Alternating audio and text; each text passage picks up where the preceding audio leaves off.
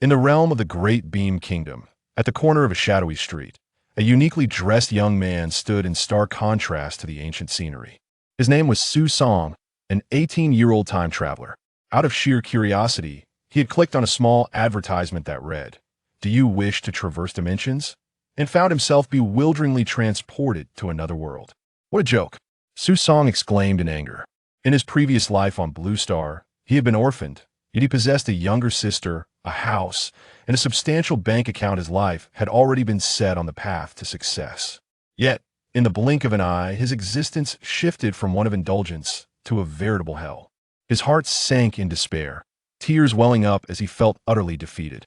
At that moment, two figures streaked across the sky like meteors, racing northward. These individuals, riding upon flying swords and clad in flowing Taoist robes, appeared as if celestial beings had descended to earth. Their speed was astonishing, and in an instant, they vanished from sight, leaving behind a trail of awe and reverence. Goodness, I have traversed into a world of cultivation. Su Song, once reduced to tears, was suddenly invigorated, his voice quivering with excitement. What would be a boy's greatest dream?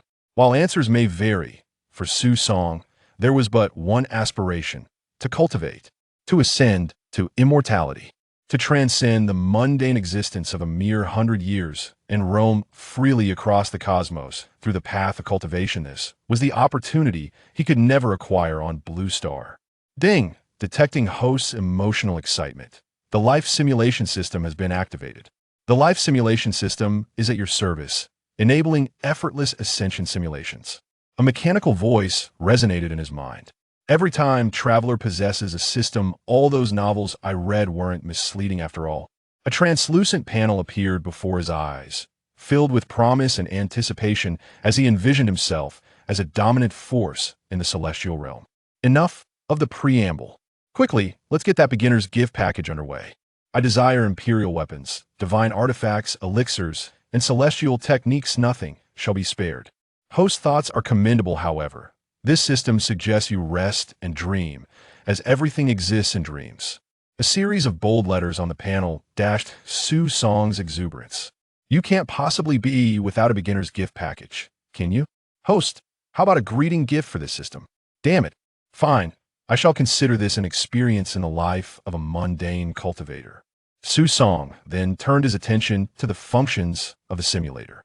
Life Simulator 1.0 Host. Su Song Lifespan, 18,100 years. Function 1. Each simulation will consume 1 year of lifespan as the activation energy.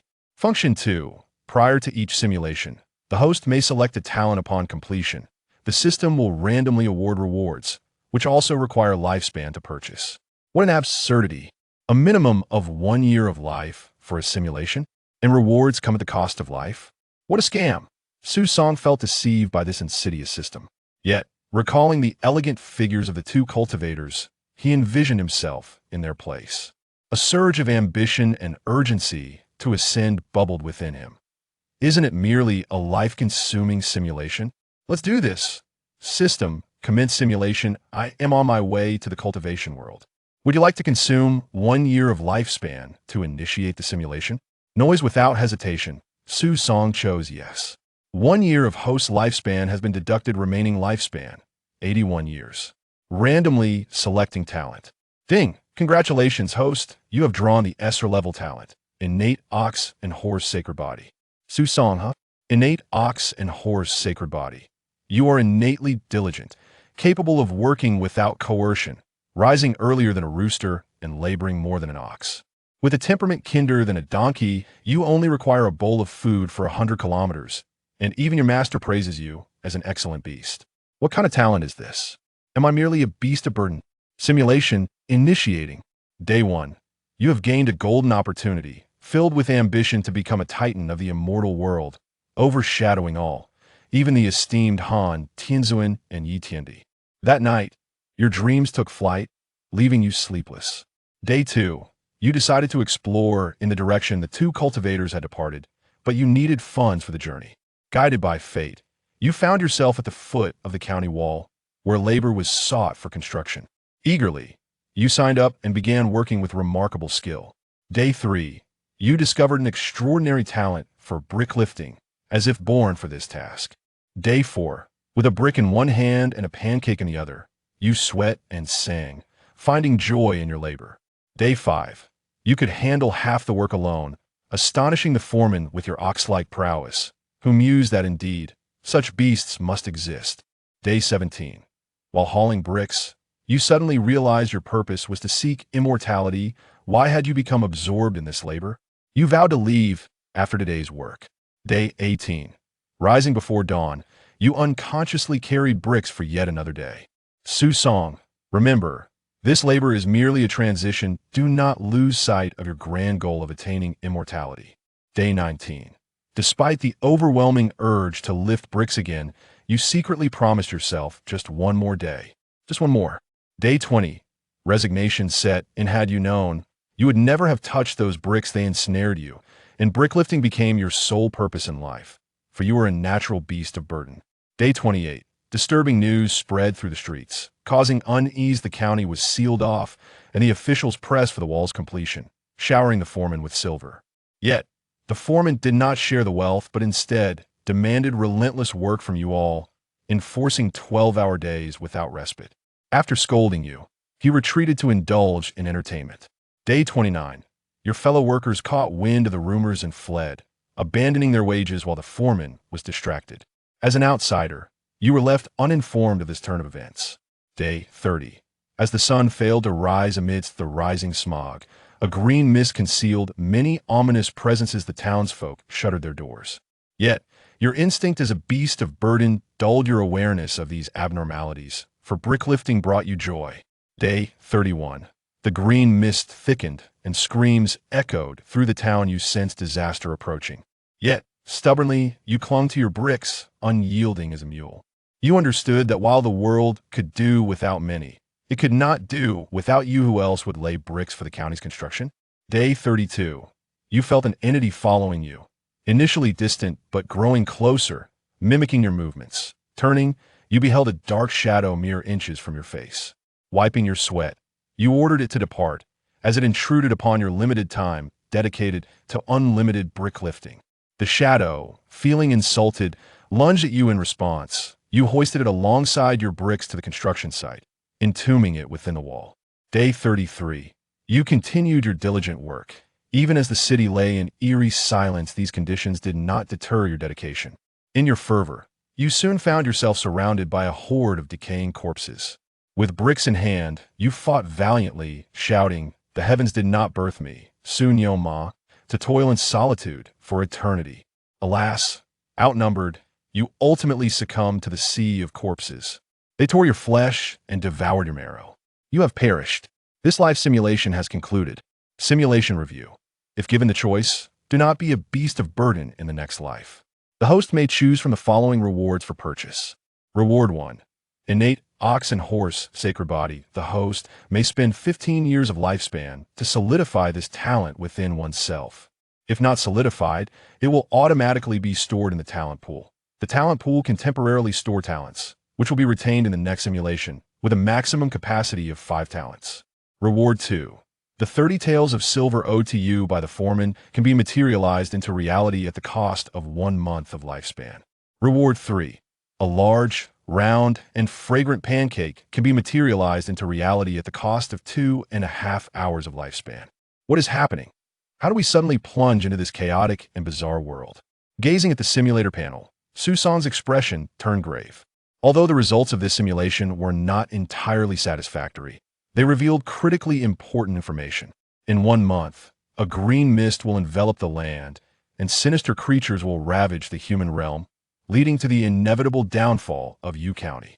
Remaining in U County would surely spell death. Having just awakened his extraordinary abilities, he was poised to ascend to the pinnacle of his life. Yet, before he could even begin to revel in his newfound potential, calamity struck. Are you toying with me? Su Song fumed. Chapter 1. The beginning of the sacred body of cattle and horses amidst a chaotic and demonic era. Chapter 2. Aspiring to martial arts after failing in cultivation, Su Song suppressed his unease and calmed his mind. After all, he had already arrived, and there was no turning back. He was not entirely at a loss, for as a traveler, he possessed the advantage of a life simulator, which was quite formidable. Altering his fate was not an impossibility. As long as he became a cultivator, he would possess the strength to confront adversity. Moreover, extraordinary powers lay before him. Susong glanced again at the purchasing options for the Oxhorse sacred body. In the simulation, he had transformed into a physical prodigy thanks to this body, rendering fatigue a non-issue. When faced with malevolent spirits, he could easily handle them if their numbers were few. These were feats he could not achieve in reality. One could only say that the Oxhorse sacred body should not be underestimated. It was indeed powerful. However, when the prospect of spending 15 years of his lifespan to acquire it arose, Susong hesitated. After much contemplation, he ultimately resolved to continue simulating. Talents could be stored in the talent pool, allowing him to utilize all the talents within it during the simulation. No one could predict what exceptional talent he might draw in the next simulation. Susong had never considered himself unlucky when playing card drawing games. This time, he did not demand a remarkable talent. He would be satisfied with a congenital Dao body as a temporary measure. Ding! 1 year of host's lifespan has been extracted. Remaining lifespan, 79 years, randomly selecting talent. Ding! Congratulations to the host for drawing in-level talent. Fisherman. Susong. System, I curse you. Fisherman, 1 person. 1 rod. A pack of cigarettes. Sitting by the water all day. Aside from fish, a fisherman can catch anything. Drawing a useless talent wasted a year of his lifespan. At first glance, the remaining 79 years seemed ample, but in reality, purchasing talents alone would consume a significant portion. Considering the possibility of encountering other valuable items and the number of simulations he had prepared for, 79 years would not suffice. Susong gritted his teeth, vowing not to squander any opportunity for simulation. Resolutely, he spent 1 month of lifespan to exchange for 30 taels of silver.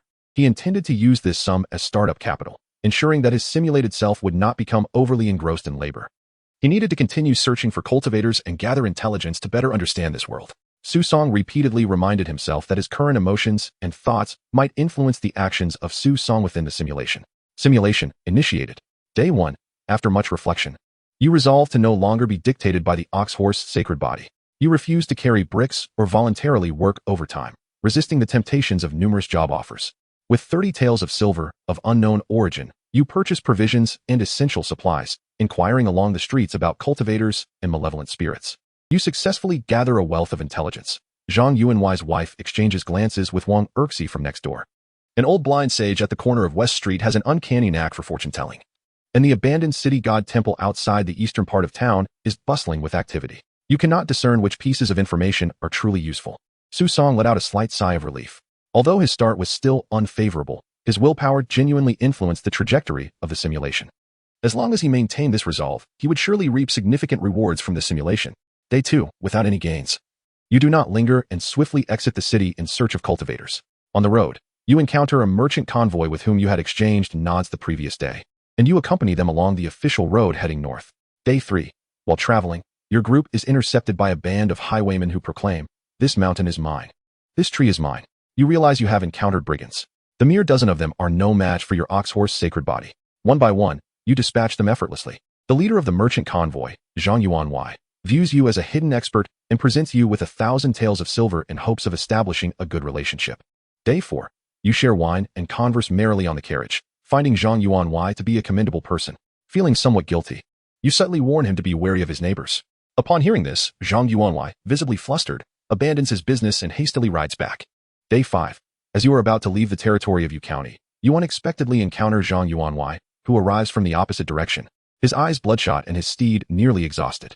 Both of you are taken aback, having crossed paths despite traveling in opposite directions. Sensing an ominous presence, you become alert. Day 6. No longer daring to travel alone, Zhang Yuanwai decides to return to the city with his convoy, while you continue heading north.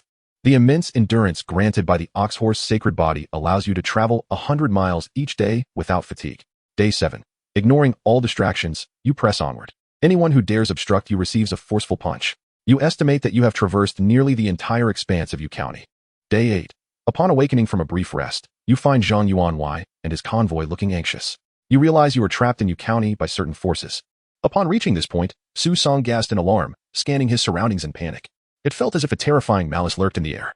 He had initially thought that if he could not grow strong enough to confront the rampaging monsters within a month, he would make a hasty escape from Yu County to at least save his life. However, this notion was entirely quashed. The only way to survive now was to cultivate and become strong enough to escape Yu County.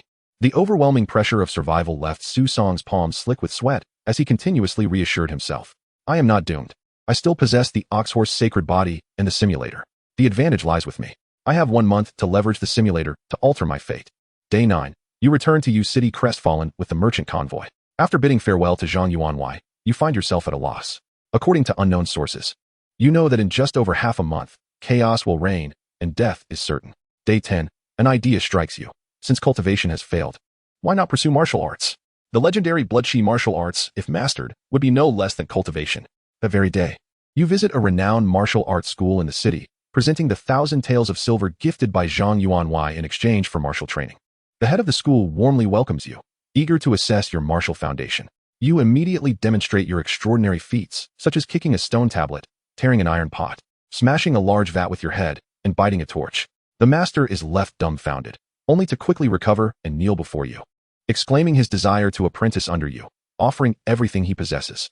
It turns out that this world possesses no genuine blood-chi martial arts. What is termed martial practice is merely ordinary physical training. Day 11. You lie languidly like a salted fish in a luxurious room of the Wanchun building, attended by enchanting courtesans. Yes, you have given up. Since escape is impossible and resistance futile, it is better to savor the remainder of your life. Day 21.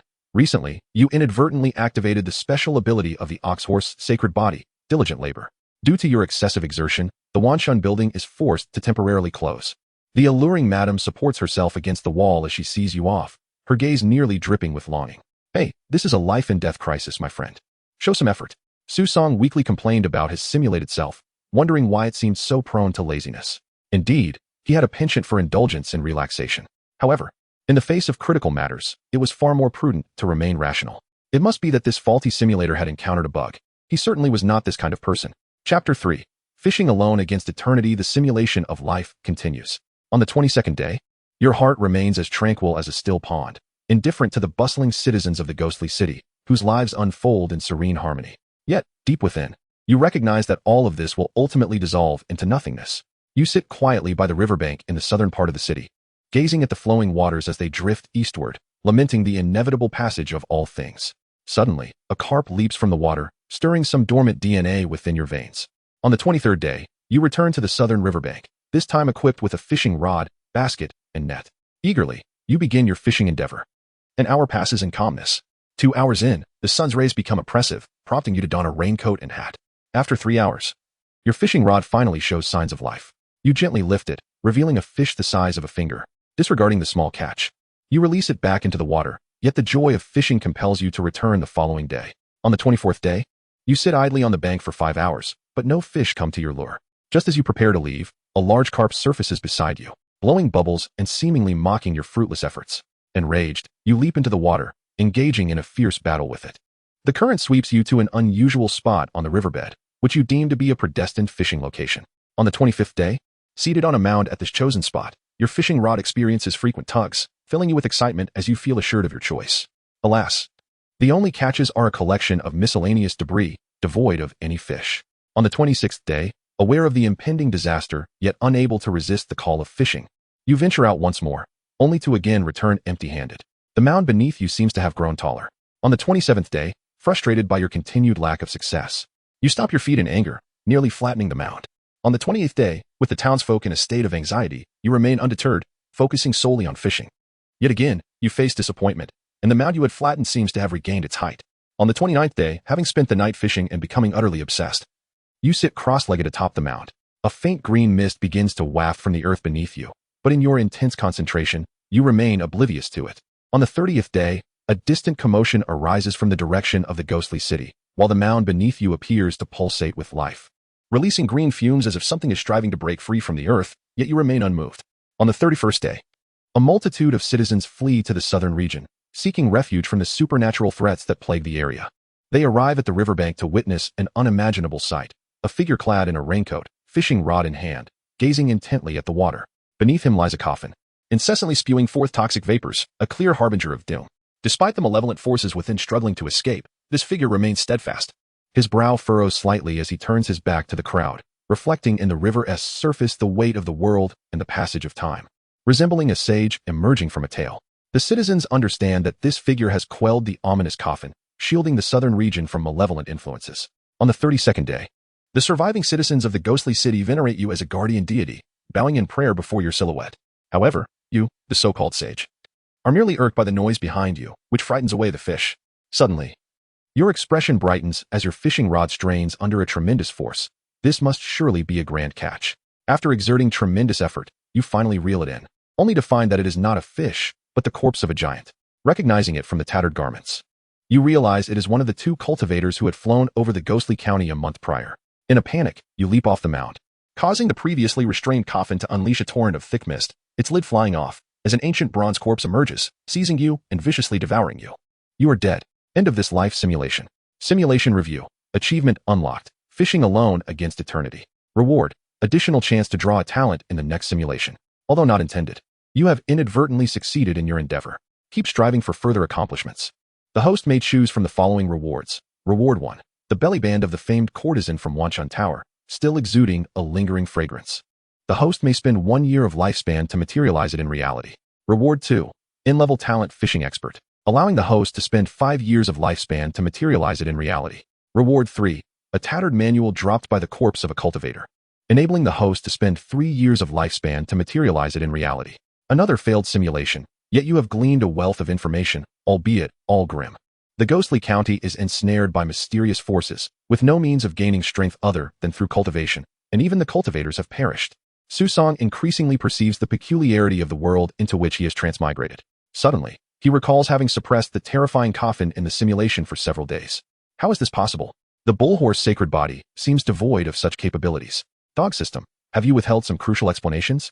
The host demonstrates a degree of intellect. Indeed, each talent granted by the simulator possesses corresponding special abilities. However, certain talents require specific conditions to activate. For instance, the ability of the fishing expert talent, fishing alone against eternity. When the host fulfills conditions such as consecutive failures, turning your back to the crowd, and sitting atop a vessel, you can suppress the ominous presence beneath you and fish against eternity. Fishing alone against eternity. Susong cannot help but curse vehemently. Why can't there be more powerful abilities? Yet, every talent possesses unique capabilities. He glances at the talent pool, eyeing the SR level talent, the innate bullhorse sacred body. Feeling quite tempted. What special abilities does the bullhorse sacred body possess? Beyond enhancing physical attributes, it also grants the unique ability of relentless diligence. When the host focuses on a task, they achieve results that far exceed effort. Susong is taken aback. This talent truly bears the essence of simplicity. Despite its seemingly straightforward nature, simplicity often yields the most effectiveness in practice. However, it costs 15 years of lifespan, too steep for his current means. Thus he hesitates to purchase it. Since the talent pool allows for storage, he decides to explore other options. The courtesan's belly band is immediately dismissed. He already possesses too many similar collections that threaten to overflow his wardrobe. The fishing expert talent, while suitable for showmanship, is unnecessary at present. So he passes on it as well. The tattered manual, however, catches Susong's eye. A manual dropped by a cultivator is undoubtedly a valuable item, likely containing vital techniques or incantations.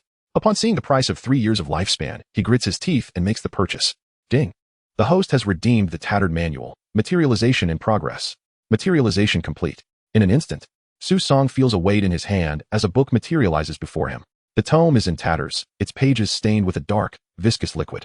A foul stench emanates from the book, overwhelming the street and causing passers-by to double over in disgust. Realizing the commotion he has caused, Susong hastily stows the book away and slips away amidst the chaos. Taken aback by how faithfully the system has replicated the putrid essence of the corpse from which it was derived. Chapter 4. The fractured manuscript in the unfamiliar terrain of Yu County. Susong inadvertently found himself in the bustling Wanchunlu, where the evening thrived with vibrant life. Numerous elegantly adorned young women were energetically soliciting patrons from the upper floors, beckoning with playful invitations. Come, enjoy, noble sir, come play. Alas, I have no time. Farewell. The Sigma man would never fall into a woman's snare. The pleasures of the flesh are fleeting, but attaining immortality through enlightenment is eternal. Yet, upon reflection, Susong straightened his posture and strode confidently into the establishment. Instantly, a courtesan approached him. Susong gently tilted her chin. My lady, tonight I require your assistance in my cultivation. Please don't, noble sir. This is my prerogative, having paid for your company. But noble sir, how can you play if you cast me aside? Very well. After securing a room, Susong promptly pushed the young woman outside. Indeed, his choice of Wanchunlu was merely for the sake of finding a place to stay. Why not an inn? The answer was straightforward. He felt a peculiar comfort in such places, akin to returning home. At present, should he remove his garments, a foul odor would waft through the streets, attracting the attention of the authorities. Should he be apprehended, his anachronistic attire and lack of local registration would make him appear suspicious.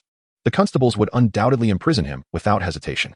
Thus, the brothel was a safer refuge, filled with its own peculiarities. Soaking in a bath, Su Song held the tattered manuscript in hand. During his earlier cleansing, he almost succumbed to the noxious fumes, and now he was thoroughly suffering. The manuscript, judging by its thickness, contained less than half of the complete text, with the cover and several preceding pages completely torn away. Fortunately, aside from the aforementioned damage, the remaining content was well preserved. Excitedly, Su Song began to peruse the manuscript. He turned the pages, only to find himself confronted with an incomprehensible script. The characters were unlike any Su Song had ever encountered, resembling seal script, yet entirely foreign. Is the system present? Yes, always at your service. Activating translation requires the expenditure of 1 year of lifespan. Can you be any more ruthless? Certainly, activating translation will cost an additional year. Please know, I spoke too loudly just now, do not take offense. The system was truly a ripoff. Reluctantly, he parted with 2 years of his lifespan. The system, indeed a high-quality product, instantly transformed the unfamiliar script into the familiar characters of the Dragon Kingdom. The content of the manuscript was revealed. Qi cultivation, deep leads to accumulation. Accumulation leads to extension. Extension leads down. Down leads to stability. Stability leads to sprouting. Sprouting leads to growth. Growth leads to retreat. Retreat leads to heaven. Heaven is above. Earth is below. In harmony there is life. In opposition there is death. The entire passage was shrouded in mystery, leaving Su Song bewildered. Apologies. My literacy is lacking. Kindly translate it into terms I can understand. Activating translation annotation requires the expenditure of 3 years of lifespan. Damn. I'll buy it happily. Before he even commenced his cultivation, Su Song had already expended 10 years of his lifespan, feeling as though his life was but a flickering candle in the wind. The system, while useful, was a drain on his vitality. Continuing this mindless simulation might lead to his demise not from the chaos of the world, but from the system draining his lifespan and leaving him dead in the streets. The translated content of the manuscript was straightforward and easy to grasp, akin to a foolproof instructional guide. Moreover, the system thoughtfully marked certain common pitfalls with annotations. From this perspective, the system proved to be quite pragmatic. With high costs come high returns. With an intelligence quotient of 250, Su Song began to grasp the enigmatic content of the fragmented manuscript. So this is how it is.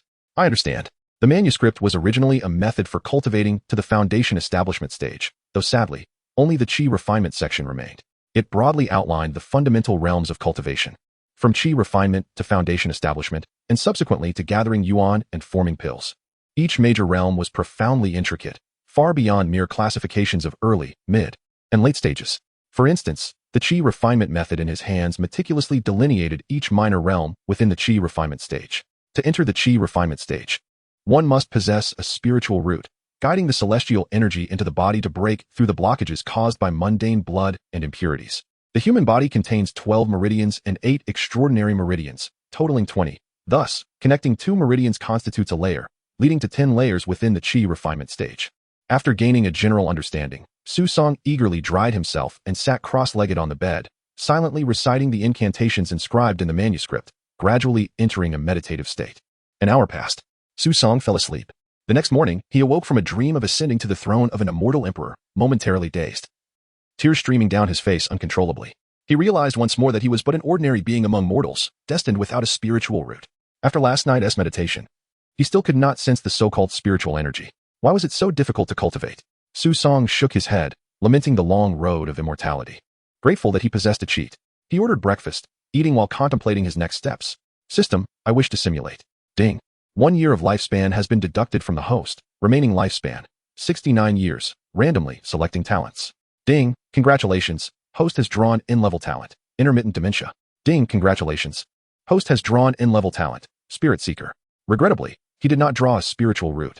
Su Song felt a twinge of disappointment. Intermittent dementia, under normal circumstances. You are a rational individual with average intelligence, but during certain uncontrollable periods, you may suddenly lose logic and reasoning.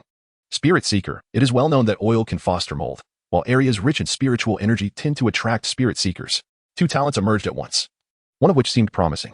Su Song believed that achieving more accomplishments in his simulation could be quite rewarding. Who wouldn't he appreciate something free? This simulation would primarily focus on cultivation, seeking materials and treasures to absorb spiritual energy. Simulation activated. Day 1. You attempted to meditate and sense spiritual energy, but alas, it was in vain. Sighing, you summoned 10 young women to soothe your wounded spirit. Hey, you're veering off course right from the start. Su Song spurted out his soy milk. Could it be that he had an inherent hidden talent for being a playboy? Day 2. You exhausted your initial capital of 30 taels, and despite the reluctance of the young women, you were ultimately ejected by the madam. In the past, you would have ensured she regretted her actions, but now, having taken a step onto the path of immortality, your mindset shifted, unwilling to bicker with mortals. You muttered, 30 years east of the river, 30 years west. Do not underestimate the youth, as you left in dejection. Day 3, you found yourself back in a state of having nothing. In desperation, you intermittently lost your wits, loudly proclaiming on the streets. Suddenly, a madman sharpening his knife shouted, the emperors tremble, the stars sway. Bystanders gasped at the sight of a lunatic plotting treason in broad daylight. And soon a group of armed men escorted you into a little black room. You were elated, not only receiving royal rations, but also securing accommodation. Day 4, after receiving 100 free draws in prison, your intelligence was restored to its peak. Reflecting on everything, you, a half-step cultivator, had been so humiliated by mere mortals. No longer holding back, you tore through the ropes binding you as if they were straw and charged out of the dungeon, offering a grand gesture of defiance to anyone you encountered. Chapter 5. I shall no longer be human on the 5th day. With your virtuous demeanor and the art of benevolence and righteousness, you successfully subdued the entire county office, and now you reign as the uncrowned king of U County. The county magistrate and his subordinates, battered and bruised, sit on the ground like defeated dogs, their faces contorted in sycophantic smiles, eager to please you. Who reclines comfortably in the Grand Master's chair. On the 6th day, you mobilized the entire county's resources in search of any potential treasures from heaven and earth, while also poring over the county's archives to uncover any signs of the impending chaos brought about by malevolent forces. The records revealed nothing extraordinary. U County has a history of nearly a century, and apart from the usual petty thefts and neighborhood disputes, even homicides are exceedingly rare, mundane to the point of tedium. Nothing at all. Surely those malevolent entities cannot materialize out of thin air, Su Song mused. Could it be that these ghostly beings would sprout from the ground a month hence? Something feels amiss, profoundly amiss. Intrigued by the simulator, Su Song found himself captivated. His fantasies of cultivation, beyond the allure of power and immortality, lay in the exploration of uncharted realms. How fortunate I am to have traversed to such a remarkable place. On the 7th day, awakening in the grand courtyard, you pushed aside the bodies weighing upon you, lamenting the monotony of it all. Having long since savored the pleasures it offered, all you desire now is to pursue the path of cultivation, yearning intensely. Suddenly, you sensed an inexplicable attraction from the east, realizing it was the manifestation of your talent as a spirit seeker. Just as you were about to depart, delicate hands caught you, revealing that some naive little spirits still required your subjugation. On the 8th day, your spirit seeker talent guided you to the outskirts of the eastern city, where an abandoned city god temple lay in disrepair. Strangely, despite the moss-covered, dilapidated structure, a thick incense-like aura wafted around it, leading one to mistakenly believe the temple was thriving. Yet, under your spirit seeker's perception, this incense was, in fact, a potent essence of spiritual energy. Overcome with excitement, you entered the crumbling temple, seated yourself, and began to cultivate your inner techniques. Before long, you felt tangible essences flowing into your meridians. On the 9th day, although you could not fathom why you were suddenly able to absorb spiritual energy, you immersed yourself entirely in the joy of cultivation. The extraordinary strength of your bull and horse sacred body became evident. You swiftly broke through barriers, and by sunset, you had ascended to the first layer of chi refining. On the 15th day, you had secluded yourself in the dilapidated temple, diligently cultivating and achieving remarkable progress. The so-called bottlenecks encountered by ordinary cultivators seemed non-existent for you. As you practiced, the spiritual energy within you surged like a high-pressure water gun, propelling you to new heights. By day's end, you had reached the pinnacle of the 7th layer of chi refining, just a step away from the 8th. Alas, the spiritual energy in the temple was now depleted, leaving you unable to continue your training. On the 18th day, bereft of spiritual energy, you reverted to a life of indulgence and revelry. Early in the morning, you had your fill of the beautiful women offered by the county's prominent figures, satisfied as you leaned back, contentedly belching. What? Su Song rubbed his eyes to assure himself he was not mistaken. It appeared that his simulated self had consumed several individuals raw. There is a problem, a grave problem. First and foremost, he was a normal person who certainly did not harbor such predilections as Uncle Ba. Furthermore, the 4 talents he possessed, bull and horse sacred body, fisherman, intermittent insanity, and spirit seeker, did not impart any deranged effects. Yet, the bold letters on the system panel were undeniably real. Where, then, was the issue? Su Song pondered for a moment. It must be the spiritual energy of that dilapidated temple that was the root cause. After all, he had no innate roots and suddenly found himself able to absorb spiritual energy. It was only natural for a normal person to harbor skepticism. The simulated self had become so eager to cultivate that it had succumbed to madness. The spiritual energy from that temple was likely connected to the malevolent beings that would awaken in a month's time, a precursor to their resurgence. The simulation continued, but it had spiraled into unpredictable territory. On the 28th day, an insatiable hunger plagued you, compelling you to consume everything in the county, leaving much of the city in ruins. You transformed into a towering figure, 3 yards high, with countless sharp mouths covering your body, leaving neither man nor beast in your wake. Although there were formidable warriors in U County, they had once banded together to confront you. Yet in the face of your 7th layer chi refining prowess, these brave souls were reduced to mere fodder. On the 29th day, as the malevolent forces began to awaken, a green mist slowly enveloped the southern part of the city. Wandering through the streets, you meticulously searched for any living souls. Suddenly, you felt a great terror locking onto you. A pressure emanating from the depths of your soul rendered you immobile. A jade-green ancient corpse leisurely came into view. The ancient corpse regarded you with confusion, unable to discern whether you were human or ghost, hesitating in the process. You opened your vast mouth, letting out a foul stench that decayed the nearby structures, and proceeded to consume several corpses. Observing this, the ancient corpse no longer hesitated and departed. On the 30th day, U County had become devoid of life. Days of insufficient nourishment had rendered you increasingly grotesque and terrifying. Driven by unbearable hunger, you turned your gaze upon your own kind. The weak malevolent beings roaming the streets had mostly never taken a life, and there was no one for them to prey upon. In contrast, you were overwhelmingly powerful. Without difficulty, you devoured a multitude of malevolent beings, unexpectedly breaking through to the 9th layer of chi refining. On the 31st day, as you relished your meal of malevolent beings, the spirit seeker's perception surged painfully within your mind. From afar, an immensely rich essence of spiritual energy beckoned. The allure of this energy was so exquisite that even the malevolent beings in your mouth lost their appeal. You hurriedly made your way towards the source, only to discover it emanated from the Wanchun building, where a group of shadowy paper figures surrounded a woman. To your astonishment, you recognized her as one of the 2 cultivators who had previously flown over U County.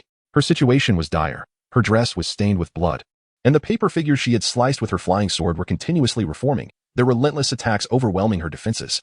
Meanwhile, you fixated on the enticing spiritual blood, lost your senses, and licked your lips before charging forward.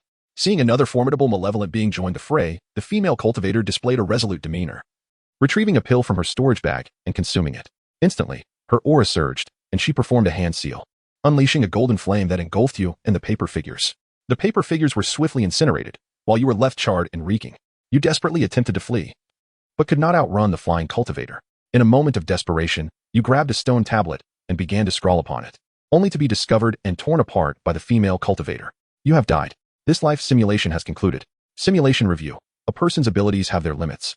Yet your refusal to embrace humanity did not elevate your prowess significantly. The host may choose from the following rewards. Reward 1. In-level talent, intermittent insanity. The host may spend 5 years of lifespan to materialize it in reality. Reward 2. In-level talent, spirit seeker. The host may spend 5 years of lifespan to materialize it in reality. Reward 3. Unknown cultivation pills 8. Usable only during chi refining. Each pill allows the host to spend 1 year of lifespan to materialize it in reality. Reward 4. The stone tablet left behind by Su Song. The host may spend 1 full year of lifespan to materialize it in reality. Chapter 6. The cultivator emerging from the water. Su Song paused, his hand ceasing its motion as he contemplated deeply. The outcome of this simulation had far exceeded his expectations, and he needed time to assimilate the information. It was now evident that the 2 cultivators he encountered yesterday were a man and a woman. The man was destined to meet his demise in the river south of the city a month from now, while the woman would take refuge in the Wanchun Tower following the resurgence of the sinister beings. However, the male cultivator should have perished long ago. He had merely fished up the decayed remnants of his corpse. What, then, could have precipitated his death prior to the revival of the malevolent entities? And why was the female cultivator hiding in the Wanchun Tower? Additionally, how was it that he, devoid of spiritual roots, could absorb the eerie incense from the dilapidated temple in the east of the city? Perplexed by these questions, Su Song turned his attention to the rewards from this simulation. Out of the 2 in-level talents, only the Spirit Seeker seemed promising, as it could assist him in locating spiritual energy. Yet, Su Song decided against purchasing it for the time being, opting instead to store it in the talent pool. With a limited lifespan, he needed to conserve his resources. He then opened the panel to examine the details of the cultivation pill.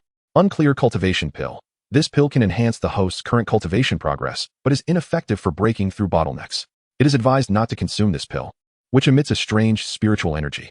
Who in their right mind would consume such a thing? This pill was clearly a manifestation of his own corrupted cultivation during the simulation, and ingesting it would undoubtedly lead to a loss of humanity, plunging the citizens of U County into an early experience of a sinister revival. The final item was a stone tablet inscribed by his own self after transforming into a malevolent being during the simulation. The system, that scoundrel. had the audacity to sell it for a whole year's worth of lifespan. What logical insights could a mindless version of himself possibly have imparted? Wait. A thought struck Su Song. If the malevolent entity had no intelligence to begin with, how could it lose what it never possessed? Could it be that the simulation's version of himself had actually regained some semblance of rationality and desperately sought to leave a message for the real Su Song? Contemplating the year-long price, he hesitated momentarily, but ultimately decided to purchase it. The stone tablet bore a series of crooked and hasty inscriptions. I am Su Song. By the time you read this, I will have passed away. My fervent desire for cultivation led me to absorb something that was not spiritual energy, resulting in my transformation into a malevolent being. This misstep, while regrettable, brought with it a crucial realization. The energy of malevolent beings can indeed be harnessed for cultivation. The proof lies in the fact that I consumed a substantial amount of such energy and was still able to advance my cultivation. Therefore, should you, the other me reading this, find yourself unable to locate spiritual roots, perhaps achieving the status of a malevolent immortal is another possibility. The subsequent writings became even more abstract, likely scrawled in haste as he faced imminent death at the hands of the female cultivator. You have encountered the woman pursuing me. She is the one from Wanchun Tower. The text abruptly concluded, leaving Su Song in a state of frantic urgency.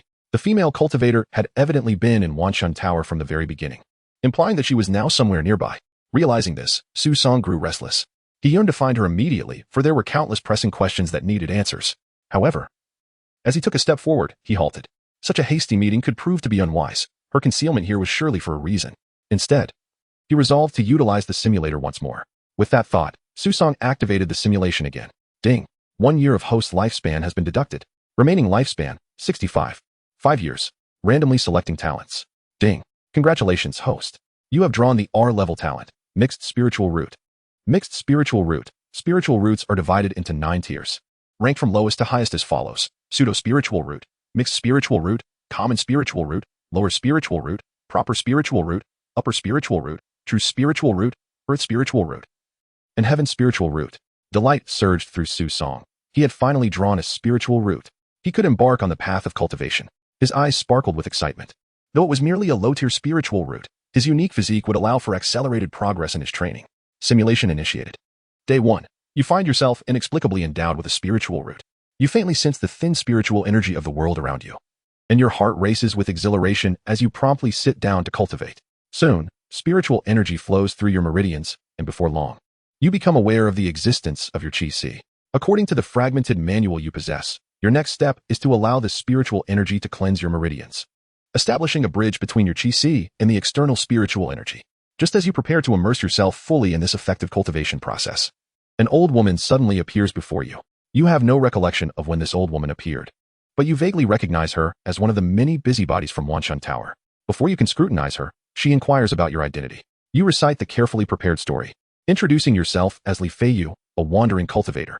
However, the old woman's face twists into a mocking grin, as she asserts that there are no wandering cultivators in the world, only those who quickly reveal their sect affiliations. Caught off guard by her unexpected response, you hastily fabricate a few sect names, only to be promptly exposed by her. Seeing your dishonesty, the old woman seizes you, and a surge of spiritual energy invades your still developing meridians without restraint. After a considerable time, she retracts her hand, examining you as though you were a rare beast. You are bewildered by her behavior, but the murderous intent she previously exhibited has dissipated. She remarks that while your spiritual root is nearly useless, your physique is exceptionally unique, devoid of any signs of sect cultivation techniques. She is willing to believe that you merely stumbled upon the secrets of cultivation by chance. As she speaks, the old woman's expression betrays a sense of regret for wasted talent. She reveals that she is currently trapped in dire circumstances, forced to seek refuge in the marketplace. Otherwise, she would have guided you further. Seizing the opportunity, you enter into a relentless pursuit, suggesting that fate has brought you together.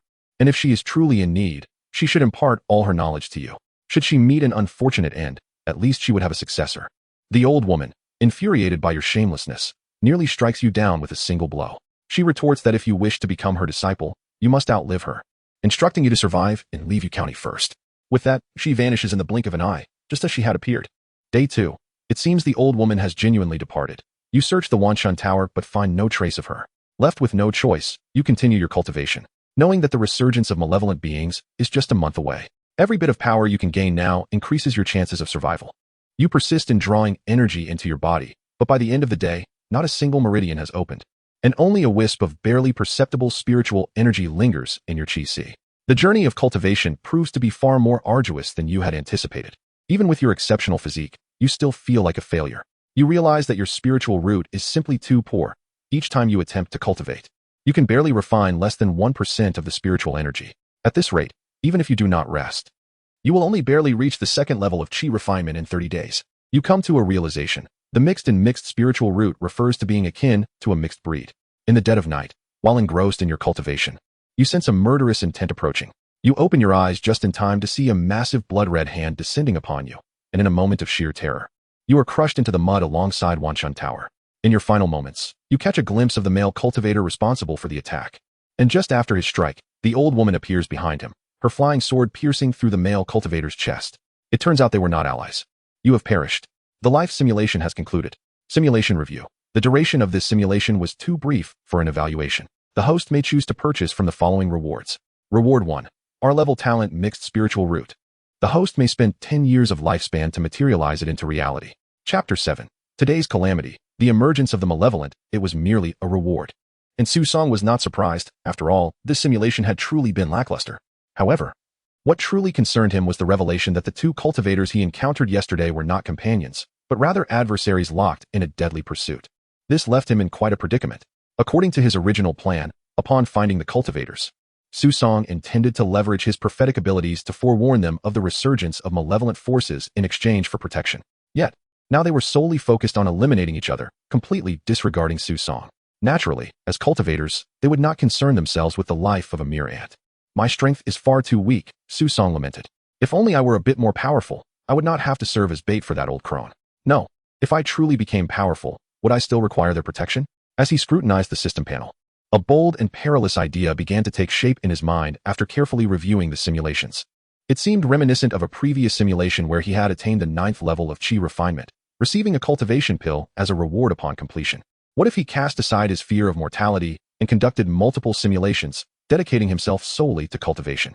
Even if he could only reach the 2nd level of chi refinement each time, with enough attempts, he could accumulate a significant number of cultivation pills, which he could then use to forcibly elevate his realm in reality. Su Song and Appo's eyes sparkled with determination as he considered the potential. Perhaps this is precisely how the simulator should be employed. One should not fear the temporary loss of lifespan, for ultimately, breaking through to a higher realm would naturally extend one's life. Once I attain longevity, who would fear the passage of time? Just as he contemplated sacrificing a simulation to exchange for cultivation pills, a particular detail halted his raised finger. No, during this simulation, the old crone and the male cultivator both detected me while I was absorbing spiritual energy for cultivation. This indicates that cultivators possess an acute sensitivity to fluctuations in spiritual energy. The old crone sensed me immediately from below, while the male cultivator likely stumbled upon me by chance while searching for her. Damn it, that means I could be discovered every time I cultivate. Su Song furrowed his brow, feeling disheartened. If either of them discovered him, he would inevitably be embroiled in their deadly conflict, leaving him no time to cultivate. After a long sigh, he lamented, all I want is to cultivate in peace. It's either the resurgence of malevolence or human calamity. Life is so arduous. With no viable solutions at hand, Su Song resolved to leave Wanchun Tower in search of a more secluded refuge. As he descended the stairs, he noticed several elderly women tidying the premises. The morning and noon hours marked Wanchun Tower's off-peak times. Su Song dared not linger, fearing that the old cultivator might sense something amiss, and hastened his departure. Strolling along the ancient, picturesque streets, Su Song purchased several long robes to replace his modern attire. To the casual observer, he appeared aimless, yet he was discreetly scouting for a suitable hiding place. During his wanderings, he initiated 2 more simulations, curious if he could evade the cultivator's scrutiny by hiding in the outskirts. As expected, the best outcome of his attempts yielded only 7 days of cultivation before the male cultivator, shouting accusations of demonic practices, shattered his efforts. You're the real demon, and your entire family is too. Su Song scoffed at the simulation results. It was absurd that the cultivator would kill without discerning who he was. Yet, upon reflection, his cries implied that the old crone was indeed the true demon. Her deceitful tactics of using others as bait and launching surprise attacks aligned perfectly with Su Song's preconceived notions of demonic behavior. After aimlessly wandering for a while, Su Song found himself at the western corner of the city. This area was nearly deserted, with most buildings vacant and only a few shops selling ominous items like coffins and paper effigies. Just as he was about to turn away, a voice called out from nearby. Young friend, I perceive a misfortune in your fate today. Would you like me to tell your fortune? He turned to see a blind, old man running a fortune-telling stall, dressed in a faded blue robe, with long beard and eyebrows. His gaunt face bore the marks of age, exuding an aura of otherworldliness. Su Song scoffed internally. He had encountered enough charlatans in his life and turned to leave. A blind man claiming to read my fate? He is likely a fraud. As he walked away from the Western District, a string of candied hawthorn berries suddenly fell before him, followed by the sound of a child's sobbing. He looked up to see a young boy sprawled on the ground in a nearby alley, while the passers-by turned a blind eye. Though Su Song hailed from a wealthy background, he possessed a strong sense of morality and justice. While others hesitated to assist, he stepped forward. He picked up the fallen candied berries and approached the alley. "Big brother, I've lost my things. Can you help me find them?" The boy and Appo's voice was tinged with helplessness and hope. Su Song and Appo's heart softened at the sight of the boy still looking down. "Of course, little one. What did you lose? I'll help you look for it." However, the moment those words left his mouth, the atmosphere around him shifted dramatically. The once tranquil street felt as if it were shrouded in shadows, an unbearable chill creeping across his skin. "You can see me." The sharp, ecstatic cry seemed to erupt from the depths of the abyss, shattering the silence. The boy's small wrist constricted around Su Song's arm like a vice. An icy, sinister sensation penetrated Su Song's skin, draining his strength in an instant. The boy lifted his head, and the sight sent Su Song's hair standing on end, as if he had plunged into an ice cavern. His skin was a sickly shade of blue-black, corroded by darkness, and his hollow eye sockets glimmered with an unsettling light. The gaping maw, split to the roots of his ears, mumbled incessantly, the voice resembling a curse from the underworld. "Did you take my eyeballs?" In terror, Su Song glanced at his other hand, realizing he was not holding candied berries but a string of eyeballs. The eyes dripped with blood, silently narrating tales of endless suffering and resentment. Su Song attempted to break free from the boy's grip, but found himself utterly immobilized, helplessly watching as the boy crawled up his body. The boy exuded a rancid odor that made Su Song's stomach churn. With a cold, eerie grin at the corners of his mouth, he relished Su Song's terror. As the boy's dark fingers inched closer, it was evident he intended to gouge out Su Song and Appo's eyes. Overcome with panic, Su Song screamed desperately, "System, save me. Beep. This system lacks combat capabilities. The host must fend for themselves." The boy's fingers were now brushing against Su Song's eyelids. "Damn it, useless system. Exchange. I want to exchange for the divine bull and horse body from the talent pool. Beep. 15 years of lifespan deducted. SR level talent. Innate divine bull and horse body. Is being solidified. Solidification complete." In an instant, Su Song's frail body felt as if it had been ignited, a torrent of scorching energy surging forth. Wherever it flowed, the chilling aura dissipated like snow in sunlight, replaced by overwhelming strength coursing through his limbs. Without hesitation, he executed a powerful headbutt. His hardened forehead collided with the boy's fingers like a cannonball, breaking the grip with force and sending the boy crashing backward. Su Song granted the boy no respite. Charging forward like a ferocious tiger, with a colossal foot, he unleashed a tempest of stomps, until the ground beneath him caved in and the boy was reduced to a pile of ash, finally halting to catch his breath. Trembling and drenched in cold sweat, Su Song could still feel his heart pounding violently within his chest. This was the first time he had encountered malevolent forces in reality. That old blind man's predictions were unerringly accurate. He had nearly lost his life. Little did he know that the malevolence had already begun to awaken. This signifies that from the very beginning, there has been no truly safe haven in Yu County. Realizing that the old blind man possesses genuine prowess, perhaps even as a cultivator, Su Song turned to search for him, only to discover that the figure had vanished without a trace. This encounter intensified Su Song's sense of urgency. The reality is not a simulator that can be reset. Life is singular, and death is irrevocable. Strength is imperative. One must possess formidable power. Su Song sensed an unprecedented feeling of crisis. In previous simulations, I prioritized caution. Now I must shift my mindset and approach. It is futile to constantly seek to evade danger, since remaining in either populated or desolate areas will inevitably lead to capture. I shall instead venture towards the enigmatic and the bizarre. I must not hesitate to expend my lifespan out of fear of wasting simulation opportunities. If I cannot endure this month, then preserving any remaining lifespan would be in vain. Chapter 8. The old heavens are dead. The strange heavens are in control. Su Song strolled back onto the street, feigning nonchalance. Without hesitation, he activated the simulator once again, eager to seize any opportunity to enhance his strength. Beep. 1 year of the host and Appo's lifespan has been extracted. Remaining lifespan, 47. 5 years. Randomly selecting a talent. Beep. Congratulations to the host for acquiring N-level talent. Self-discipline. Self-discipline. You are a master of time management, never wasting a moment on trivial pursuits. Current fixed talent. Innate sacred body of cattle and horse. Talent pool. Mixed spiritual roots. Silver tongue. Spirit seeker. Scavenger. Self-discipline. The talents Silver tongue and Scavenger were from previous, unsuccessful simulations. Su Song replaced the useless talents of intermittent dementia and fisherman.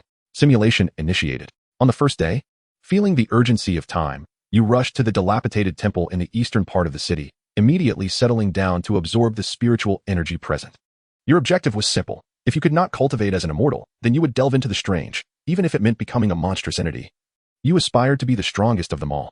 After spending several days absorbing the spiritual energy here, you planned to devour the green corpse located in a coffin in the southern part of the city. Following that, you would encounter the strange and consume the strange. Striving to elevate your power, one day, you would eliminate 2 immortal cultivators. At that moment, you would use the scavenger talent to collect the items they dropped, manifesting them into reality, which would surely aid in enhancing your strength. This strategy pleased Su Song. He cast aside the shackles of human morality and focused solely on reaping benefits from the simulator. This was the efficient use of the simulator. On the second day, the distinction between eerie spiritual energy and ordinary spiritual energy became exceedingly apparent. The absorption and transformation process was remarkably effortless, nearly achieving 100% efficiency. Within just one day, you broke through to the second level of qi refinement, yet you began to sense your thoughts becoming increasingly muddled. It seemed you were on the brink of becoming a monster. On the third day, bolstered by numerous talents, your cultivation speed was astonishing. As your realm ascended, your rate of absorbing and transforming spiritual energy surged. By the end of the day, you had reached the 5th level of qi refinement. On the 4th day, while absorbing the remaining spiritual energy, you sensed a formidable pressure approaching. Having already broken through to the 6th level of qi refinement, you recognized the strength of the approaching presence. It was the pressure of the foundation establishment stage. Aware that escape was impossible, you prepared yourself to seize any opportunity to snatch something from your opponent before your demise. To your surprise, the approaching foundation establishment cultivator was none other than the male immortal cultivator. How could it be him? Su Song was taken aback. If memory served, in the previous simulations, no one had disturbed him until he finished absorbing the eerie spiritual energy from the city god temple. It was the timing. In that simulation, it was not until the 8th day that he arrived at the city god temple. This time, however, he had come on the 1st day, and now it was only the 4th day. This meant that the male cultivator had been killed by the old female cultivator between the 5th and 8th days and discarded into the southern river. As for how the old woman managed to counterattack, Su Song could not fathom. Nevertheless, he believed that as he continued the simulations, all the mysteries of Yu County would eventually be unveiled. Upon seeing you, partially transformed and with several mouths sprouting from your body, the male cultivator was momentarily stunned, then displayed a look of pity. He introduced himself as Wei Dongrong, referring to you as his junior, lamenting your excessive greed and reckless cultivation. He noted your intrusion into forbidden areas and your absorption of unpurified eerie spiritual energy, declaring that now, you were beyond salvation. As an elder, he inquired if you had any unresolved wishes, promising to assist you as much as possible. You were taken aback, and with a quick mental shift, you refrained from dispelling this misunderstanding. Utilizing your silver tongue talent, you successfully crafted an image of a long-suffering individual oppressed by family and jilted by a childhood betrothal, desperately yearning for power. Ultimately, you expressed a desire to glimpse higher-level cultivation manuals, asserting that even if you could not reach that realm for revenge, just a glance would fulfill your wish. Wei Dongrong hesitated, but, moved by your tragic persona that evoked tears from listeners, he consented to show you the Foundation Establishment Manual. Despite breaching sect rules, you expressed immense gratitude as you accepted the complete manual, yet you did not hastily open it. Instead, you continued to inquire if there was a way to leave Yu County. Upon hearing your question, Wei Dongrong's expression shifted rapidly, his gaze narrowing as he scrutinized you. He barked, demanding to know who you were and how you came to know his sect's qi refinement technique. You realized you had inadvertently revealed too much. Yet you maintained your composure, attempting to argue your case with your silver tongue. However, Wei Dongrong was not swayed by your words. He scoffed disdainfully. Spare me your sophistry. Every disciple of my sect knows that once the restrictions are activated, the forbidden area can only be entered, not exited. Only my urgent pursuit of that demon allowed me to risk my life to enter. Yet you, knowing nothing, have an understanding of our qi refinement technique. There must be a scheme at play. You silently mocked his ambition for progress. No longer pretending, you swiftly lunged at Wei Dongrong. You understood you could not defeat him, but you sought to gauge just how powerful a Foundation Establishment cultivator truly was. The outcome was evident. Even with your cultivation at the 6th level of qi refinement and the sacred body enhancement, you could not withstand a single palm strike, being utterly decimated. You died. This simulation of life has concluded. The host may choose from the following rewards. Reward 1. N-level talent self-discipline. The host may spend 10 years of lifespan to solidify it within themselves. Reward 2. Unknown cultivation pills 5. Each pill allows the host to manifest 1 year of lifespan into reality. Reward 3. Grandan Heart Sutra Cultivation Manual. The host may spend 10 years of lifespan to manifest it into reality.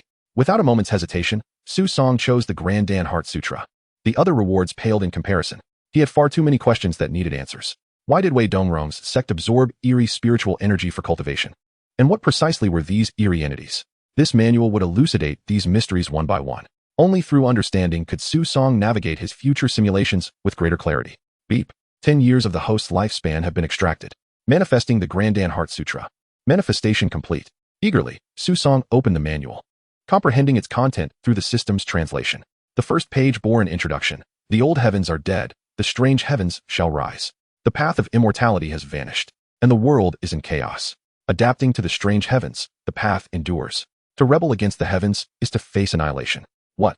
Su Song sensed something was amiss and glanced again. What? Closing the pages, he dashed to a roadside water trough, splashing cold water on his face with abandon.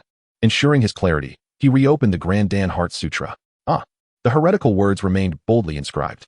Unwilling to accept this, he turned to the second page, where the foundational principles of cultivation were written. Rebel against the strange heavens, evade causality, and endure countless tribulations to discover the true self. Align with the strange heavens. Embrace causality, and blessings shall manifest into boundless ascension. Monsters in this world are not calamities. They are medicine, elixirs, and energy. After digesting the entirety of the text, Su Song felt a profound disorientation, as if his worldview had shattered. He finally grasped why his efficiency in absorbing ordinary spiritual energy was so dismally low, while the absorption of eerie spiritual energy was remarkably swift. It dawned upon him that the Grandan Heart Sutra was fundamentally established on eerie spiritual energy, rendering the process of cultivating with the old heavenly spiritual energy inherently slow. Since ancient times, the old heavenly path had perished, and the strange heavens emerged. The old heavenly spiritual energy in the world grew increasingly scarce, causing the beings nurtured by the old heavens to decline. Only the eerie entities represented a new existence birthed by the strange heavens. This implied that the world was inevitably heading toward annihilation. Immortal cultivators could no longer rely on antiquated methods to absorb spiritual energy for cultivation. Otherwise, they would hasten the demise of the world. Yet, great powers discovered that eerie energy could also be utilized for cultivation, allowing for equality among all beings regardless of spiritual roots. Moreover, compared to old heavenly spiritual energy, eerie energy was far easier to absorb and refine. Although the cultivation of the enigmatic spirit energy possesses certain flaws, it can be rectified through specialized techniques, thereby preventing cultivators from being entirely transformed into aberrations. Consequently, the breeding of these enigmatic beings and the periodic harvesting of their spirit energy for cultivation has emerged as the new norm in this realm. Those selfishly siphoning the ancient celestial energy to ascend to the upper realms, abandoning the dying world and disregarding the welfare of others, are undoubtedly practitioners of the demonic path. It turns out that the entire Yu County is one of the many breeding grounds established by the sect to which Wei Dongrong belongs.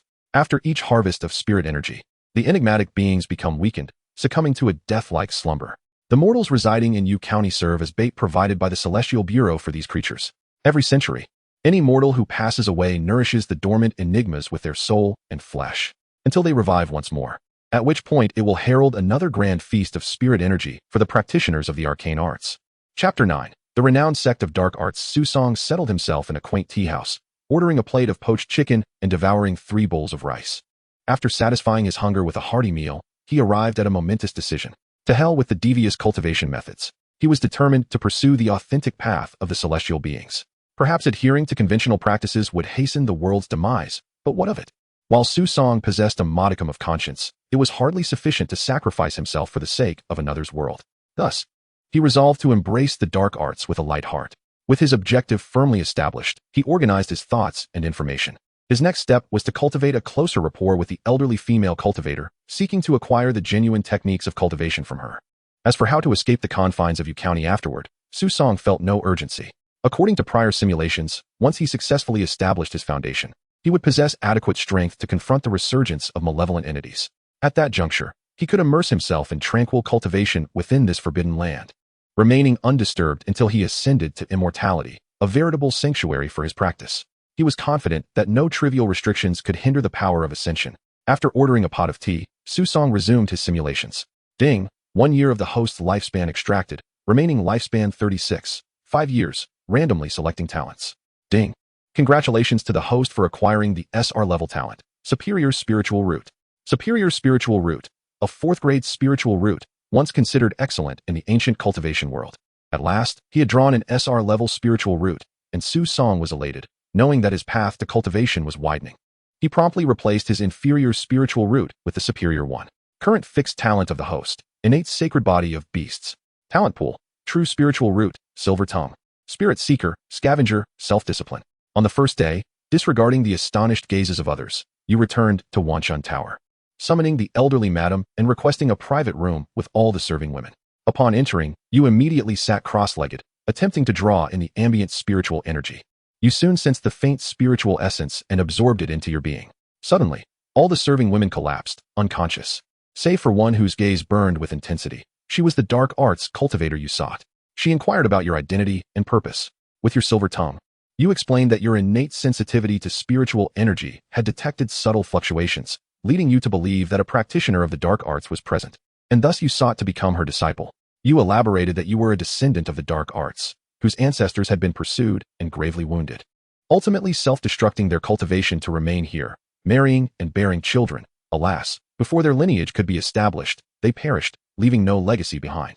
Recognizing your decent talent and fervent desire to cultivate, you resorted to this desperate measure to seek guidance from an elder. The old woman squinted as she listened to your tale, deeming it too fabricated, yet acknowledging the sincerity of your aspiration to cultivate. Following her recent investigation, she confirmed your exceptional talent, superior spiritual root, and unique physique, thus offering you a chance to become her disciple. You promptly declared your willingness to endure any hardship. On the second day, you departed Wanshan Tower with the old woman, feeling the weight of scrutiny upon you as whispers of your indiscretions circulated. You arrived at a secluded riverside in the southern part of the city, where the old woman imparted a set of chi refining techniques for you to practice. Aware that you were merely bait, you accepted without protest, settling down to begin refining spiritual energy. The dark arts techniques were indeed commendable, leveraging the ancient celestial energy. And coupled with your formidable talent, within less than an hour, a wisp of spiritual energy emerged from your dantian. You immersed yourself in the cultivation process. Fortunate that Wei Dongrong had not appeared that day. On the third day, the wisp of spiritual energy within your dantian grew increasingly substantial, and you realized that continued practice would soon lead you to the first level of chi refining, marking your entry into the ranks of true cultivators. You celebrated the fact that Wei Dongrong had still not shown. On the fourth day, your remarkable self-discipline shone through. Even though the old woman had not explicitly mandated continuous practice, you regarded every moment as a precious opportunity for cultivation, leaving no time wasted. The old woman, observing you from the shadows, held your dedication in high esteem. She recognized the perseverance and determination within you, understanding that you were a genuine seeker of the Tao. Curiously, Wei Dongrong had not made an appearance that day either. By the fifth day, thanks to the nearly tangible spiritual energy you had cultivated, you successfully connected one of your meridians, establishing a bridge between your dantian and the vast source of celestial energy. With this breakthrough, you finally attained the first level of chi refining, officially entering the ranks of cultivators. That evening, you pondered whether Wei Dongrong was preoccupied with other matters. On the sixth day, while cultivators wield extraordinary powers, they remain fundamentally human. After 4 consecutive days of intense practice, your body reached its limits. Hunger and thirst assailed you, and signs of weakness began to manifest. Fortunately, your survival skills were exceptional, and you adeptly foraged for ingredients, concocting a hearty stew. As you feasted, you speculated that Wei Dongrong might have fallen victim to some malevolent entity. On the 7th day, having succumbed to food poisoning from the previous night's meal, you were violently ill when the sound of something piercing the air reached your ears. Wei Dongrong had finally arrived. He spotted you immediately, and without hesitation, he struck down with a palm. Just as you braced for impending doom, the old woman, who had been watching coldly, sprang into action. She directed her flying sword, slicing toward Wei Dongrong, catching him off guard and severing one of his arms. Seizing the opportunity, you hastily fled the scene, glancing back to observe the intensifying battle between the old woman and Wei Dongrong. Their moves were a dazzling exchange, leaving you breathless. You gasped at the sight of celestial beings clashing, quickening your pace toward the horizon. On the 8th day, from a distance, you witnessed the two still locked in combat. Though the ferocity of their struggle had diminished significantly, you sensed that it was the perfect time to solidify your allegiance to the old woman and enhance her favor towards you. Silently, you approached, only to stumble upon the scene of Wei Dongrong impaled by a sword. Though the old woman bore injuries, she ultimately triumphed. Just as you began to believe victory was secured, Wei Dongrong's eyes blazed crimson as he roared, vowing to eradicate the dark sect, even if it meant defying reincarnation. Utilizing some arcane method, his form twisted and contorted into a mass of flesh, rapidly darkening before dissolving into a pool of black water. The old woman gasped in horror and swiftly swallowed a mysterious pill. You sensed that the old woman, after consuming the pill, experienced a sudden surge in power, surpassing the Foundation establishment realm in the blink of an eye. With a grave expression, she channeled her energy, summoning a torrent of golden flames to incinerate the black water. At that moment, the black water reacted violently, erupting into a cloud of darkness that enveloped the old woman. Undeterred, she unleashed a series of spells, engaging in a fierce contest with the black water. The clash of golden flames and black mist produced a thunderous resonance, their powers seemingly evenly matched, rendering the outcome uncertain. On the periphery of the battlefield, you suddenly noticed a shadowy figure encroaching upon the old woman's form from below, completely absorbed in her duel with the black water. She remained oblivious to the danger. Recognizing the opportunity, you felt an inexplicable confidence that you could easily subdue the shadowy specter. As the old woman devoted her full attention to the confrontation, the shadow seamlessly merged with her own, rendering her immobile and devoid of power. The black mist surged forward, threatening to claim her. Acting swiftly, you grasped the shadow within her silhouette, molding it into a compact sphere as if kneading dough, then executed a dance reminiscent of Ikoan before casting it into the river. The ominous black mist that had ensnared the old woman dissipated instantly. She clasped her wound, gazing at you in disbelief, her lips murmuring in admiration of your extraordinary talent, proclaiming that such a gift was a rare occurrence, one that comes but once in a millennium. On the 9th day, you and the old woman took refuge in a concealed cave, where she revealed her initial intention to discard you once your utility had been exhausted. However, your remarkable abilities and unparalleled potential prompted her to reconsider. She introduced herself as Ji Zichong, expressing not only her desire to take you as her disciple, but also her intention to recommend you to a prestigious sect. Recognizing the trials you had endured, you reverently proclaimed, "Master, I am but your humble disciple," and performed 3 bows along with 9 deep prostrations. Ji Zichong then disclosed the name of the sect, the Zhantian sect. Chapter 10. A stinging defeat, system glitch, and major breakthrough. Su Song, elated, slammed his palm against the table, capturing the attention of everyone in the tea house. Disturbances ensued, prompting him to exit the establishment and stroll down the street once more. However, the smile that danced upon his lips could not be suppressed. At last, he had gathered all the information concerning the 2 cultivators. Now, he merely needed to cultivate a good relationship with Ji Zichong. With her strength, he could escape the cursed Yu County. Once liberated, he would be free as a bird in an open sky. Yet, he reminded himself to remain grounded and composed. Taking a deep breath, Su Song pondered that leaving Yu County did not guarantee safety. The Shuntian prefecture was relentlessly hunting down and eradicating demonic forces, and the outside world likely harbored even more malevolent creatures than those in Yu County. Power. Only formidable strength could ensure his safety. Although Ji Zichong would offer him protection, he could not rely on her blindly. It was crucial to remember that even someone as powerful as Ji Zichong had once fled into Yu County to escape the relentless pursuit of malevolent cultivators. One must forge their own strength. Regaining his composure, Su Song resumed his observations of the simulation. Day 15. During these days, you and your master have scarcely left the cave. After your battle with Wei Dongrong, Ji Zichong seemed to have suffered significant depletion and has been recuperating. While you diligently focused on your training, observing your dedication, Ji Zichong presented you with a small ceramic jar, allowing you to absorb the spiritual energy within to hasten your cultivation. Day 20. The jar appeared to contain the essence of this world's spirit stones, rich with ancient celestial energy, far more concentrated than the natural spiritual energy present in the world. You spent several days absorbing the energy, resulting in multiple breakthroughs, elevating you to the 2nd level of qi refinement. Regrettably, Ji Zichong had only provided you with a single jar. Day 29. While you were in the midst of your training, Ji Zichong, seated beside you, suddenly spat out a mouthful of old blood. Alarmed, you hurried to inquire about her well-being, fearing that your recently appointed master might perish before imparting her knowledge to you. Ignoring your concern, Ji Zichong gazed outside the cave, her expression one of shock and disbelief. Peering outside, you discovered the resurgence of malevolent creatures and internally lamented what could possibly astonish your master. Day 30. Several rotund heads emerged from the ground, rolling towards you in an oddly endearing manner, eager to demonstrate your prowess before your master. You were swiftly brought to your knees. Had it not been for Ji Zichong's timely intervention, you would have almost been assimilated by these ghastly entities. However, upon unleashing her golden flames, you distinctly sensed her energy waning rapidly, her form aging before your eyes, and her cultivation plummeting to the qi refinement stage. Ji Zichong declared the place no longer safe, and after a moment's contemplation, you proposed that the most perilous locations might, in fact, be the safest. You then revealed the matter of the dilapidated temple. Ji Zichong listened intently before reprimanding you for not disclosing such vital information sooner, leaving you bewildered and unable to comprehend her reaction. Day 31. Ji Zichong, bearing her injuries, accompanied you to the crumbling city god temple. After utilizing a secret method to probe the area, she laughed 3 times, then hastily entered the temple. Though you were perplexed, you followed her inside, only to encounter an unexpected figure. It was the old blind man who had foretold your fate a month prior, now stealthily commanding a group of paper figures to arrange intricate formations within the temple. Upon seeing the paper figures near the old blind man, Ji Zichong exclaimed, "A manipulator of malice. You recalled that the Great Dan scripture had mentioned such practitioners. They were demonic cultivators who employed secret techniques to control malevolent beings as a means of cultivation. These individuals were despised by both the malevolent and demonic sects, as they neither sought to uphold the world nor aspired to ascend to higher realms, instead indulging in their power to wreak havoc upon the world. Their status in the cultivation community was akin to that of a rat scurrying across the street. You expected an immediate confrontation, but instead, the two exchanged a peculiar glance before simultaneously inquiring, "Are you here for that object?" Ji Zichong scoffed. "I said this place, a breeding ground for malevolence, has not seen a harvest in less than 80 years, yet the resurgence has occurred prematurely, so it was you."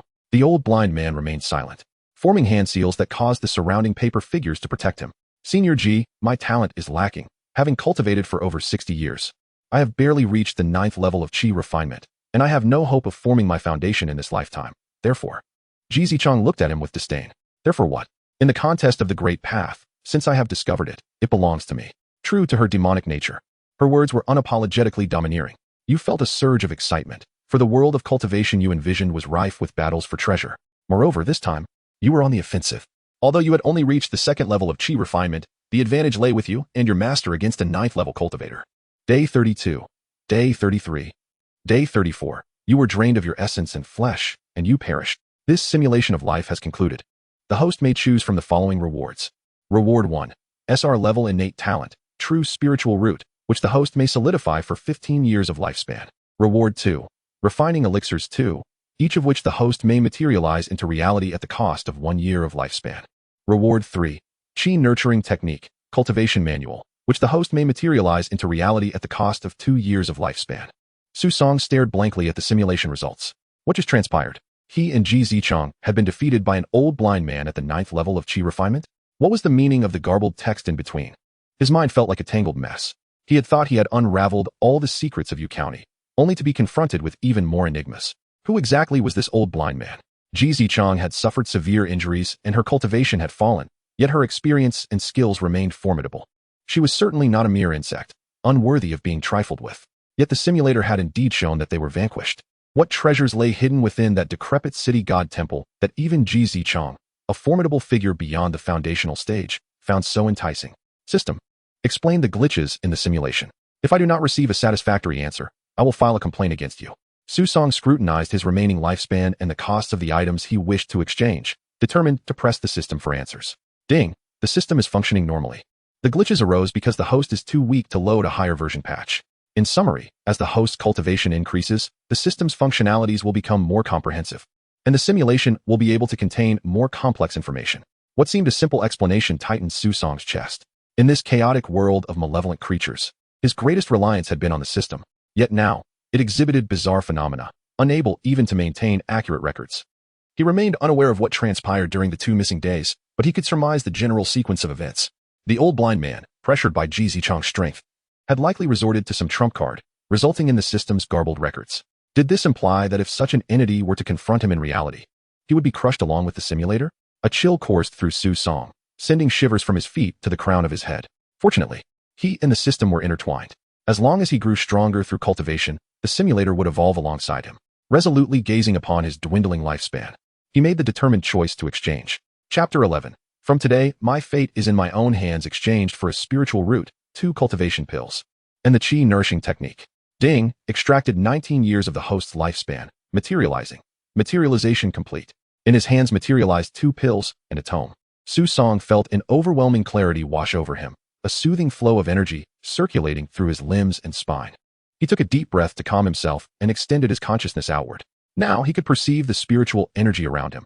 By operating his mental technique, he could officially commence his cultivation. Su Song was overwhelmed with emotions. It had not been an easy journey. Most ordinary transmigrators would have already stormed through the first chapter, embarking on an invincible path. Yet, he had stumbled along until now, finally meeting the prerequisites for formal cultivation. Without hesitation, he swallowed the 2 cultivation pills. Instantly, a surge of spiritual energy filled his meridians, and strands of energy swiftly coalesced in his dantian. Boom. He had reached the 2nd layer of Qi refinement. Was it truly this effortless? Su Song could hardly believe it. The freely circulating energy within him was no deception. He had finally achieved his dream of becoming a cultivator. Although he was merely at the 2nd layer of Qi refinement, he had taken the monumental step from the mundane to the celestial, attempting to operate the Qi nourishing technique. The energy in his dantian moved with the grace of a well-trained arm. He thrust his palm forward, and the gust of wind sliced through the leaves of a tree by the roadside. I have succeeded. I am finally accomplished. Tears welled in Su Song's eyes. From this moment onward, he would no longer be the person he once was. In the past, he had been a foolish mortal. Now, he was a noble and transcendent cultivator. Clenching his fists, he trembled with excitement, but forced himself to regain composure. Wei Dongrong from the Heavenly Office was searching for demonic forces somewhere in Yu County. Should he unwittingly attract attention by drawing upon ancient spiritual energy, it could lead to disaster. He was no match for a foundational stage expert. Su Song regained his tranquility. He had yet to reach a significant level in cultivation and needed to strive further. With 5 years of lifespan remaining, he was not in a rush to simulate further as he had other plans. With a light leap, he ascended 3 zhang into the air, swiftly arriving at the county office. At this moment, it was noon, and only 2 attendants were present at the entrance, their heads bobbing as they struggled to stay awake. Su Song seized the collars of the 2 attendants and hurled them into the courtyard before shutting the door firmly. This action undoubtedly startled everyone inside the county office. Soon, a group of armed attendants surrounded Su Song. Surveying the well-equipped and orderly group, Su Song realized they were not caught off guard. They had evidently been prepared. After a moment of reflection, he recalled that during his first simulation, the county office had been fortifying the city walls and had issued a notice urging citizens to stay indoors. Clearly, the resurgence of demonic forces in Yu County had not gone unnoticed by the mortals. The rapid assembly of the attendants was likely due to the county magistrate's recent orders to bolster their defenses. This indicated that mortals were not entirely inept. Aligning perfectly with Su Song's intentions, he planned to conquer the county office first, establishing indirect control over Yu County, thus granting him access to its resources. Wei Dongrong, Ji Zichang, and the old blind man, as cultivators, had placed excessive faith in their powers, overlooking the capabilities of mortals. This had been evident in numerous simulations. They had never formed any significant connections with the common folk. This presented Su Song with a path to break the deadlock. The burly captain of the guards stood frozen, staring at the youth who had just barged in.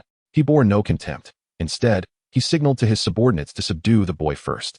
Su Song surveyed the wall of approaching figures, his heart racing with anticipation. He remembered conquering the entire county office in a prior simulation merely through brute strength. Now, at the second layer of chi refinement, with the divine ox body enhancement, how formidable would he be? A throng of armed mortals, seasoned in combat, was the perfect opportunity for practice. Crunch, crunch. The sound of bones grinding filled the air as Su Song activated his mental technique, maximizing the energy within him. As the energy surged, red markings appeared on his face, quickly spreading across his body. What is this? Observing the markings on his arm, Su Song recalled a vague memory. These crimson patterns reminded him of the red banners he had wielded in his youth. At that moment, the surrounding attendants launched their attacks, several knives slicing towards Su Song. Boom! Waves of warmth coursed beneath his skin, causing all the blades to shatter, and the attackers were sent flying. Incredible! Su Song laughed heartily. At that moment, he finally grasped the true essence of the divine ox body. Originating from the Dragon Kingdom, the countless oxen and horses had once vanquished all malevolent creatures. Boom! Boom! Boom! In the courtyard of the county office, Su Song unleashed a flurry of punches, each strike creating deep cracks in the ground of Xuanwu stone. The guards, utterly terrified, gaped like fish gasping for air, their minds blank. What would happen if such terrifying fists struck a person? No one dared to find out. This is the strength of the divine body. After stepping into cultivation, Su Song was exhilarated, with the energy from the second layer of chi refinement augmenting his divine body. The emergence of the red markings made him feel significantly more powerful than when he had defeated the strange child. Regardless of how the guards attacked, swords slashing, axes chopping, spears thrusting, and hammers crashing, the cold weapons could no longer harm Su Song in his marked state. Among mortals, only the firearms of Blue Star might pose a threat to him, with the power to obliterate the strange and the efficiency of his enhanced physique. The innate divine ox body truly lived up to its name. The county magistrate, witnessing the boy resembling a god of slaughter finally cease his rampage, hurriedly approached, anxious not to provoke him. Thereafter, matters would proceed smoothly. Su Song eloquently proclaimed that he was a celestial being descended to earth, here to avert a catastrophe for Yu County. An ancient dark supreme being had awakened from beneath the earth, laying a deadly trap to sacrifice the populace and attain a demonic fruit. He had come, under the divine command of the martial saint, to rescue the people. Alas, the enemy was cunning, possessing the ability to split the soul and conceal themselves among mortals, rendering him unable to strike. Thus, he sought assistance from the local populace. After a lengthy and somewhat convoluted explanation, which nearly drained Su Song's mental faculties, he blended tales from myths and various novels into a coherent narrative. The effect was unexpectedly positive. He nearly convinced himself. The officers believed him as well, Even the county magistrate felt that everything aligned perfectly. Consequently, they all expressed their willingness to assist the celestial being, viewing it as a karmic bond from previous lives, fully committed to the cause. Susong immediately instructed them to act discreetly, and soon a large contingent began to mobilize. Another chaotic day ensued. That night, after bathing in a luxurious mansion, several lovely maidens assisted Susong in donning lavish garments contributed by the affluent of Yu County. Reflecting on the morning when he had been a homeless wanderer, a complex array of emotions surged within him. After a playful indulgence in the waters, Susong retrieved the chi-nourishing technique tome once more. Previously, he had only glanced at the mental technique without delving deeply into it. Upon closer examination, he realized it was merely a cultivation technique for the chi refinement stage, with a maximum potential of reaching the 6th layer. No wonder it only cost 2 years of lifespan. How stingy of that demonic old man. Chapter 12. Intensifying the cultivation race. The contrast is stark. The Grand Elixir scripture not only details a cultivation method that extends to the foundation establishment stage, but also thoughtfully includes accompanying combat techniques and various auxiliary knowledge. The Crimson Giant Palm that Wei Dongrong once employed is among them. Conversely, the Qi Nourishment incantation merely outlines a method for circulating energy, only reaching the 6th level of Qi refining and offers nothing else. In the simulation, I was constantly concerned about Ji Zichong's demise. It turns out my concern stemmed not from benevolence, but from the fact that this old codger never imparted any genuine knowledge. Susong thought with resentment.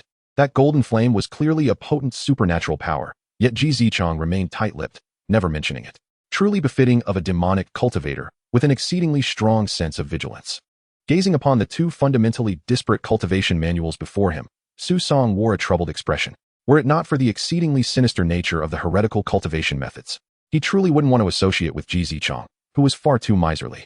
If this world were devoid of the heretical heavens and were merely an ordinary cultivation world, with his current aptitude and cheat, he would undoubtedly have embarked on the path of leveling up, flaunting his prowess and slapping faces. Despite possessing formidable innate talent, he could only cower like a tortoise, afraid to cultivate, lest Wei Dongrong come to slay him. Susong lay on his bed, tossing and turning, utterly perplexed. How should he cultivate in the future? Suddenly, an idea struck him, and he bolted upright. He immediately summoned the system. System, initiate simulation. Ding. Host lifespan has been reduced by 1 year. Remaining lifespan is 16. 5 years. Randomly selecting talent.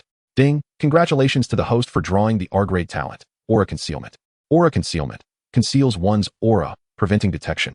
Host's current cultivation, 2nd level of chi refining. Fixed talents. Innate bovine laborer physique, superior spiritual root. Talent pool, silver tongue, spirit seeker, scavenger, self-discipline. What the hell? Aura concealment? Susong exclaimed in astonishment. He never imagined that he would draw a talent comparable to an SSR grade 1 at this moment. No, in the current situation, its value even surpasses that of an SSR grade talent. With this talent, he could cultivate anytime, anywhere, without fearing Wei Dongrong, the demonic hunter. However, the focus of this simulation was not on this. Day 1. You summon the county magistrate, who appears before you like an obsequious cur, inquiring about the Immortal Master's commands. You find his demeanor disgusting and instruct him to revert to his former authoritative self. Then, you order the county magistrate to gather all those within the yamen who are skilled in martial arts or possess keen intellect, proclaiming that this Immortal Master has significant benefits to bestow upon them. Day 2. You adorn yourself in the manner of an immortal as you imagine them, and you conduct a sermon in a plausible manner. It is said that heaven is impartial, treating all beings as straw dogs. Immortals are impartial, treating all people as straw dogs. Immortal Master, what does straw dog mean? Did I permit you to speak? How dare you interrupt this Immortal Master's sermon? Guards, drag him out and administer 100 Kuan strikes. Heart-rending screams emanate from outside the courtyard, and no one dares to stand up and question you again. Seeing that the deterrent effect is satisfactory, you cease your rambling and retrieve a book from your crotch, the simplified version of the Grand Elixir scripture that you painstakingly transcribed last night. You eloquently proclaim this manual to be a secret art from the immortal realm, capable of enabling even ordinary mortals without any inherent aptitude to embark on the path of cultivation. This Immortal Master bestows it upon you today, hoping that you will diligently cultivate and assist me in the future. Heretical cultivation techniques do not require spiritual roots to cultivate. With your meticulous instruction and guidance, several individuals grasped the rudiments of cultivation on that very day. Haha, as expected of me. Susong beamed with delight as he saw the simulation proceeding as he had envisioned. Indeed, the purpose of this simulation was to stir up chaos, to muddle the waters for his own benefit. The old blind man had been entrenched in Yu County for many years, amassing influence. Heaven knows how many contingency plans he had laid. Wei Dongrong and Ji Zichong, on the other hand, possessed profound cultivation and could not be confronted directly. Therefore, If Susong wished to survive amidst these three forces and outwit them, the only possibility was to further exacerbate the already chaotic situation in Yu County. Just imagine. As Wei Dongrong and Ji Zichang played the man is stalking the cicada, the old blind man lurked in the shadows as the oriole. But suddenly, a large number of qi-refining heretical cultivators emerged, and Susong could already envision the astonished expressions on their faces. Day 3. Because heretical cultivators cannot absorb the spiritual energy of the old heavens for cultivation. You lead the disciples who have already attained enlightenment to the dilapidated city god temple. A large amount of heretical heaven's spiritual energy, resembling the essence of incense, is absorbed by these ignorant mortals. Soon, the first heretical cultivator at the first level of qi refining is born, followed by the second. The heretical heaven's spiritual energy and the grand elixir scripture are indeed formidable. By the time the crescent moon hangs in the sky, 10 of your chief disciples have reached the first level of qi refining, and 1 has reached the second level. Unfortunately, this number falls far short of what you had planned. Day 4. You continue to conduct sermons and expand the scope of recruitment. Relying on the power of the county yamen, a large number of common people from the streets are forcibly dragged in and compelled to listen to your sermons. Under the menacing demonstrations of your 11 disciples and your silver tongue, these mortals gradually accept. Day 5. The heretical heaven spiritual energy in the city god temple is completely depleted, but you are not anxious. You lead your vast group of disciples directly to the riverbank south of the city. There is a conspicuously exposed shoal there, with a slightly protruding earthen mound. You command your disciples to quickly excavate a coffin that is neither metal nor wood and exudes an ominous aura. If you remember correctly, there is a bizarre old corpse inside, and the green mist it emits should also be a type of heretical heaven spiritual energy. The disciples break countless pickaxes but cannot pry open a single crack in the coffin. You know that it is because the old corpse is too terrifying. Before the old blind man forcibly awakens all the demons and aberrations in the county, all their efforts will be in vain. Day 6. You are extremely anxious, knowing that either today or tomorrow at the latest, Wei Dongrong will die at the hands of Ji Zichang. Without Wei Dongrong, a powerful force in his own right, the waters of Yu County will be difficult to roil. In frustration, you push aside the disciples surrounding the coffin and deliver a violent kick. You are so enraged that even the crimson vein Saint Physique manifests.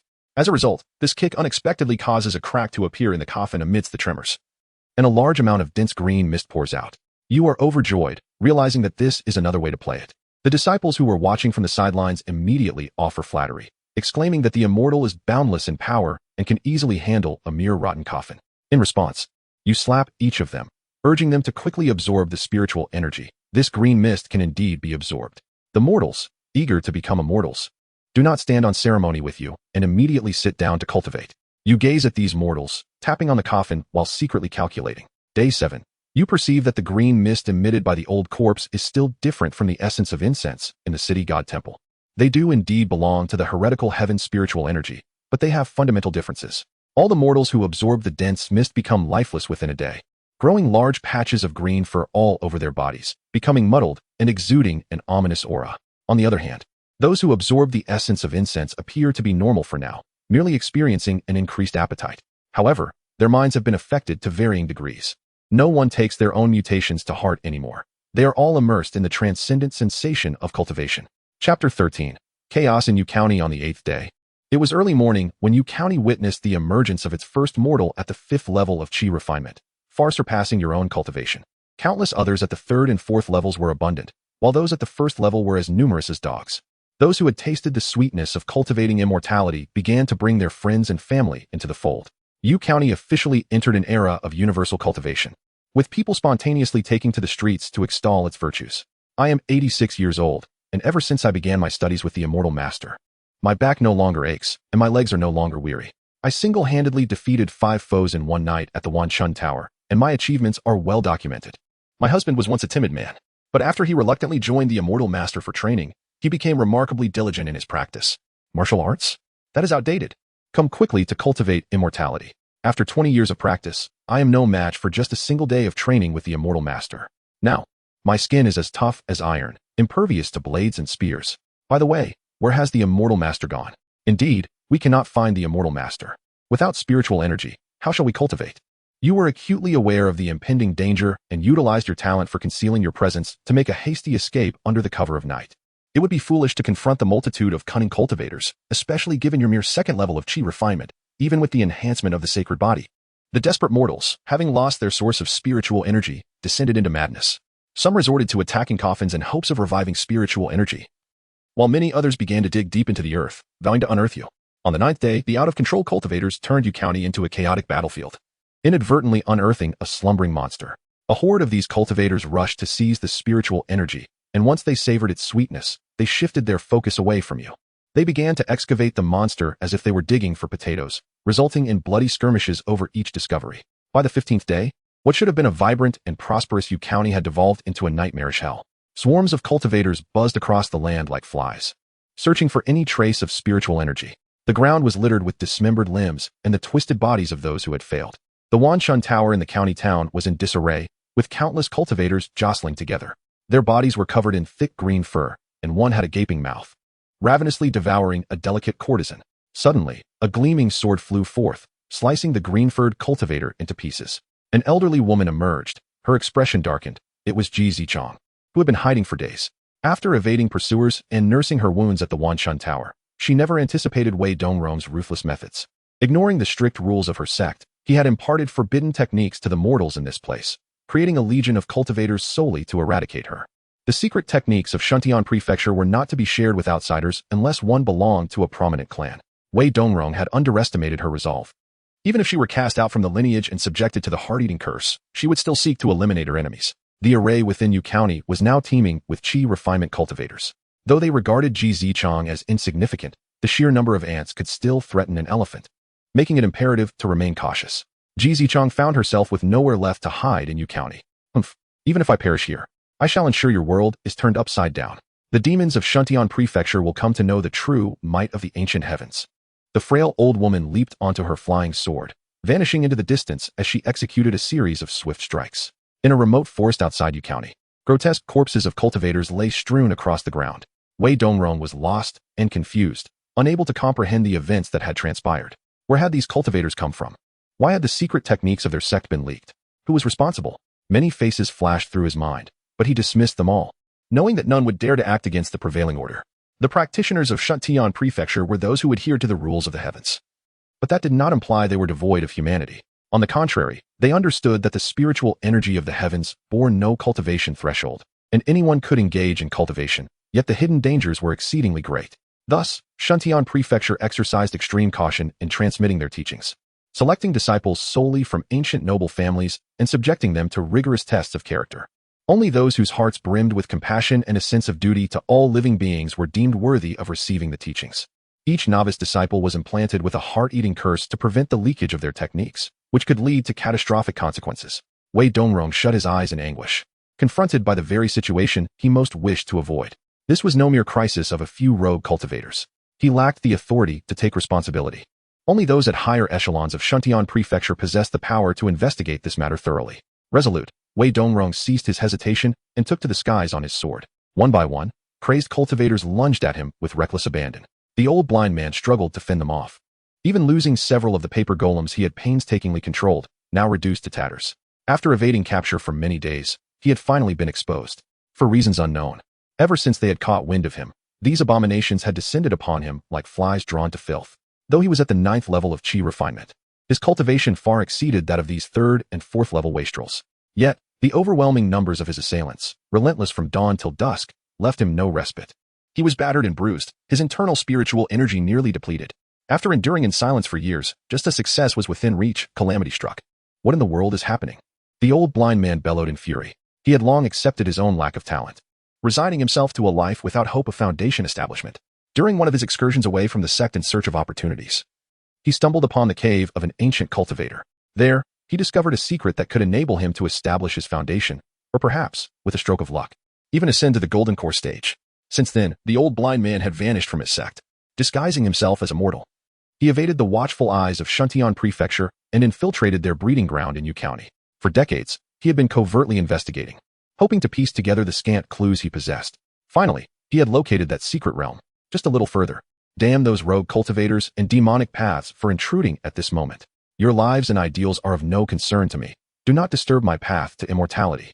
The old blind man fought fiercely against several cultivators, yet fatigue soon overtook him. I cannot hold on any longer, even if the timing is not right. I must advance now. He retrieved several pills and swallowed them, summoning the remaining monsters to carve a path through the cultivators. Without looking back, he raced toward the dilapidated city god temple. On the 16th day, you awoke from your meditation. The chaos outside was of no concern to you. You understood that the most perilous places often provided the greatest safety. The spiritual energy within the city god temple had long been depleted, and the cultivators paid it no heed. You had excavated a burrow nearby, using it as a sanctuary while engaging in disciplined practice. Your talent for concealing your presence held little sway over those of much higher realms. However, Ji Zichang and Wei Dongrong were preoccupied with their own troubles and could hardly pay attention to a mere rogue cultivator such as yourself. You managed to endure several days in peace, but regrettably, the dwindling spiritual energy of the ancient heavens kept you trapped at the second level of Qi refinement. Just as you prepared to enter another period of seclusion, your talent for spirit sensing detected the approach of pure spiritual energy. You noted that the energy did not exert an overwhelming dominance over you. It was the old blind man who had arrived. Chapter 14. The enormous face of the heavens. Transformation of the old path. You witnessed the old blind man sprinting desperately towards the dilapidated temple, pursued by a throng of eerie green-haired cultivators. In a state of disarray, he tumbled into the temple, quickly retrieving a white bone formation flag. In an instant, the green-haired apparitions seemed to collide with an invisible barrier, several of their heads bursting open, while the remaining ones flailed outside in confusion. You recognized this as one of the old blind man and Appos, as contingency plans. Regrettably, lacking any knowledge of formations or prohibitions, you had failed to notice it earlier. Otherwise, you could have turned the tables on him. Observing the old blind man shut the temple door, you pondered whether this was a chance to uncover the secrets of the city god's temple, yet you hesitated to approach. After all, concealing your presence did not equate to invisibility. Even if your aura went unnoticed, your silhouette would still be visible. Thus, you resumed your meditation, awaiting the opportune moment. On the 19th day, after several consecutive days of the old blind man sequestering himself within the temple, you found your curiosity mounting, yearning to discover what he was concocting. Fortunately, the principles of survival had become ingrained in your very being, preventing you from acting recklessly. During these days, the eerie cultivators of Yu County had plunged into a frenzy of survival, having realized that not only were the monstrous apparitions capable of extracting spiritual energy, but their own kind could do so as well. Much like nurturing goo worms, you had even witnessed the birth of a fully realized eerie cultivator in the Qi refining realm. The appearance of that creature bore no resemblance to humanity. Thankfully, you had foreseen this and had only transcribed the Qi refining techniques from the Grandan scripture for dissemination. Otherwise, Yu County would likely be overrun with dozens of terrifying foundation-building monsters.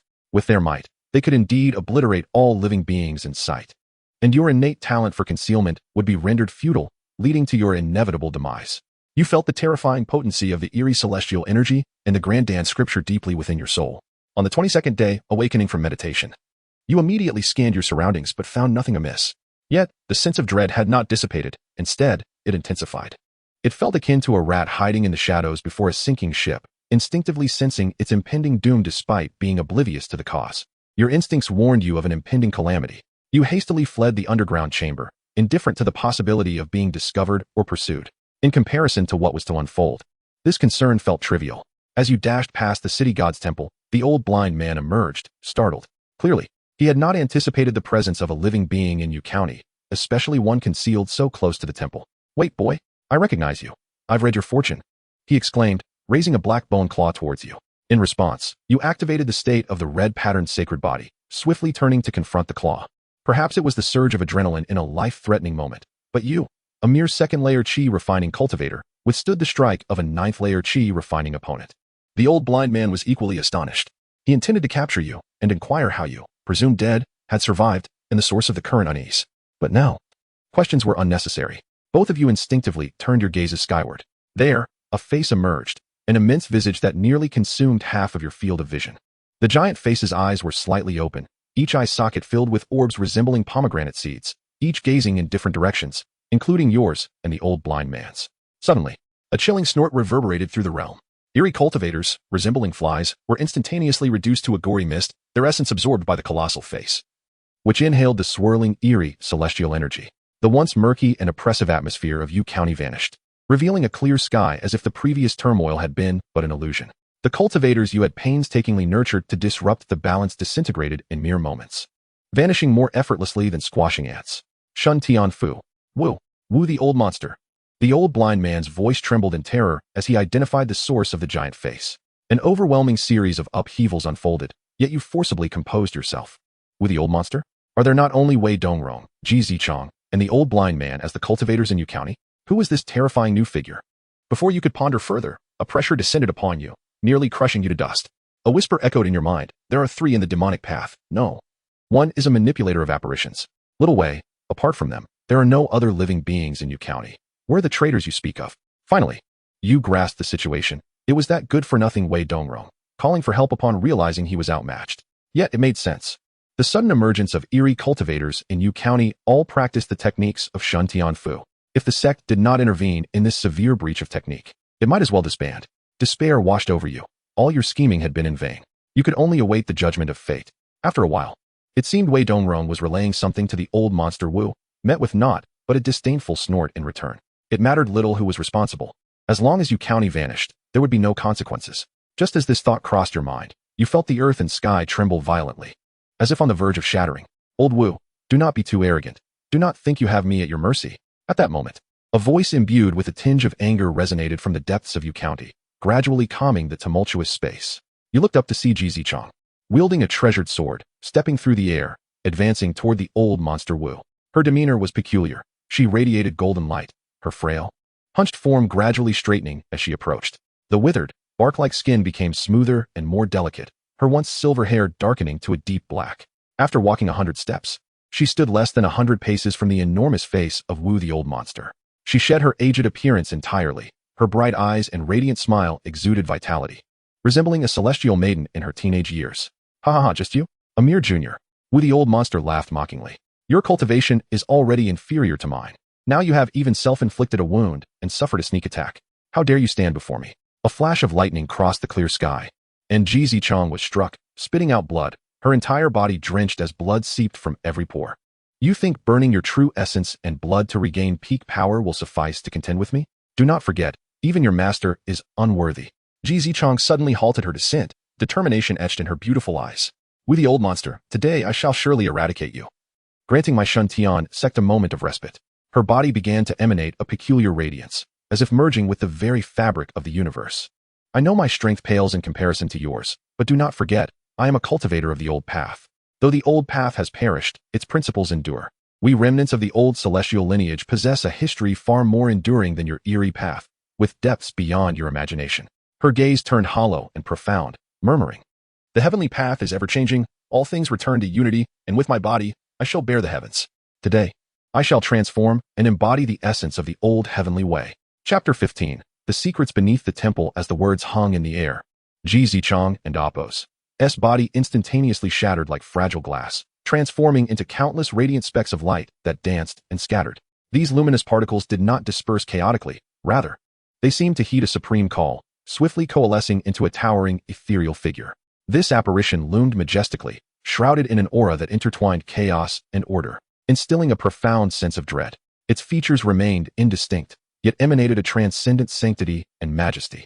Behind this colossal figure, a vast halo emerged, capturing the reflections of myriad stars, resembling a miniature universe. The ethereal form was composed of countless runes of cosmic laws, each inscribed with the profound truths of existence.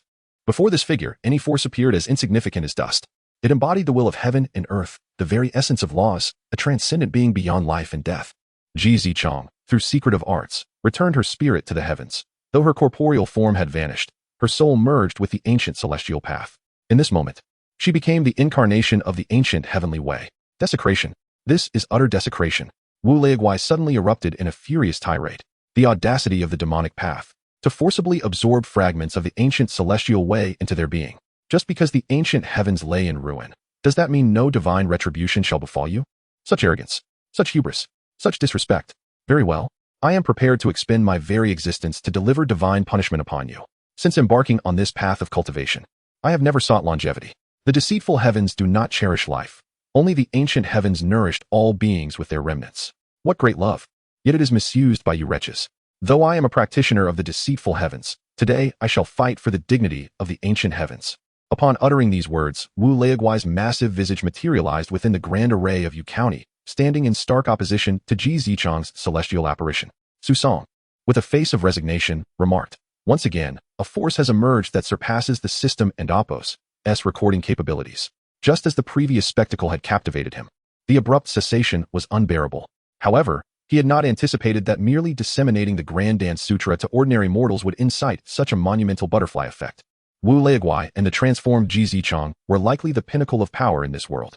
Their confrontation represented a true clash of immortals for Su Song, one he must not provoke, especially not Wu Leiguai, whose awareness of his existence would be catastrophic, even if the likelihood was a mere fraction. Regaining his composure, Su Song found himself trembling merely at the sight of the text simulated by the system. Fortunately, none of it had yet transpired. It was merely a projection of the future. He glanced at the simulator again, and to his surprise, the simulation continued, revealing that he had not perished in the aftermath of the immortal clash. On the 23rd day, you narrowly escaped death. Yesterday, amidst the duel of the two supreme beings, you found yourself seized by the old blind man and thrust into the city god temple. Upon entering, the world spun disorientingly, and when you regained your senses, you discovered yourself in a dark, damp underground cavern. You clearly saw the old blind man clutching a bronze token engraved with ancient runes. This must be the key to unlocking the secrets of the city god temple. It seemed the old blind man had paid a great price to access this place, having already meditated for an entire day. Regrettably, you were suppressed, with several pale paper figures pinning you down, rendering you immobile. Otherwise, you would have certainly retaliated against this old demon and snatched the bronze token. You had no idea where this place was, but it was surely far from Yu County. Over the past day, you had felt no remnants of Wu Leiguai and Ji Zichang's battle. My young friend, how much you have changed in just over half a month. You were once an ordinary mortal beset by calamities, yet now you have attained the second level of chi refinement. Such fortune and talent truly fill me with envy. Just as you were lost in thought, the old blind man concluded his meditation and approached you with a beaming smile. Unsure of his intentions, you nevertheless engaged him with flattering words.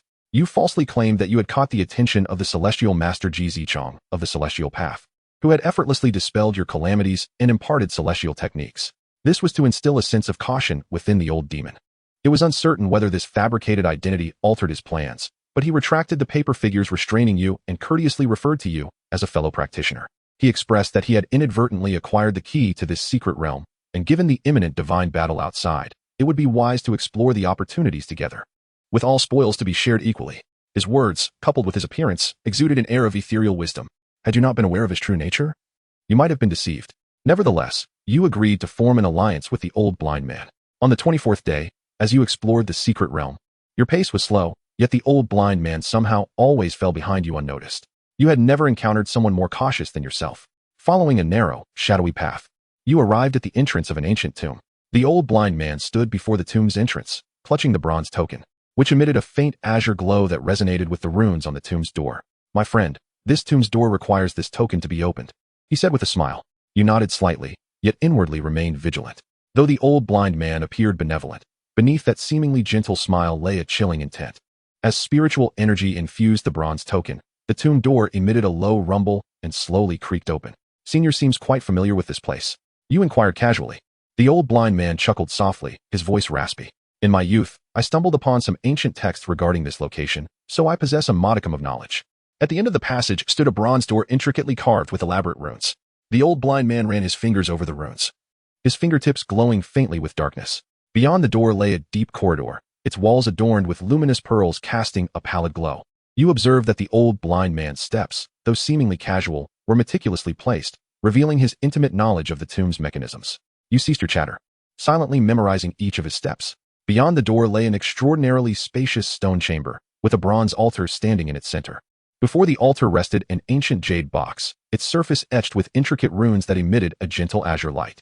This azure glow felt oddly familiar, though you could not recall where you had seen it before. Your attention was then drawn to the enormous artificial stone mountain behind the altar, soaring several dozen meters high, its surface undulating like waves, an oddity in this ancient tomb. The old blind man's gaze fell upon the jade box, his eyes betraying a glimmer of insatiable greed.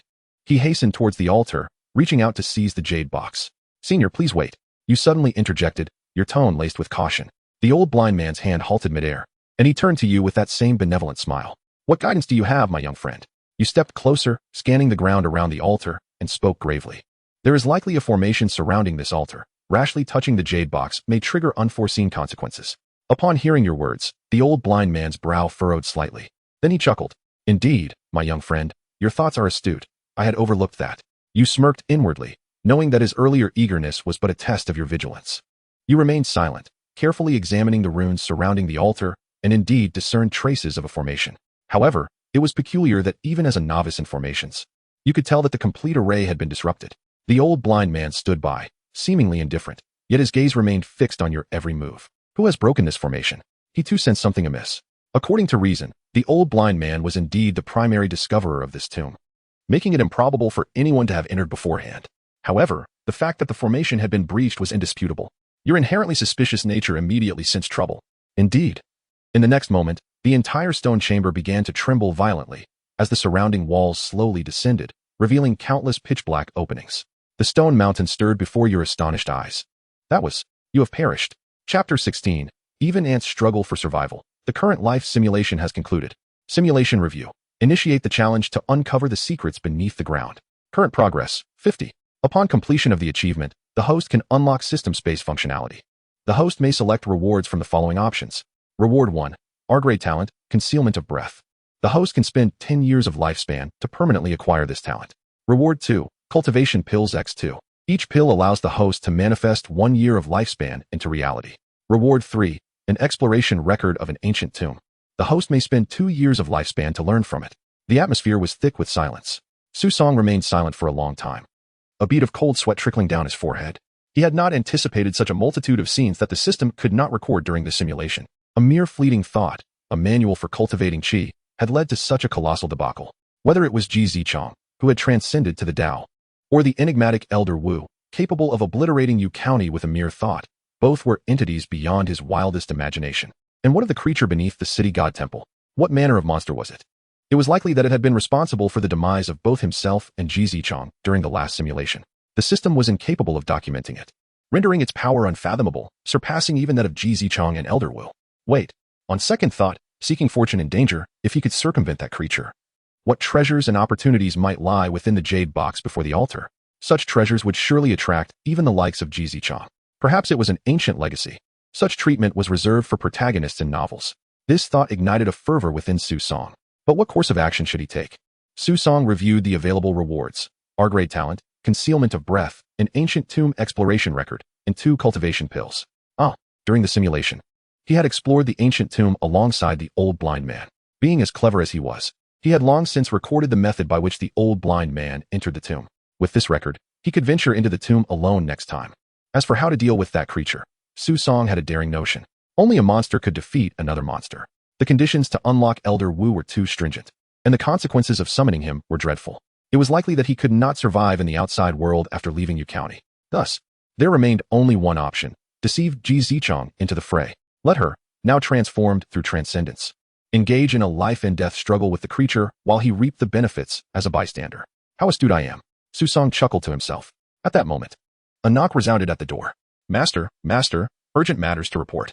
Susong hastily wiped away the drool that had escaped due to his fanciful thoughts, adjusting his demeanor to portray the image of a reclusive sage. Enter. Thank you, master. The visitor was a remarkably handsome youth, and Susong vaguely recalled him to be the cousin of the county magistrate's second wife's nephew. The young man, with a countenance resembling a blossoming peach and eyes like spring water, donned a light purple garment that accentuated his slender waist. His gaze towards Susong was filled with yearning.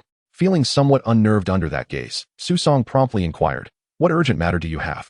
Should you deceive me, I shall ensure you regret it." Only then did the youth retract his longing gaze, bowing respectfully. "Master, the blind fortune teller you instructed to find has already been located.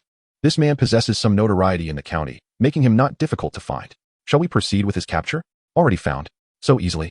Susong pondered briefly before realizing.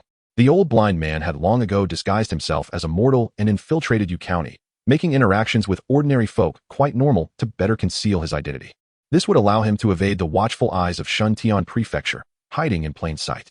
With this in mind, Susong waved his hand, instructing the youth not to act rashly, and to withdraw at once to avoid alarming the quarry. "In due course, I shall personally deal with this nefarious soul." "Understood, master." The youth quickly made arrangements. Noticing the youth linger in the room, Susong felt puzzled. "Why do you not depart?" The youth once again cast that yearning gaze towards him. "Master, my name is Wang Erxi. I greatly admire your prowess and humbly wish to cultivate a friendship with you." A hook? Dangerous. In the next moment, a torrent of rage erupted. "Get out." This thunderous shout reverberated like a clap of thunder, shaking the very air around them. The stone floor beneath cracked instantaneously, with spiderweb-like fissures rapidly spreading. The youth, Wang Erxi, fainted on the spot. Soon after, the county magistrate arrived to offer profuse apologies, creating such a ruckus that Susong lost the desire to continue the simulation. He summoned several exquisitely adorned maidens to soothe his wounded spirit. The following morning, on the third day in this otherworldly realm, Susong resumed his life of luxury. where food was served at his beck and call. Were it not for the resurgence of malevolent forces threatening his very existence, he would have wished to remain indefinitely. The county magistrate stood by like an old steward, serving tea and water, observing the elderly magistrate, with his gray hair, wrinkled face, and darkened eyes. Struggling to maintain a facade of obsequiousness, Su Song felt a pang of conscience. He understood the immense pressure the magistrate was under. Consider the perspective. You are the leader of a county, ensuring order and stability, with little crime to speak of. Yet suddenly, the familiar landscape transforms into something bizarre and incomprehensible. Everyone is trapped here, unable to escape despite their familiarity with the roads. And then there are monstrous entities emerging from tales of the strange, wreaking havoc. In such a scenario, you are powerless, merely immortal. All you can do is urge the populace to remain indoors while mustering forces for a desperate fight. In a moment of despair, an extraordinary individual appears. Regardless of how dubious their motives may be, or how implausible their tales sound, if they are willing to assist the people of Yu County, one must do everything in their power to curry favor with them for the sake of a slim chance of survival. Su Song understood it all. Recognizing that his own clumsy lies and youthful bravado could never deceive a seasoned veteran of the political arena, the magistrate simply chose not to expose him. This included the maidens from the previous night and Wang Erxi. All were means to win the favor of the sage with the resources of Yu County. Yet, he could not alter the course of events. Yu County, a city cursed by fate since its inception, was destined to be a sacrifice to the malevolent forces. Each individual born here carried the burden of a blood offering. Their lives were nothing but a fleeting illusion granted by Shuntian Prefecture. Destined to be ruthlessly harvested one day. Who could change this fate? His own situation was equally precarious. Were it not for his dire circumstances, he would never have considered exploiting these mortals. Perhaps there truly existed formidable beings capable of reversing fate and rewriting destiny. Yet Su Song was but an ant, struggling against the torrents of fate, finding it difficult to secure his own survival, let alone aspire to rescue others. Thus, he could only pretend to remain oblivious and continue the charade. Master, should there be any further instructions, please do not hesitate to inform this humble official. I shall do my utmost to comply. The magistrate's face bore a mask of flattery, revealing no hint of displeasure. Su Song's heart felt weighed down as he issued the dismissal. Everyone, please leave. Do not disturb my tranquil meditation. As he closed the door, the magistrate bowed deeply, exclaiming, Please, master, be sure to capture the demon and save the 100,000 souls of Yu County. Chapter 17, The Golden Legend. The causal Dai Su Song expended a portion of his lifespan to exchange for 2 cultivation pills and the records of an ancient tomb. After thoroughly studying the tomb records, he committed the contents to memory. He decided to temporarily store his breath-concealing talent in the talent pool. With only 12 years of lifespan remaining, he was hesitant to exchange for a talent costing 10 years. After all, who could say how many simulations it would take to break free from the constraints of Yu County? Upon consuming the cultivation pills, a surge of warmth erupted from his dantian, rapidly coursing through his limbs. His aura began to rise steadily, and the previously stagnant barrier of his realm shattered with a thunderous crack. His cultivation level surged to the peak of Qi Refining 442. What? Why am I still at the second level of Qi Refining? Su Song exclaimed in disbelief. Damn it, did that worthless system sell me counterfeit goods? Frustration bubbled within him, as this was a cultivation he had purchased with his very life. Host, please refrain from making baseless accusations. This system guarantees quality. Then explain why. After consuming 2 cultivation pills, I remain at the second level of Qi Refining. Last time, I ascended directly, because the host's current simulation did not break through the existing realm. Thus, the transformed cultivation pills cannot assist the host in breaking through. Does that mean if I reach a bottleneck, I must overcome it myself? Not necessarily. As long as the host discovers opportunities during simulations and breaks through, the transformed cultivation pills can aid in the breakthrough. Su Song fell silent. It felt as though he had accelerated the time spent in arduous cultivation, only to find his lifespan diminished in the blink of an eye. However, as long as he continued to break through realms, his lifespan would be replenished indefinitely. Upon reflection, it didn't seem like such a loss after all. Who could have anticipated that as a transmigrator, he would have to engage in a battle of wits with his own system? Taking a deep breath, Su Song decided, all right, I shall simulate. He resolved to continue the simulation, intending to fully explore the secrets of the ancient tomb and find a way to escape Yu County. Ding. 1 year of the host's lifespan has been deducted. Remaining lifespan, 11. 5 years. Randomly selecting talents suddenly, the simulation interface shimmered, pulsating with golden light. Ding. Congratulations, host. You have drawn an SSR level talent for the first time, the Fate Die. Ding. Congratulations, host. You have completed the Golden Legend achievement. This achievement will enhance your first SSR level talent, transforming the Fate Die into the Causal Die. Causal Die. The host can summon a mysterious 6-sided die, which will trigger different random effects with each roll. Effects of the 6 sides of the die. 1. Child of Fortune. The host instantly gains immense fortune, guiding all beneficial aspects towards them. ensuring easy treasure hunting, guaranteed victory in games of chance, and guaranteed success in breakthroughs with minimal probability, lasting until the fortunate event concludes. 2. Chaotic teleportation. The host will be teleported to a random location, which could be their current place or thousands of miles away. 3. Hundredfold lottery. The host can designate an object to increase 100-fold or decrease 100-fold within 3 instant sticks time. 4. Heavenly decline. The host will lose all fortune. Ascending to the heavens on the spot may be the best outcome, lasting until the unfortunate event concludes. 5. Imprisonment. The host will be forcibly confined in a small dark room, only able to leave after 5 days, with the duration doubling upon subsequent imprisonments. 6. Causal reversal. The host can reverse one previously occurred event, such as the outcome of a battle or death, but must pay an unknown price for it. Note: the die can only be rolled once a day, and the results are unpredictable. The host must accept all consequences. Please use with caution. Damn! Susong leaped to his feet, his eyes wide with astonishment, fixated on the shimmering golden talent displayed on the simulation screen, the causal die. This was no mere talent. It was akin to a second cheat. Aside from a few minor pitfalls, such as the heavenly decline leading to certain doom, the other effects were overwhelmingly powerful. As for the possibility of rolling the heavenly decline, he considered himself a lucky star. What could possibly go wrong? Those trivial pitfalls were inconsequential. Susong brimmed with confidence, as if he had already ascended to the peak of his life. Replacing the useless, inferior talent with the golden legend causal die, he prepared to continue the simulation. Simulation. Activate. Current cultivation level, Chi refining second level. Fixed talents, innate divine body, upper spiritual root. Talent pool, silver tongue, spirit seeker, causal die, self-discipline, breath concealment. Day 1. With unwavering confidence, you prepare to enhance your strength through cultivation. Before starting, you casually toss the die, which spins joyfully before settling on one. You feel a profound enlightenment wash over you. Immediately, you sit cross-legged, formulating hand seals, and begin to circulate your cultivation technique. Those previously obscure and difficult cultivation insights now appear as clear as day. You hasten the circulation of spiritual energy, surrounding energies converge wildly, and your internal energy grows increasingly dense, expanding your meridians. As time passes, your aura strengthens, and the torrent of spiritual energy strikes the barrier of your realm. Like water flowing smoothly, you break through to the third level of Chi refining. You do not pause, continuing to absorb spiritual energy as your cultivation ascends steadily. That night, your excited cries of triumph echo throughout the courtyard.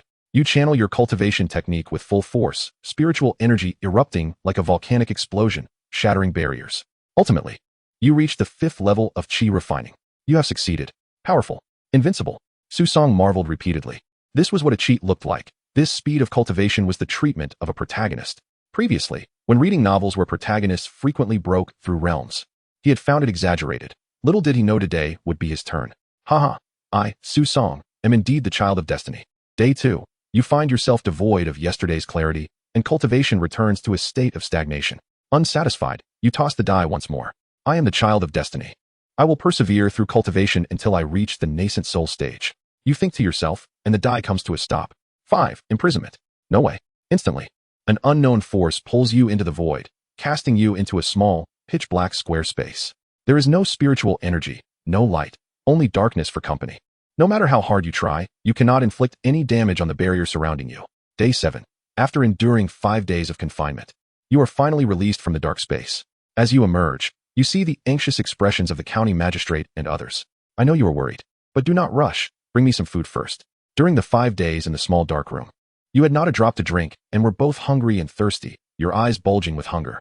After this experience in the dark room, you dare not recklessly attempt the causal die again. Otherwise, should you be confined once more, it would mean 10 days of punishment. The next time would be 20 days. A shiver of dread runs through you. If this happens a few more times, you fear you might perish in that small dark room. Day 8. After a day of rest, you have forgotten your previous injuries. Defying fate, your gambling instincts resurface. You loudly proclaim that no gambler loses every time. Once again, you roll the die. 2. Chaotic teleportation. Damn, you barely have time to utter a word before the world spins around you. As your vision clears from the blur, you hear a scream, accompanied by blood splattering onto your face. The shocking scene of Ji Zichong slaying Wei Dongrong with a single sword appears before you. You inwardly curse. Next time I gamble, I'll be a fool. Chapter 18. The greater good over family. The atmosphere was rather awkward. The ruthless practitioner of the dark arts, Ji Zichong, believed she had executed a flawlessly concealed and perfect ambush against Wei Dongrong. With this, she thought she could rest easy and continue to hide in the shadows.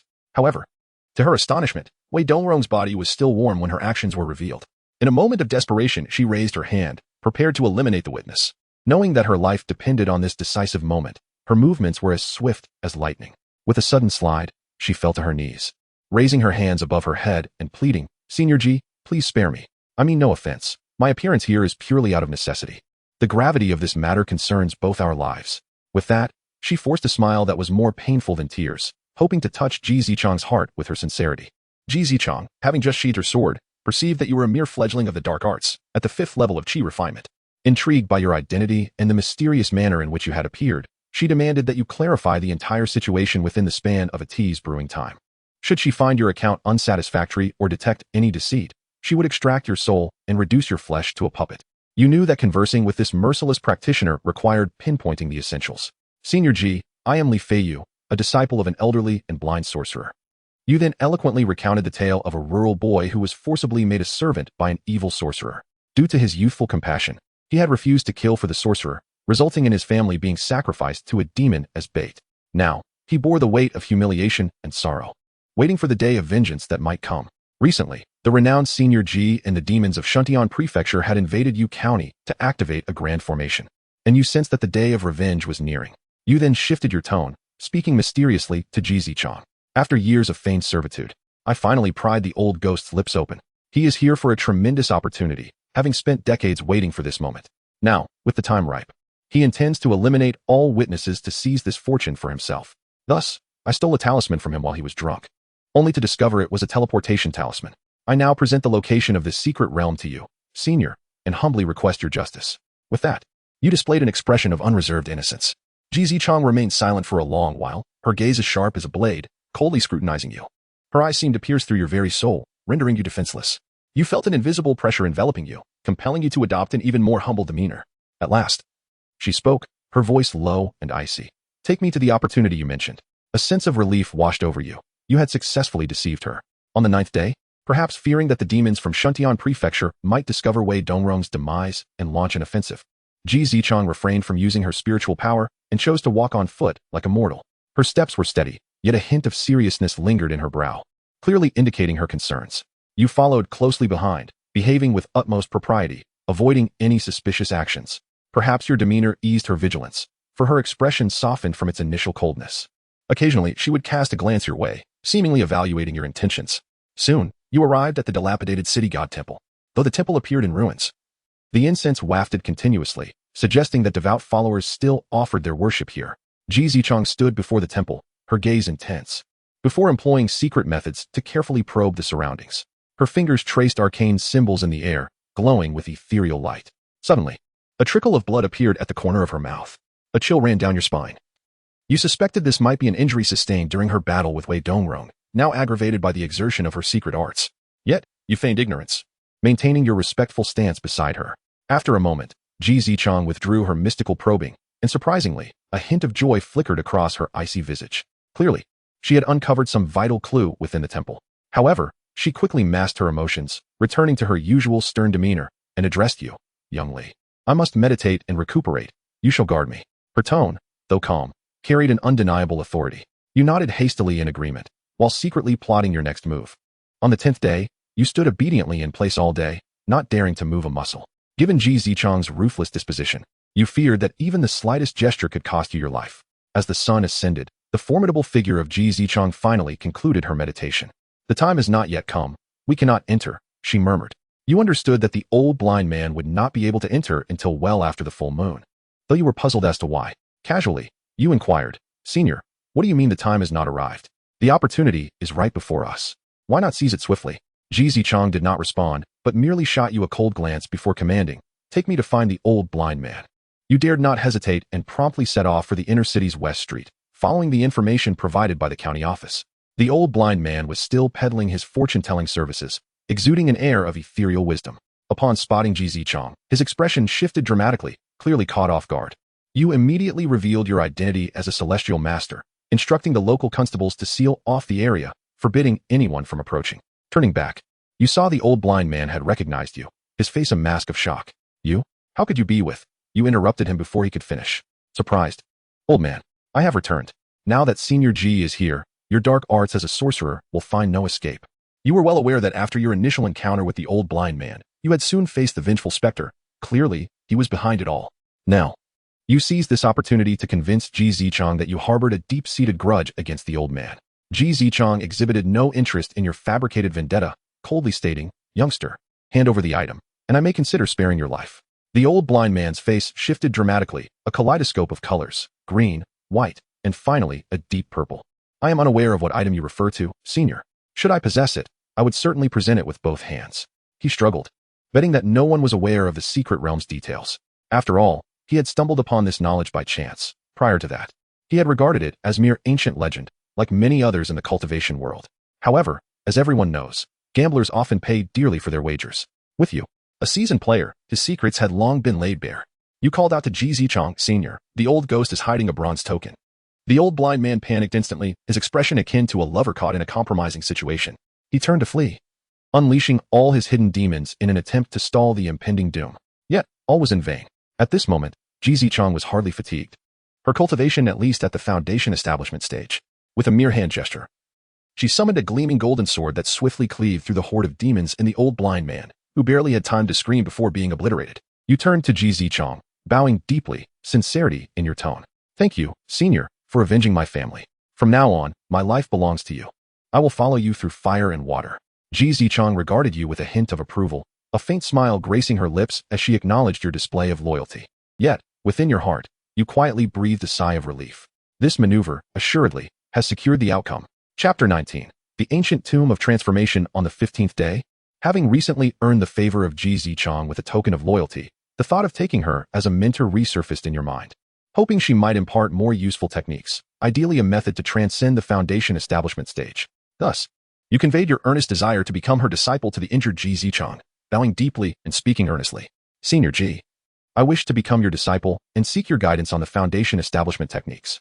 Ji Zichang, reclining on her couch, cast you a cold glance. You have already cultivated the qi nourishing technique, yet you are still not satisfied? Seeing your bewildered expression, she scoffed lightly. "Very well. Considering you were born in a place of deception and have no one to guide you, I shall offer you a few pointers. You are aware of the ancient cataclysm, the demise of the old heaven, are you not?" You feigned eagerness to learn. "Indeed, I am aware. We, the practitioners of the demonic path, including your so-called mentor, are all disciples of the old heavenly Tao." Ji Zichang narrowed her eyes slightly, her tone imbued with profound significance. "Have you ever pondered why the current masters of deceit can cultivate with the qi of the deceptive heaven while maintaining their sanity? Naturally, it is due to the uniqueness of their techniques." You replied without hesitation. "Indeed, the methods of the deceptive practitioners are indeed unique." She nodded, her tone growing colder. "If one were to practice the ordinary techniques of the old heaven using the qi of the deceptive heaven, the deeper they delve, the quicker their demise would be. Have you ever considered who created the techniques of the deceptive practitioners?" After a moment of contemplation, you respectfully replied, "I dare to speculate that perhaps during the ancient cataclysm, there were still powerful beings remaining in the world. They gathered to research new methods to adapt to the new realm, and future generations gradually refined their discoveries, leading to the flourishing of the deceptive practitioners we witness today." Ji Zichang smiled with approval. "Correct? The techniques of the current deceptive practitioners are indeed a result of generations of refinement.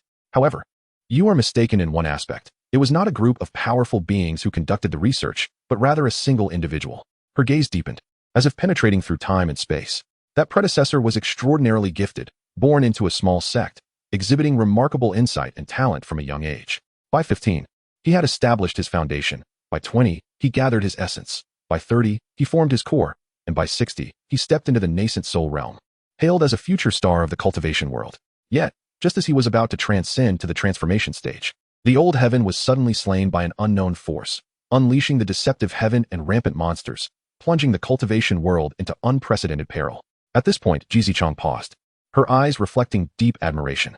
Although the old heaven had perished, the spiritual energy did not dissipate immediately. The powerful beings established great formations to harness the energy for themselves, attempting to break through to the transformation stage and ascend to the higher realms. However, this predecessor chose not to follow the crowd. Unable to bear witnessing future generations with talent but no means to cultivate, he, with unparalleled insight and great perseverance, created the Taishu Qi induction technique, defying the world. He utilized the bizarre and obscure materials of the deceptive heaven to extract spiritual energy. Her tone carried a hint of regret. Alas, although he could absorb spiritual energy from the monsters, he could not resolve the pollution risk posed by the qi of the deceptive heaven. Ultimately, he became the first deceptive practitioner, and also the most formidable one at the transformation stage. You listened intently, your heart shaken. Zichang continued. This predecessor nearly perished alongside the powerful beings of his time, ultimately being sealed within an ancient tomb, suppressed by the roots of the earth, the 9 nether Taizai. Nevertheless, his endeavors were not in vain. From my perspective, it may seem strange, but it was because of his Taishu Qi induction technique that a new path for cultivation was forged, enabling future generations to further research and ultimately purify the Qi of the deceptive heaven. Thus, the deceptive practitioners became the rulers of this realm. You sighed deeply, a mix of emotions swirling within you. Yet you could not help but ask, Senior Ji, I have greatly benefited from your recounting of ancient events, but you have yet to explain why you cannot impart the techniques to me. Zichang did not answer directly. Instead, she gazed intently at you. Her eyes seemed to penetrate your very being, as if glimpsing an era beyond your reach. At that time, all the powerful beings had perished, and the legacy of the old heaven should have been severed. She spoke slowly, her tone carrying an imperceptible sorrow. But as you can see, I stand before you. You held your breath, afraid to interrupt her thoughts. She lightly tapped her fingers on the table. The legacy of U.S. practitioners of the old heaven is not reliant on mentorship. Suddenly, she let out a cold laugh, a hint of mockery flashing in her eyes. Do you think that by taking a master, you will obtain true techniques? Naive.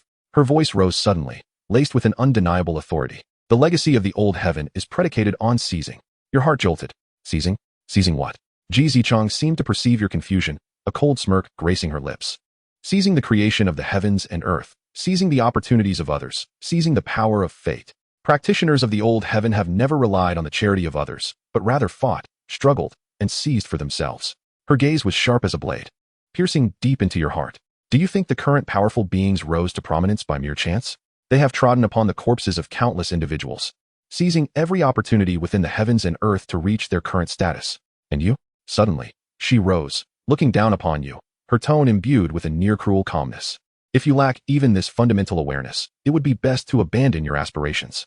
The path of the old heaven is not meant for the faint-hearted. You felt the weight of Zichang's words pressing upon you, yet deep within, a flame ignited. Seizing, struggling, fighting. Was this not the very essence of the cultivation world you had longed for? You lifted your head, your gaze resolute. Senior, I understand now. I am willing to tread the path of the old heaven. Zichang regarded you for a moment before breaking into a smile. Her expression held a hint of approval, mixed with an almost imperceptible coldness. Very well, let us see how far you can go. In a few days, we shall visit the resting place of that predecessor and seize the opportunities. Su Song, upon reading this, gasped in shock, a tumult of emotions surging within him.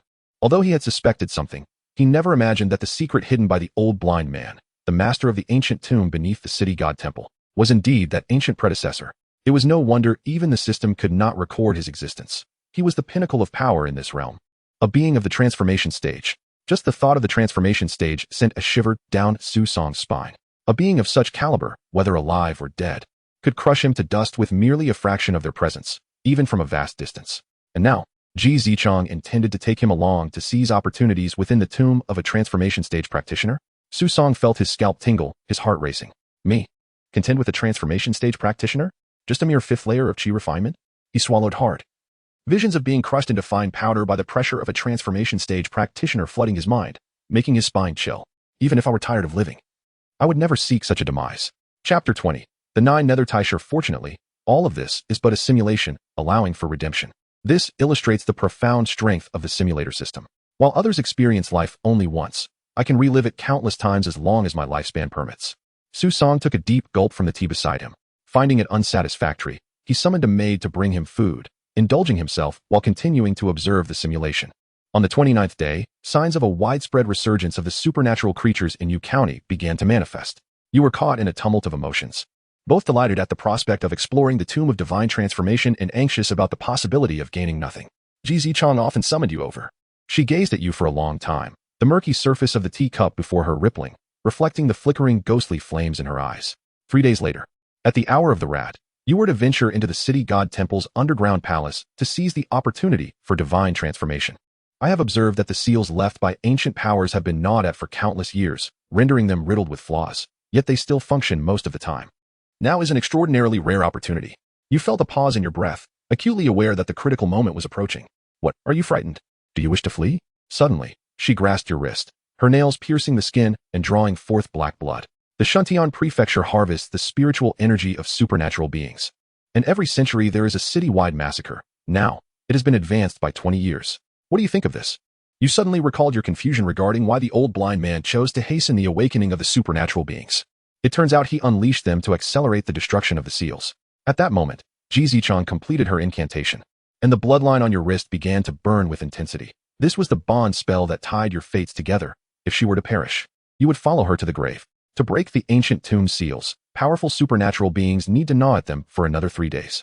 She released her grip, tossing the bronze token onto your chest.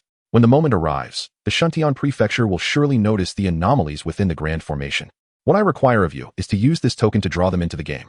The token bore a beastly visage that seemed to bite at your heart, serving as a portent. You finally understood that from the moment you offered information about the ancient tomb and the old blind man's head, you had become but a pawn on her chessboard. On the 32nd day, today was auspicious for entering a residence, bathing, and settling a bed, while travel, sacrifices, and breaking ground were to be avoided. Before leaving, you boldly inscribed on the almanac, declaring that your fate is determined by you, not by heaven. At this moment, the supernatural beings had awakened for several days, and the populace of your city had been slaughtered to the last. Noticing the absence of mortal blood, numerous supernatural beings began to congregate towards the city god temple. The unusual early awakening of the supernatural beings had likely been noticed by the Shuntian Prefecture's practitioners outside the Grand Formation. However, their failure to enter suggested they did not regard the situation as significant. Perhaps they believed Ji Zichang could not stir up any trouble within the Grand Formation. Unfortunately for them, they remained blissfully ignorant, affording you the opportunity to act first. On your journey, you encountered numerous supernatural beings, but you had long since transformed. None of these creatures surpassed the chi refinement stage. You charged through the throngs, your sacred body of the red-patterned bull and horse moving through the supernatural beings as if they were mere shadows. None could withstand even a single exchange with you. Those lower-tier supernatural beings could not even approach, while your red patterns reduced them to ashes. You felt a surge of joy. Indeed, this sacred body countered the supernatural beings. Yet, you understood why Ji Zichang still sought to draw in the practitioners from the Shuntian Prefecture. The reason was simple.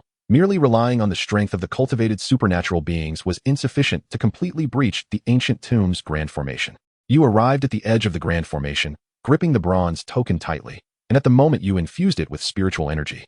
The beastly visage erupted into radiant light, waving it 3 times. Then you turned and fled. Your task assigned by Ji Zichang had been accomplished. Moments later, the ground of Yu County trembled violently, and a heart-rending sword cry echoed from the direction of the city god temple, a response from Ji Zichang. Boom. Suddenly, 5 bolts of purple lightning exploded outside the Grand Formation as the Shuntian Prefecture's cultivators forcibly breached the barrier, riding the thunderclouds. At the forefront, a figure in a purple robe bore 3 crimson orbs embedded in his forehead. Even from a distance, you could feel his penetrating gaze piercing through your body. As you sprinted, you caught a glimpse of the jade pendant at his waist, inscribed with the words Celestial Inspector Liu. According to Ji Zichang's intelligence, those who wore this pendant were all Peak Foundation establishment experts. Demonic child, where do you think you are going? The inspector unleashed 9 nail-like artifacts from his sleeve, their tips resembling skulls that spewed green flames. You fled with all your might, but your speed paled in comparison to that of the artifacts.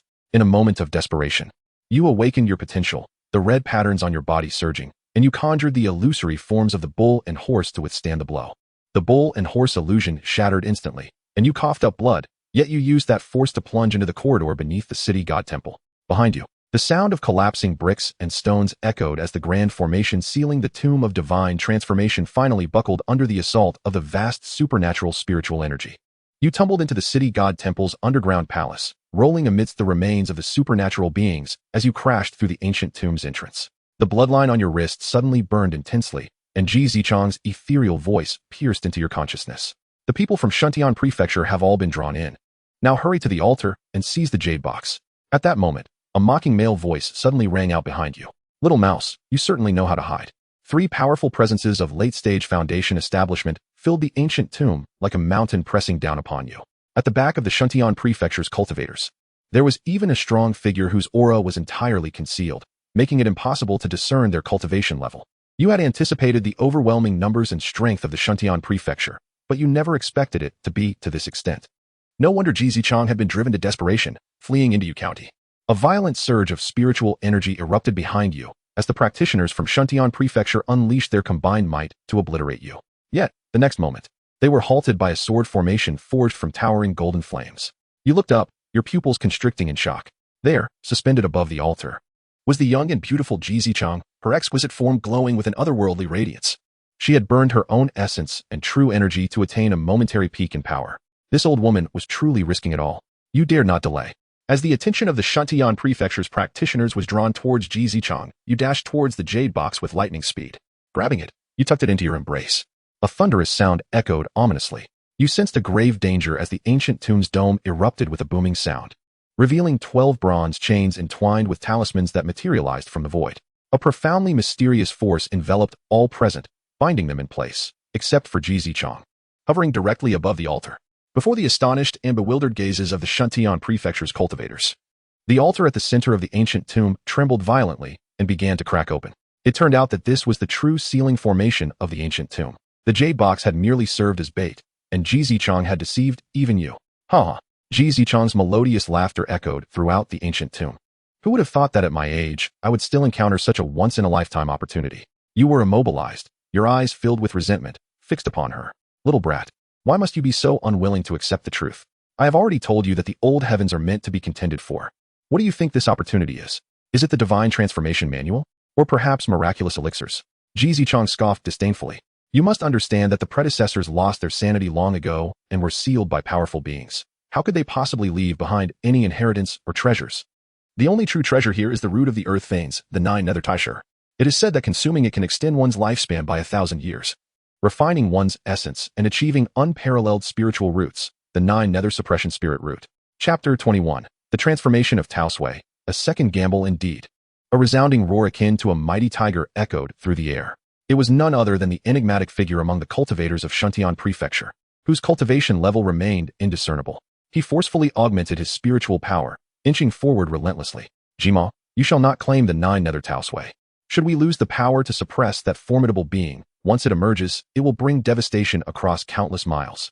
With unwavering resolve, he declared that they would risk their very lives to slay her here. Without hesitation, he invoked a secret technique. His form twisted and collapsed, only to reconstitute into a terrifying tiger-like monstrosity. This transformation came at the cost of forsaking reason and abandoning the path, converting all cultivation into sheer combat prowess. It was irreversible, a point of no return. The other cultivators of Shuntian Prefecture, despite the grim fate, followed suit, morphing into monstrous beings. Once transformed, their confinement within the tomb significantly weakened. A horde of these creatures surged towards Ji Zichang, who, even if she regained her peak power at that moment, found herself momentarily overwhelmed. You were immobilized, a mere spectator to their celestial clash. Fortunately, the monstrous beings had fixated their targets upon Ji Zichang, rendering you a mere shadow. Temporarily safe. Faced with the onslaught of the fiends, Ji Zichang's expression hardened. Suddenly, she bit her tongue and drew forth a blood-red formation in the void with her essence. The ancient tomb's bronze chains shattered in response, their fragments coalescing into a celestial star formation that ensnared the throng of monsters. Did you truly believe I was unprepared to confront you? She pointed her delicate finger at the leading tiger-like fiend. This is precisely the moment to utilize your tainted spiritual energy. As her words resonated, a crimson mist erupted from the bodies of the entrapped fiends. Under her guidance, it coalesced into a mass and plunged into the altar's fissure. Your innate sensitivity as a seeker of spirits detected that the mist was polluting and corroding something. Subsequently, the confinement lifted, and you regained the ability to move. However, there was no time for relief. A deafening roar emanated from the depths below, and the bronze token in your possession suddenly grew scorching hot. Peering through the altar's crack, you glimpsed a colossal, coiled corpse with 9 heads and 18 arms, nestled deep within the seal. The bronze chains that should have ensnared the corpse now writhed like living entities, shedding their grip to reveal the amber-hued remains beneath. Then came Ji Zichang's incredulous exclamation. The Tao Sui is gone. It is impossible. Even the ancient powers, with their celestial might, could not forge a seal to confine it for millennia. Only with the 9 nether Tao Sui at its core could the seal be continuously repaired and maintained. Before her words could fully dissipate, the entire underground palace trembled violently. At that moment, the massive rock, long regarded as mere backdrop by all, suddenly stirred. The rock shattered with a thunderous crash. In the astonished gaze of you and Ji Zichang, countless dark green tendrils surged forth like venomous serpents, instantly penetrating the fissure of the seal, targeting the colossal corpse within. The giant's remains emitted a faint crimson glow in defense, but soon were torn apart. Ji Zichang's face was a mask of disbelief as she murmured incessantly. The roots of the earth had corrupted the 9 nether Tao Sui. It had become a fiend. It had transformed its own sealing array into a cage for the remnants of the divine transformation. The massive rock was indeed the tainted 9 nether Tao Sui. Thousands of tendrils voraciously devoured the giant's remains. Each piece they tore away sent ripples of crimson across the altar seal. The surface of those tendrils was riddled with pus-filled protrusions, crawling with scarlet eyes, each orb reflecting the scene of the giant's remains being consumed. A wave of nausea washed over you. This was no longer a sacred artifact of the earth's veins. You fixated on the faint bronze patterns visible on the Tausue's tendrils, which perfectly matched the token in your possession. It dawned on you. The bronze token was indeed a fragment of the Tausue itself. Thus, the 9 Nether Tausue, as the core of the seal, had been tainted by the fiendish celestial energy over countless ages, and now it seemed to possess consciousness, continuously luring outsiders to break its seal. It was over, utterly over. You murmured, your voice tinged with uncontainable terror. The 9 Nether Tausue, no. The 9 malevolent Tausue would consume and usurp the ancient divine powers, becoming the most terrifying existence in this realm. The end of the world. The thought struck you like lightning. Suddenly, Jizi Chong erupted into mad laughter, her spiritual power surging wildly. Who would have thought that in my cunning I would ultimately weave a shroud for this abomination? Her voice rasped and trembled, her eyes flickering with a complex light. Very well, let me rectify this error myself. You heard her begin to chant softly, her voice resonating with an ancient authority and tragic grandeur. The Tao is ever-changing, all things return to unity. I shall bear the heavens. Your heart jolted as you realized she intended to merge with the heavens, becoming the embodiment of the ancient celestial order. You were uncertain if the transformed her could triumph over the 9 malevolent Tausue, which had accumulated power over countless years and consumed the remnants of divine transformation. Yet, one truth was abundantly clear: you would undoubtedly perish here. Unwilling to meet your end in such a manner, you felt a desperate urge to cling to life. Thus, you retrieved the causative die once more. Life offers but a few chances for a gamble. If I win this time, I shall be the chosen one. If I lose, I shall return again. With fervor, you cast the die into the air. The die spun languidly before finally resting. 4 points. The 5 calamities of heaven and man. Stripped of all fortune, even a sip of water could lead to a choking demise. As despair washed over your face, you were swept into a vortex created by the transformation of Jizi Chong and the 9 malevolent Tausue, flung into a cavern within the tomb. On the 33rd day, you awakened, startled by a sharp urge to relieve yourself, astonished that you had not perished. I am indeed the destined child. Even the misfortunes of the 5 calamities cannot bring me down. Just as you prepared to ease your discomfort, the sight before you stunned you into silence. This was not the familiar land of Yu County, but an entirely new realm. An inexplicable scar marred the heavens. The world was shrouded in a blood-red veil. The surrounding trees twisted grotesquely, their branches resembling withered bones reaching for the sky, while the ground's vegetation exhibited a sickly hue. Instinctively, you held your breath, the air reeking of decay provoking a strong sense of nausea. Though the urge to relieve yourself remained urgent, you dared not act recklessly. Everything here exuded a bizarre aura, as if danger lurked at every turn. Cautiously, you took a step, the ground beneath your feet soft and damp, akin to treading on rotting flesh. Looking down, you discovered the earth was covered in a thick layer of dark red moss, each step releasing a viscous liquid that exuded a repulsive odor. You knew you had to leave this place swiftly. Panic surged within you, overriding the urge to relieve yourself, and you turned to find an escape. However, the surroundings appeared nearly identical, leaving you unable to discern direction. Resolutely, you steeled yourself and chose a path to follow. Chapter 22. Beyond the triple debt, you have wandered through this realm for an eternity, thoroughly lost, traversing a rugged path fraught with obstacles. Even as a sacred body of the 5th level of Qi refinement, you succumb to a relentless decline. A sense of impending doom envelopes you. In the depths of despair, an ethereal melody from a guqin faintly reaches your ears, prompting you to instinctively move towards its source. As you walk, the grotesque crimson scenery around you begins to shift. The gentle spring rain caresses your face, its coolness reviving your senses. You find yourself unwittingly drawn into a secluded valley. In this profound gorge, a quaint garden is nestled deep within a bamboo thicket. The spring rain falls softly, like threads of silk, showering the ancient garden. To your horror, you realize that your body moves uncontrollably towards the garden. The winding path, paved with green stones, is strewn with porcelain fragments, some intact and gleaming, others shattered beyond recognition. At the end of the path stands an elegant pavilion. You glance up to see a plaque inscribed with the words "Forget Dust." Inside the pavilion rests an ancient guqin, beside which lies an unfinished game of chess, the black and white pieces arranged as if awaiting the return of a player. Outside, a faceless figure wields a long sword, dancing gracefully in the drizzle, the blade shimmering like flowing water. An otherworldly tranquility pervades the garden, yet a chill of dread runs down your spine. Every piece of porcelain scattered throughout the garden bears bizarre patterns, twisted faces and hollow eyes that evoke an unsettling fear, starkly contrasting with the serene ambience of the garden. The faceless figure gradually ceases its swordplay and turns to face you. From its smooth, porcelain-like visage, you discern its intent. It beckons you to continue the unfinished game. Reluctant to approach, you find yourself moving against your will. Seated opposite the figure, you take the black pieces while it plays white. The faceless entity invites you to make your move, and suddenly, you regain your agency. Yet, you find yourself utterly unfamiliar with the game before you. The board does not resemble any chess variant you know. The black piece in your hand remains suspended, unplayed. The faceless one's vacant gaze fixates upon you. The silence around you deepening, a wave of eerie terror washing over you. Resolutely, you prepare to make a random move. But an instinctual dread warns you that such a choice may unleash horrors far worse than death. Just as you stand at an impasse, your bladder, strained for an unknown duration, finally gives way. You bleed profusely. You have perished. This simulation of life has concluded. Simulation review. The host has successfully completed the challenge of uncovering the secrets beneath the earth, unlocking the system's spatial function. Congratulations, the host has attained the title. Impressive. The host may choose from the following rewards. Reward 1. SSR level enhanced talent, causality die, which the host may purchase by sacrificing a century of lifespan. Reward 2. 5 refinement pills, each of which may be manifested into reality at the cost of a year of lifespan. Reward 3.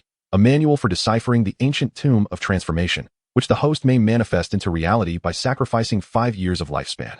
Faced with the system's sardonic title, Su Song finds no inclination to express his ire. He had hoped this simulation would reveal a path forward, yet despair only deepens. Right now, a mere few dozen miles from where he resides lies a dormant 9 fiends Tai Sui, lurking for years, ready to break free at any moment. Moreover, even if he manages to escape Yu County, the external world seems equally grim. According to the simulator's description, the outside realm is essentially a desolate wasteland. It is no wonder that Shuntian Prefecture seeks to establish a mortal dynasty and erect a grand formation to isolate the outside world. The existence of Shuntian Prefecture has become the sole sanctuary for mortals in this realm. They use a grand formation to segregate this land from the monstrous horrors beyond, safeguarding the last vestige of purity. However, this protection comes at a cost, a harvest every 100 years, sacrificing a few to ensure the survival of the many. Su Song had once felt anger and confusion regarding this practice. Yet now, he begins to comprehend that perhaps this is the only way for mortals to endure. Su Song shakes his head, gathering his scattered thoughts. For now, his priority is to escape the treacherous Yu County. The greatest gain from this simulation is the SSR level enhanced talent, causality die. Its positive effects are extraordinarily potent, amplifying luck and combat prowess 100-fold, even possessing the potential to reverse causality. Yet, the associated risks are equally terrifying. Whether confined in a dark room or ensnared by the extreme misfortunes of the Celestial's 5 declines, the consequences loom ominously. In the simulation's finale, he was thrust into a realm of terrifying and grotesque anomalies, a fate he cannot bear to contemplate in reality. Should he roll a 4, the repercussions would surpass what Su Song dares to imagine. At that moment, it seems that death may indeed be the best outcome. But if trapped in a situation of certain doom, the causality die may serve as a final means of reversal. Regrettably, this talent demands a sacrifice of 100 years of lifespan. Damn system, do you truly wish for my demise, reveling in my downfall? After enduring for long, Su Song finally erupts. I can only live for a century. Where shall I procure the missing years? Will you extend me credit? Beep. Detected dissatisfaction from the host towards this system. Analysis indicates that some rewards exceed the host's capability to purchase. Beep. Upon analysis, for rewards beyond the host's purchasing ability, the system is willing to offer the host a life loan purchasing privilege. Beep. Life loan service available immediately, 0 down payment, low interest rate. A means to preserve both life and peace of mind. You. Su Song stumbles over his words, unable to articulate the remainder. If he can indeed purchase the extraordinary talent through a life loan, this transaction seems exceptionally beneficial. He secretly rejoices at the prospect. What specific services does this life loan entail? Unbeknownst to him, a hint of humility seeps into his tone. Beep. The host may choose to purchase any reward with 0 down payment. With an interest rate of 1%, repayment is based on the host's simulation frequency, allowing the host to choose whether to repay lifespan or continue deferring after each simulation concludes. Dear system, from this moment forth, you shall be my elder brother, and I shall be your grandson. Let us maintain our own affairs. Su Song grins foolishly, utterly astonished by this unexpected windfall. An interest rate of merely 1%, calculated daily from the initiation of the life loan, with the added benefit of choosing whether to repay, leads him to resolve to become a chronic defaulter, as the system seems disinclined to pursue payment. Beep. Please note that the 1% interest rate is calculated daily from the date of the life loan. The loan period shall not exceed 3 simulations. If exceeded, the system shall forcibly reclaim all of the host's lifespan. Cursed be it. Su Song silently exits the room, sighing heavily. Indeed, the system is ever scheming, relentlessly seeking to ensnare him. Chapter 23. Please enter the coffin. Su Song found himself at a loss, lacking the courage to exchange for an SSR-level talent. After all, he still had choices and room for maneuvering. There was no need to gamble his life for a talent fraught with unknown dangers. System, I wish to exchange for cultivation pills and the ancient tomb's deciphering manual. Ding. 10 years of the host's lifespan has been extracted. Materialization in progress. Materialization complete. After much contemplation, Su Song concluded that, in the absence of a way to break the formation of Yu County, his only escape route lay within the ancient tomb. This time, he had managed to leave Yu County only to perish in the realm of the Faceless One because he had fallen into a cave within the tomb. Su Song speculated that these caves were evidence of the Jushisu's futile excavations over the years in an attempt to escape its seal, indicating that there indeed existed a possibility of safely exiting through them. However, it was his misfortune, the 5 calamities of the Celestial, that had led him into the realm of the Faceless One. In other words, if he did not awaken the Jushisu and secretly entered the ancient tomb without anyone knowing, he could test which caves were safe. The more he pondered, the more feasible the plan seemed. Thus, Su Song decided to invest heavily in purchasing cultivation pills and the deciphering manual for the ancient tomb. With only 5 years of lifespan remaining, his time was short. Yet, he had a complete plan in mind, leaving him with this final simulation. Having undergone numerous simulations, Su Song was well acquainted with the movements and expected actions of the cultivators in Yu County. To safely achieve his goal of escaping, he needed to fulfill 3 conditions. First, prevent the sinister creature from being forcibly revived, thereby averting the Jushisu's breach of seal. Second, acquire the bronze token needed to enter the ancient tomb. Without it, entry was impossible. Third, ensure that news of the ancient tomb did not leak out. If the Shuntian prefecture or the Zhantian sect got involved, it would spell his doom. All 3 conditions pointed towards the old blind man. Eliminating him would resolve all issues. Humph, old fool, I had no intention of entangling with you. But since it has come to this, I shall also seek revenge for Giwa. After consuming 5 cultivation pills, Su Song felt a surge of abundant spiritual energy, allowing him to break through continuously. If I were to obtain a cultivation pill for the transformation stage directly, wouldn't that elevate me instantly? He mused dreamily while refining the medicinal power through his mental techniques, preparing to slay the old blind man the next day. At that very moment, deep within a bamboo grove, where spring rains fell softly, in a quaint little courtyard surrounded by scattered porcelain, the Faceless One picked up a fallen black piece. With a porcelain-like smooth face, he searched around for a while, then slowly rose. Instead of wielding his sword, he sat beside an ancient zither and extended his slender hands to begin playing. The tranquil courtyard echoed with the enchanting melody of the zither. On the 4th day after his arrival, as the sun rose, Su Song bid farewell to the county magistrate, claiming he was off to capture the demon Lord's soul fragment, urging him to evacuate the nearby residents to avoid the fallout of battle. He then strode purposefully towards the west street where the old blind man resided. On the west street of Yu County, the old blind man sat cross-legged atop a 3-zhang-high altar, draped in a dark robe adorned with star patterns, while a dozen trembling citizens knelt at his feet. His withered fingers gripped a bronze divination plate, his voice as haunting as an owl in the night. Tonight, at the hour of the rat, 3 boys and 3 girls must be offered to the heavens. Otherwise, demons will surely emerge to harm the people. Before he could finish, a coffin flew in and smashed at his feet. Demons, aren't you the one who released them? Su Song stood at the corner of the locust tree, a hefty steel hammer resting on his shoulder, mocking, "Old ghost, perhaps you should calculate your own demise first?" The crowd erupted in chaos, scattering in all directions, while the old blind man's face contorted with rage. No one had dared to provoke him like this for many years. "You insolent brat." The 8 soul lamps surrounding the altar suddenly ignited with ghostly blue flames, and dozens of blood-red talismans appeared around the old blind man. "I am the inspector appointed by the Shuntian prefecture." "You dare Shuntian prefecture? Appointed? You, a mere demon tamer, dare to utter such words? How shameless."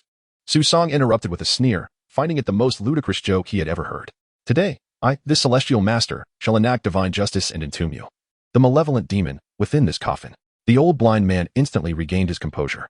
The other party knew his true identity? Impossible. Yet, this young man exuded confidence, clearly prepared. "Who are you?" He pondered, recalling many old foes, but finding none that matched. Could it be that their descendants had come to hunt him down? Su Song did not afford the old blind man more time for contemplation. He raised the hammer, which transformed into a streak of light, driving into the ground and striking down upon the old blind man's soul lamp array. The altar collapsed with a thunderous roar, and the blood-red talismans fluttered down like withered leaves. The old blind man tumbled to the ground, his blindfold tearing, revealing a pair of intact green eyes. Su Song was somewhat taken aback. The old blind man had been feigning blindness.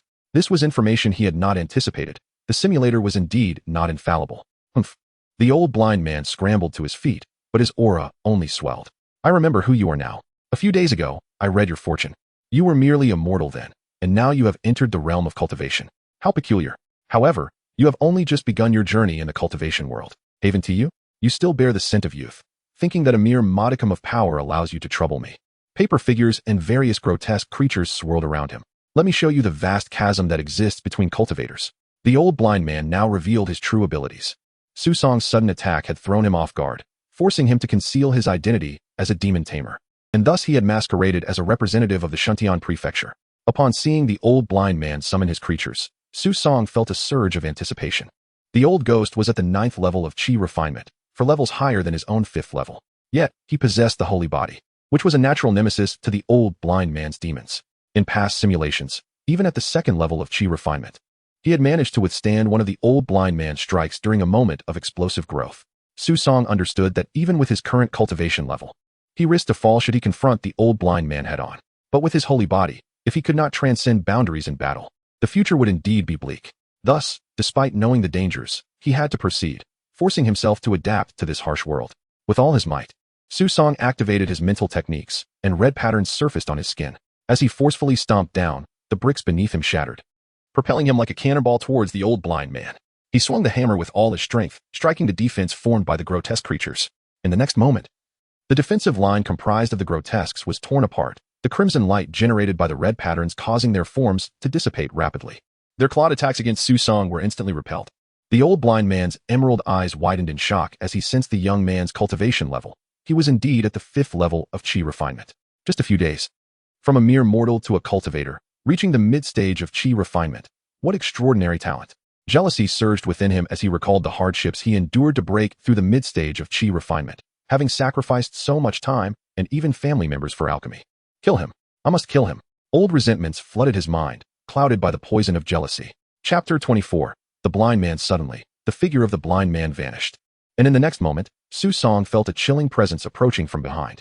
He let out a cold snort, his form flickering as he effortlessly dodged the blind man's sneak attack. Is this all a cultivator at the 9th level of chi refinement is capable of? Susong mocked. With a mighty swing of his hammer, he sent a gleaming arc hurtling towards the blind man's chest. Clearly taken aback by Susong's astonishing speed, the blind man hastily summoned a paper figure for defense. However, the hammer descended upon it with the weight of a mountain, shattering the paper figure with ease.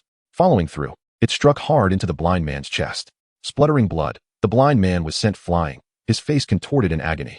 He collapsed to the ground, his expression twisted, and suddenly plunged his fingers into his eye sockets. Watching this, Susong felt a twinge of discomfort in his own eyes. You dare to injure me. Do you know who I am?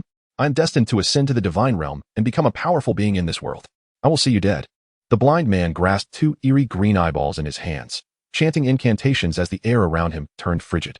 A wave of black mist surged forth from him, transforming into countless ghastly childlike apparitions that lunged towards Susong. Standing his ground, Susong remained unperturbed. He raised his hammer slightly, a blood-red aura enveloping its head. Just as the ghostly figures were about to pounce on him, he bellowed, thunderous 8 trigrams. With a sudden swing of his hammer, the crimson light coalesced, radiating like the blazing sun, instantly obliterating the apparitions. Old fool, what were you just saying about your aspirations?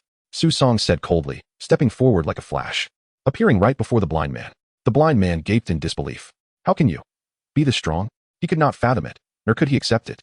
Just 2 days ago, he had marked this young man as prey for his malicious schemes. And now, at this very moment, all his tactics had been vanquished. A 9th level chi refinement cultivator had been crushed by a 5th level one. Who would believe such a tale? Yet, the harsh reality unfolded before him, defying all logic. Susong let out a derisive laugh. Do you think you can roam unchallenged with your trifling sorcery? Do you believe you can manipulate me? To be honest, he had not anticipated the battle would be so effortless. Initially, he had prepared for a self-destructive struggle, but it turned out to be a mere worry. Perhaps, I am truly formidable, possessing an extraordinary talent akin to that of an emperor. In a corner, a certain system scoffed disdainfully, stating that without its assistance, the host was nothing but a combat machine amidst refuse, adhering to the trope that villains perish from excessive dialogue. Susong chose not to utter another word to the blind man. He raised the hammer high, swinging it with resolute intent toward the blind man's head. With an echoing thud, the blind man's body stiffened abruptly before collapsing heavily. Terror and resentment filled his heart. His trembling lips seemed to wish to express something, but ultimately, only a mouthful of black blood escaped, and he breathed his last. Susong retracted his hammer, ensuring the blind man was truly deceased. A gentle breeze swept through, dispersing the scent of blood and erasing the final remnants of this sorcerous old man's existence.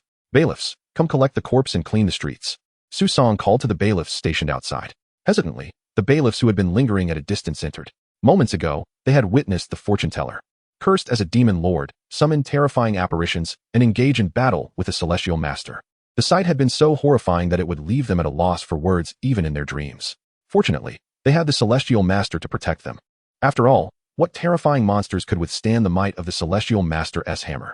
The townsfolk emerged from their hiding places, relief and reverence for the celestial master evident upon their faces. Whispers of gratitude began to circulate, gradually swelling into a chorus of admiration.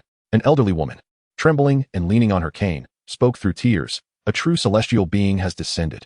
How many have suffered at the hands of that blind man over the years? We dared not utter a word. Today, the celestial master has rid us of this scourge. It is truly a blessing from heaven. Among the crowd, a child squeezed through to the front, gazing up with eyes full of adoration. A young scholar atop a tea house excitedly waved his folding fan. The celestial master's valor was unmatched. I shall pen this event into a tale for generations to come. Someone in the crowd shouted, "Celestial Master, you are the guardian spirit of our U County." This sentiment was echoed by many, their voices rising like a tidal wave. Yes, guardian spirit. The celestial master is mighty. With you in U County, we are truly blessed. Su Song, hammer in hand, walked away without looking back, his silhouette stretching under the morning sun like an unyielding monument, leaving an indelible mark on the hearts of all present. Upon returning to the county office, the magistrate greeted him with a beaming smile, devoid of any pretense. After hosting a celebratory feast for the celestial master, he arranged for a dozen beautiful maidens to attend to him that very night. Yet, Su Song found no joy in revelry. He felt unworthy of such indulgence, daunted by the admiration and worship of the townsfolk, which felt more like reproach, whipping at his conscience. Indeed, Su Song had committed many inhumane acts within the confines of simulations. However, he understood that simulations were merely that, like playing a game, carrying no psychological burden. But reality was entirely different. He remained a standard model citizen of the Blue Star Dragon Kingdom. The adulation and praise of the people stemmed solely from their belief in the fabricated tales Su Song spun. The actual circumstances were far more desperate than he could have imagined. He could not save them. Setting aside his desire to help and respecting the fates of others, Su Song expelled his chaotic thoughts. He retrieved the items obtained from the blind man, 2 manuals and a bronze token. The token served as the key to the forthcoming ancient tomb of ascension. As for the manuals, one was the complete version of the Qi cultivation technique, capable of cultivating to the 9th level of Qi refinement. Upon reading it, Su Song cursed vehemently. Damn it, that old fool, Jizi-chong, only gave me half of a widely circulated technique. The other manual was a secret technique for controlling apparitions, titled Feeding the Apparition Technique. It detailed the horrific methods employed by ancient cultivators to raise and control demons, encompassing numerous gruesome techniques, yet also included some miraculous spells. Overall, it remained quite valuable for reference. Su Song stored these items within the system's space. As one of the system's functionalities, this readily accessible space proved to be exceptionally convenient. The Dawn system assured that anything placed within it would be undetectable even to divine beings. After a long day of exertion, Su Song prepared to rest, planning to visit the city god temple the following day. Lying down, drowsiness enveloped him almost instantly. Just as he was on the verge of slumber, he faintly heard the sound of gentle rain, accompanied by the ethereal strains of a guqin echoing in his ears. Normally, such sounds would be a soothing lullaby. Yet, Su Song found himself wide awake, his body encased in icy dread, his limbs cold. His heart plummeted into an abyss. Chapter 25. The gentle spring rain and the melancholic sound of the guqin, the gentle patter of rain, drew ever closer. As if the very essence of the rain could traverse space, the melodious strains of the guqin slithered through the room like a venomous serpent on the hunt. Su Song lay on the bed, utterly immobilized, unable to move even a single finger. He could only widen his terrified eyes and scan his surroundings. Yet, all that met his gaze was an appearance of normalcy. He could even see the night watchman outside conversing in hushed tones with the maid on duty, as if the bizarre occurrences he had experienced were merely figments of his imagination. However, Su Song would stake his life on the certainty that he had attracted the attention of something sinister. As the gentle rain drew near, the sound of the guqin grew increasingly pronounced, amplifying a sense of suffocating pressure that enveloped him. Perhaps it was best described as fear. The moment the rain fell upon him and the music reached his ears, an overwhelming terror would ensue. Suddenly, the system panel materialized before Su Song without summons. Warning, warning, warning. The space occupied by the host is under invasion. The system infers that the intruder, level unknown, cannot be measured. Please take prompt countermeasures. Host. Lines of crimson text flashed violently on the panel, the blood-red alerts accompanied by 3 bold warnings, all serving to remind Su Song of the perilous nature of his current situation. What can I possibly do? He yearned to act, to escape the impending danger. Yet he found himself utterly paralyzed. Even you, wretched system, cannot gauge this fearsome entity. And you expect me to respond? What a jest. No, wait. I have a means. Su Song struggled to part his lips, forcing words from his throat. System. I wish to barter for my life, exchange. For the causality, die. Ding. The life barter service has been activated for the host, exchanging 100 years of life for an SSR grade enhanced talent causality die. Fixing in progress. Fixing complete. The rain had now spread to the edge of the bed, while the Guqin's sound caressed his face. A fragrance reminiscent of bamboo groves wafted through the air, and the sense of dread thickened like the depths of the ocean. A golden six-sided die appeared in Su Song's hand, and with the slightest movement of his finger, he rolled it. The die came to a halt, revealing 6 dots, causality reversed. To reverse causality is to distort and undo the reality that has transpired. Su Song forcefully inverted the fact of his space being invaded. In an instant, the rain and music vanished, leaving only Su Song, drenched in sweat, gasping for breath. The system's cold notification re-emerged before him. Ding. The ability of the causality die has taken effect, and the host has successfully reversed the current causality line. Please note, the life barter of 100 years has been deducted from the host's lifespan, with a repayment limit remaining 3 times. Su Song exhaled deeply, wiping the cold sweat from his forehead. System, tell me, what was that just now? Su Song inquired softly, his voice tinged with suppressed fear. Ding. Unknown energy entity detected. Level, unaccessible. It is advised that the hosts swiftly enhance their strength to contend with potentially higher-tier threats in the future. Unknown energy entity. Su Song clenched his fists, his knuckles whitening from the strain. What unknown energy entity? The rain, the Guqin, the bamboo grove. Was this not the very place simulated last time? Where the calamity of the 5 declines befell him in the bamboo grove, named Forgetting Dust. That eerie, terrifying faceless one had come for him. Su Song never envisioned being embroiled in such a harrowing event, having only encountered that entity in simulations. He had never anticipated its formidable nature. Merely by a thread of causality from the simulation, it had traced him through the strands of fate. Su Song had always believed that as long as he simulated within the confines of safety, he could carve out a path for survival. Yet now, it was evident that even the simulator had its limits. He realized he had embarked on a path from which there was no turning back, whether it be the threat of the faceless one or the barter for the causality die. Though all was done for the sake of survival, he was still engulfed by a profound sense of helplessness. The fragrance of the bamboo grove lingered in the air, as if to remind him that danger had not truly receded. Su Song braced himself and sat upright on the bed, casting his gaze around the room. It remained quiet. The night outside deep and somber, as though nothing had occurred. Yet he knew this was merely the calm before the storm. Having come this far, there was no choice but to forge ahead. He took a deep breath, striving to calm himself. Fear and panic would only ensnare him deeper into despair. He must leave Yu County at once. Su Song had no way of knowing when the faceless one would invade reality again. However, logically speaking, even if it possessed extraordinary powers, there must be some rationale behind it. This time, he had forcibly interrupted the invasion with the causality die. If he were the faceless one, what would he do? Naturally, he would intensify the invasion at the same coordinates. Therefore, he must leave Yu County immediately. Motioning away would effectively alter his coordinates, making it difficult for the faceless one to locate him. Su Song had no time to bid farewell to anyone. He hastily donned his clothes, seized the hammer, and leapt onto the rooftop, scurrying towards the city god temple like a frightened rat. His figure dashed through the night, the tiles beneath him cracking softly. The night wind howled, causing his robes to billow wildly. The streets were deserted, save for a few dim lanterns swaying in the breeze, casting mottled shadows. Suddenly, a black banner descended from above, striking Su Song and sending him crashing to the ground. He landed heavily on the bluestone pavement, the hammer slipping from his grasp and rolling away. Gritting his teeth against the pain, he looked up to see a black banner planted before him, emblazoned with the words "Obey Heaven," fluttering ominously in the wind. Boy, where's the fire? Where are you rushing off to? A middle-aged man's voice echoed from above. Su Song looked up to find a cultivator standing on the eaves, an array disc glowing with an eerie blue light in his hand. Wei Dongrong.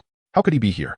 According to the simulator's information, he ought to be searching for Ji Zichong outside the city. In an instant, Su Song recalled the annotation from the SSR level talent causality die. After reversing causality, there would be an unknown price to pay. He had not anticipated that disrupting causality would be akin to the butterfly effect, ultimately backfiring on himself. Step aside. Su Song gritted his teeth, a trickle of blood seeping from the corner of his mouth. He struggled to rise from the ground, his right hand outstretched in a desperate attempt to reach the hammer that lay not far away. Bang!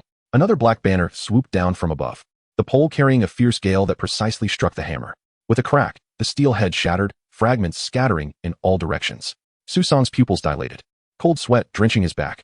This hammer had been specially sought out for its ability to withstand the power of the sacred body, yet it had been reduced to dust with a casual strike from Wei Dongrong. The chasm between the Qi refinement and foundation establishment stages was indeed vast. What now? Despair clawed at Su Song's mind. This was not a simulation where one could simply respawn after death. This was reality. Once lost, one would truly be irrevocably doomed. To make matters worse, he was now discovered by Wei Dongrong under the guise of the demonic path.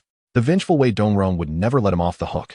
Su Song instinctively touched the causality die within his bosom, the artifact capable of reversing reality now feeling cold as ice. He had already used it once to escape the Faceless One, and to use it again would require at least 12 hours. But he knew he could not endure even 12 breaths. Su Song found himself devoid of any trump cards. Chapter 26. The Wolf and the Tiger. Young sorcerer of the demonic path, when did you infiltrate this land of deception? Wei Dongrong questioned Su Song from his elevated position. His tone icy. To his surprise, Wei Dongrong did not immediately strike.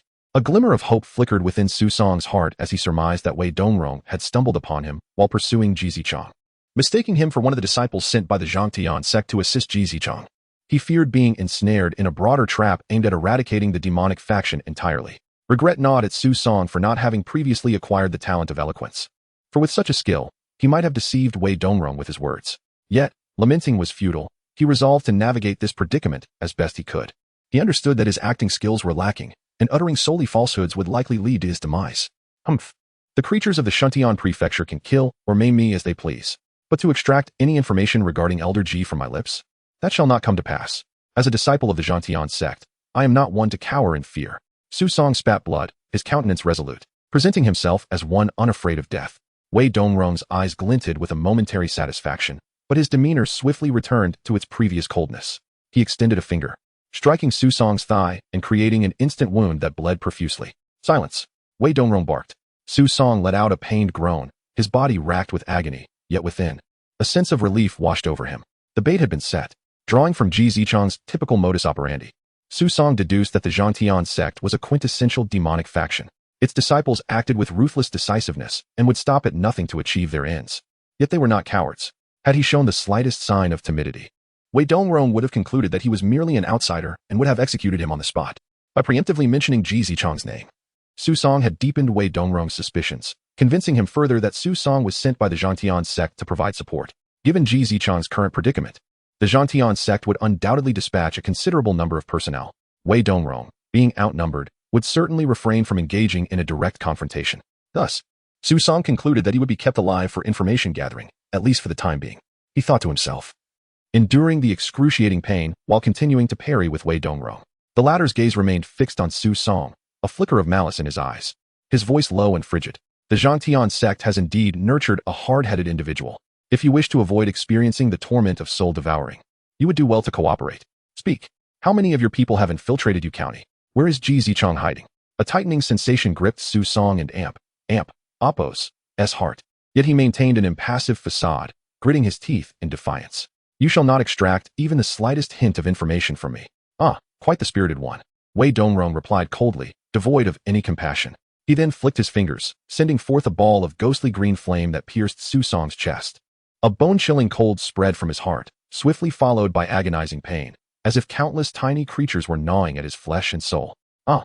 Su Song could not suppress a scream, beads of cold sweat beading on his forehead, his body trembling uncontrollably. Yet, he clenched his teeth, enduring the torment.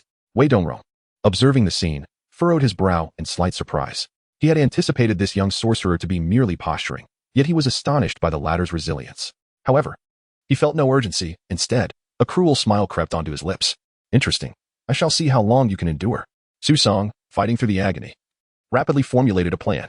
He understood that he needed to escape this predicament swiftly. Otherwise, if his soul were to be entirely consumed, even survival would render him a mere husk.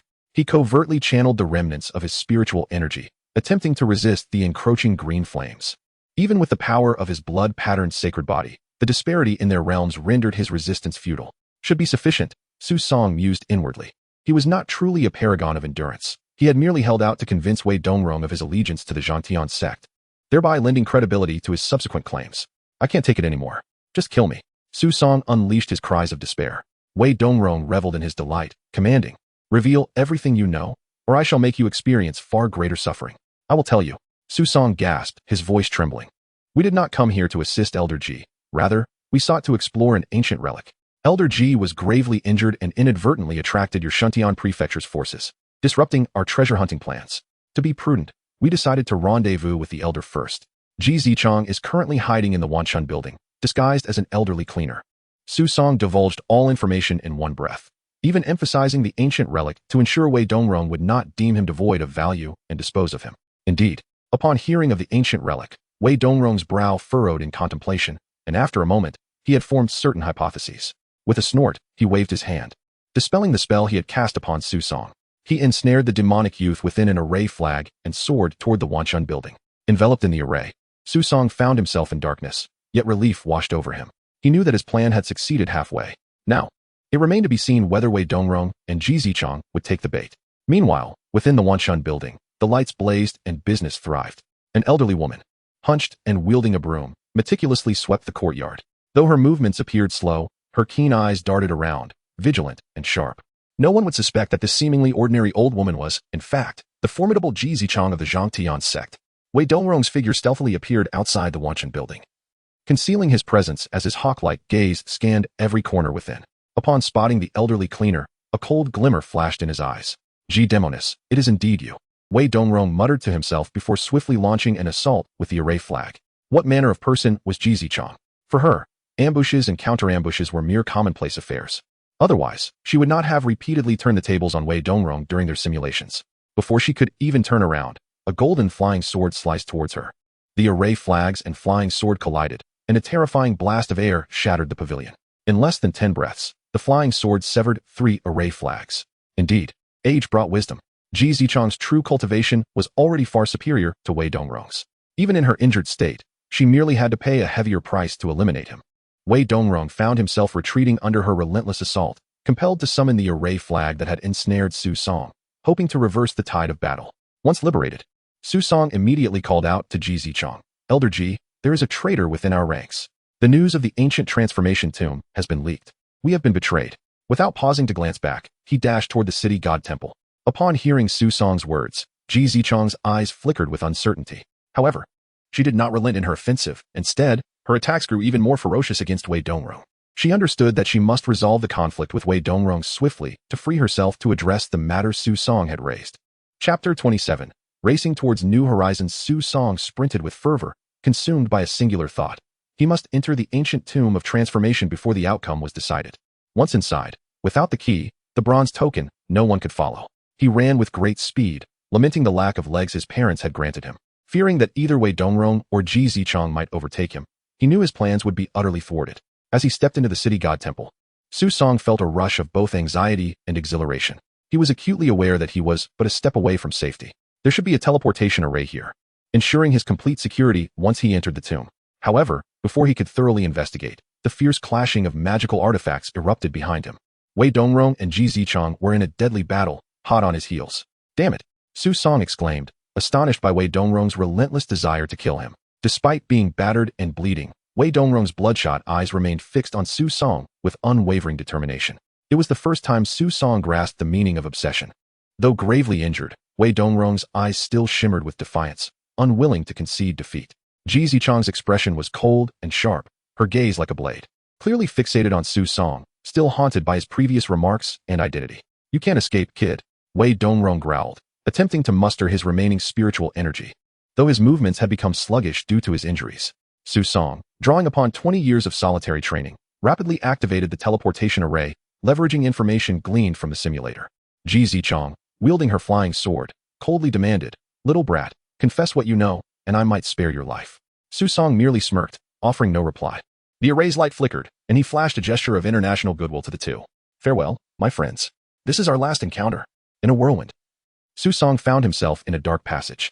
This was the corridor leading to the ancient tomb of transformation. Just as he began to relax, he sensed the spiritual pressure of Ji Zichang and Wei Dongrong closing in behind him. He stiffly turned around. Hi again. Damn it. No one told me this teleportation array had a range. You treacherous system, you've deceived me again." Seizing the moment while they were still disoriented, Su Song bolted once more. With no other recourse, he aimed for the main chamber of the tomb, hoping to gamble on a cave unearthed by the ancient Tai Sui.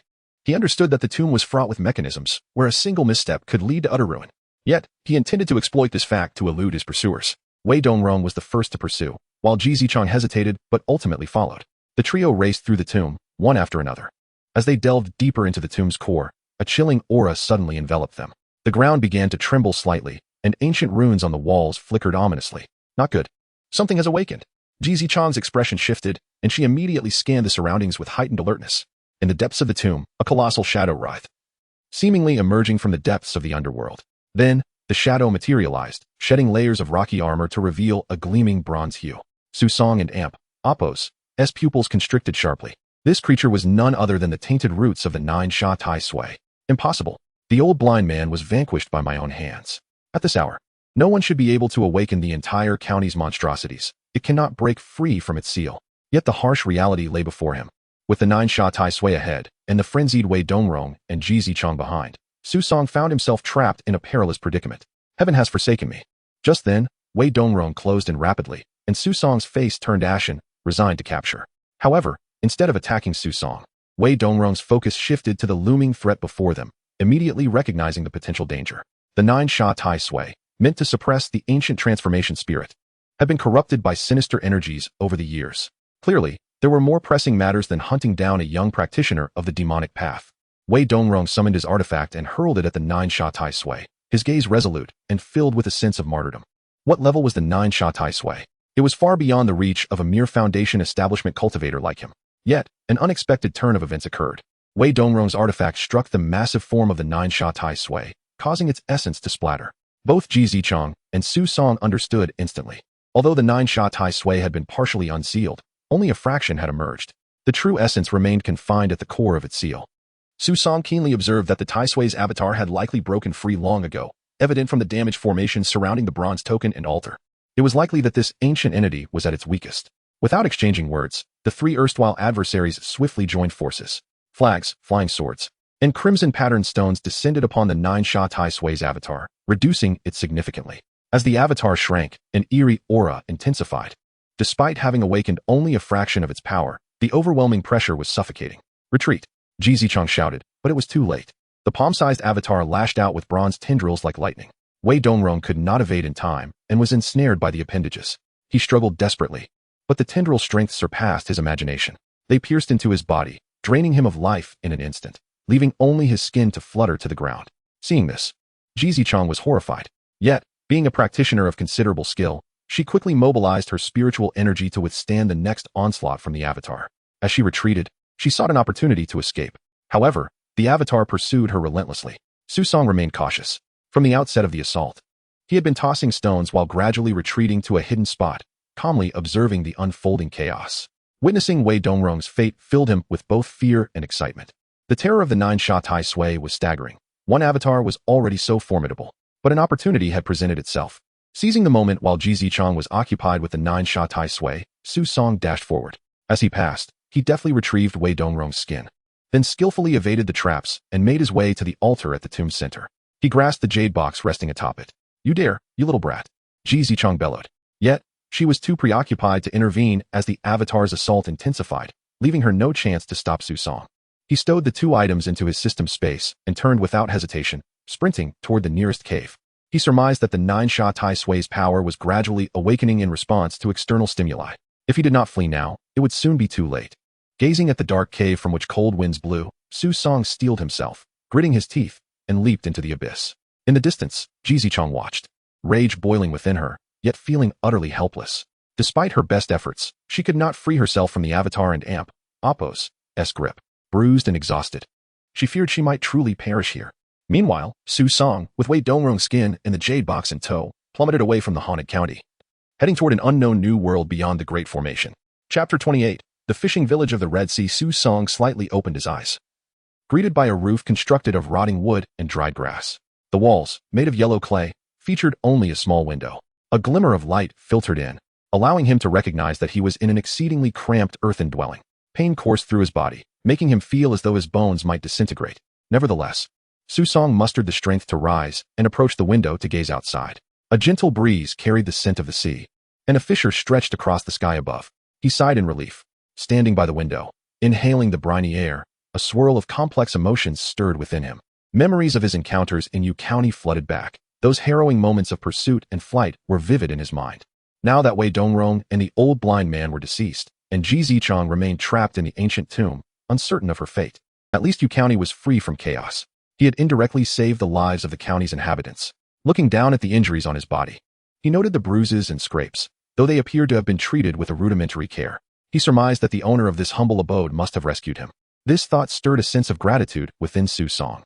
It seemed that aside from the protected inhabitants of Shuntian Prefecture, there were indeed other humans who survived in this bizarre and desolate land following the collapse of the Heavenly Order. Perhaps his previous simulation had been a result of the misfortune of the 5 declines of heaven and man, leading him away from the gathering places of humanity. It appeared this world had not shattered as completely as he had once believed. At that moment, faint footsteps echoed outside. The wooden door creaked open slowly, revealing a figure clad in coarse fabric, carrying a steaming bowl of soup. "You and Appos reawake?" The newcomer rasped. Su Song quickly turned, clasping his hands in gratitude. "Thank you for your rescue, brave sir. May I ask where I am? Goodness, where did this fine gentleman come from?" As Su Song lifted his gaze, he was met with the sight of a grotesque creature, resembling a human, but with its skin seemingly flayed away. Dark red muscle tissue was exposed, and 2 rows of stark white teeth were unnervingly visible. Ignoring his pain, Su Song clenched his fists, channeling his spiritual energy. The crimson markings from the innate holy body began to spread across his skin. "Fine gentleman? What fine gentleman?" The creature, surprisingly, did not attack Su Song. Instead, it glanced around and inquired, "Did you lose something valuable?" The unexpected response left Su Song bewildered. He scrutinized the creature, noting that despite its terrifying appearance, its demeanor was remarkably human, even imbued with a kind of innocent goodwill. "Who are you? Where's this place?" Su Song cautiously relaxed his stance, yet remained vigilant. "My name is Ashan. I am a fisherman." The creature scratched its head, seemingly embarrassed by its own name. "This is a fishing village beneath the Black Reef Fort on the eastern side of the Red Sea. I found you injured by the seaside yesterday and brought you here." "A fisherman?" Su Song was taken aback. "You mean you are also a member of the human race?" Ashan nodded, appearing quite matter-of-fact. "Don't we look alike? Why would you question that?" Su Song struggled to maintain his composure, stealing another glance at Ashan's horrific visage. "You call this looking alike? You could star in a horror film without any makeup and guarantee a blockbuster success." "Ashan, brother." Su Song carefully chose his words, striving to keep his tone amicable. "You mentioned that this is a fishing village under the Black Reef Fort on the eastern side of the Red Sea?" Ashan nodded, beaming with a simple smile. "Yes, you must be from afar. It's no wonder you're unfamiliar with our area." Su Song felt a spark of hope and continued his inquiry. "Are there any cultivators here? Oh, I mean, have you seen anyone capable of flying or traversing the earth?" Ashan scratched his head in confusion. "Flying? What do you mean, sir? We are just fishermen here, relying on the sea for our livelihood. We only use fishing boats." Su Song was momentarily speechless. Without the existence of the supernatural beings from Shuntian Prefecture, how had they come to look like this? Was it possible that he was the one who was abnormal in this external world? An absurd thought suddenly flickered through his mind. He looked down at his hands, feeling the flow of spiritual energy within him, the crimson markings subtly glimmering beneath his skin. Yet, compared to Ashan's exposed flesh and stark white teeth, he appeared remarkably normal. "Ashan, brother," Su Song tentatively asked, "how do you perceive my appearance?" Ashan paused for a moment before bursting into laughter. "You are exceedingly handsome, obviously a nobleman from the city. Not a single girl in our fishing village possesses such delicate skin and features." Su Song was at a loss for words, managing only a dry chuckle, while his confusion deepened. Could it be that the people here have a cognitive dissonance, perceiving things differently from what they truly are?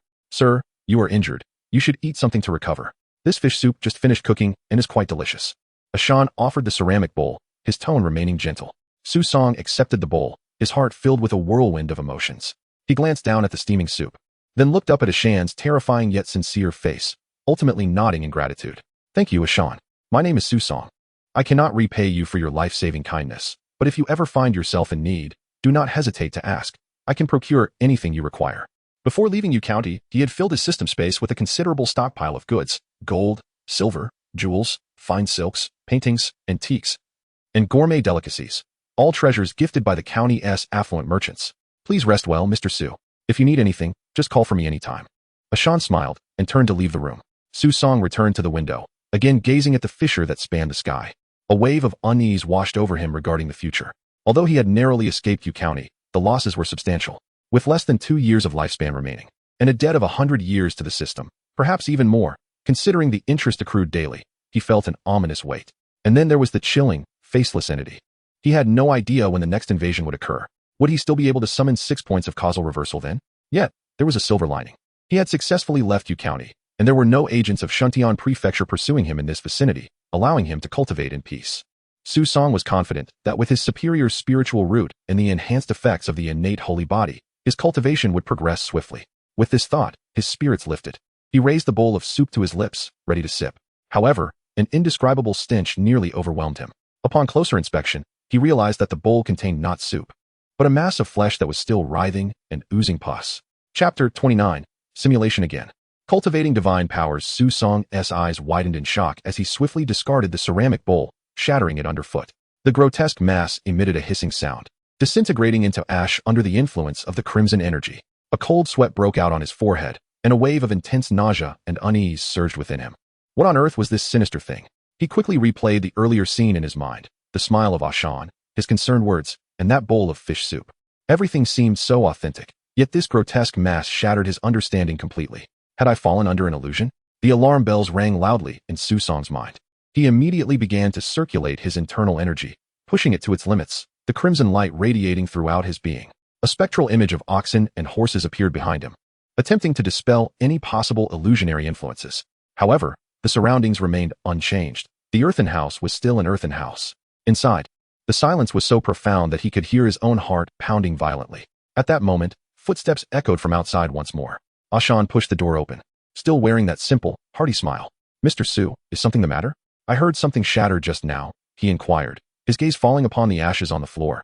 Seemingly oblivious to any abnormalities, Su Song was struck with an overwhelming shock. This was a serious problem. With his entire being enveloped in crimson light and the spectral forms of oxen and horses, a crowd of onlookers would surely gather in Yu County, proclaiming him a deity descending from the heavens. Yet, Ashan exhibited no signs of surprise or fear. His behavior was disturbingly ordinary, to the point of being exceedingly peculiar.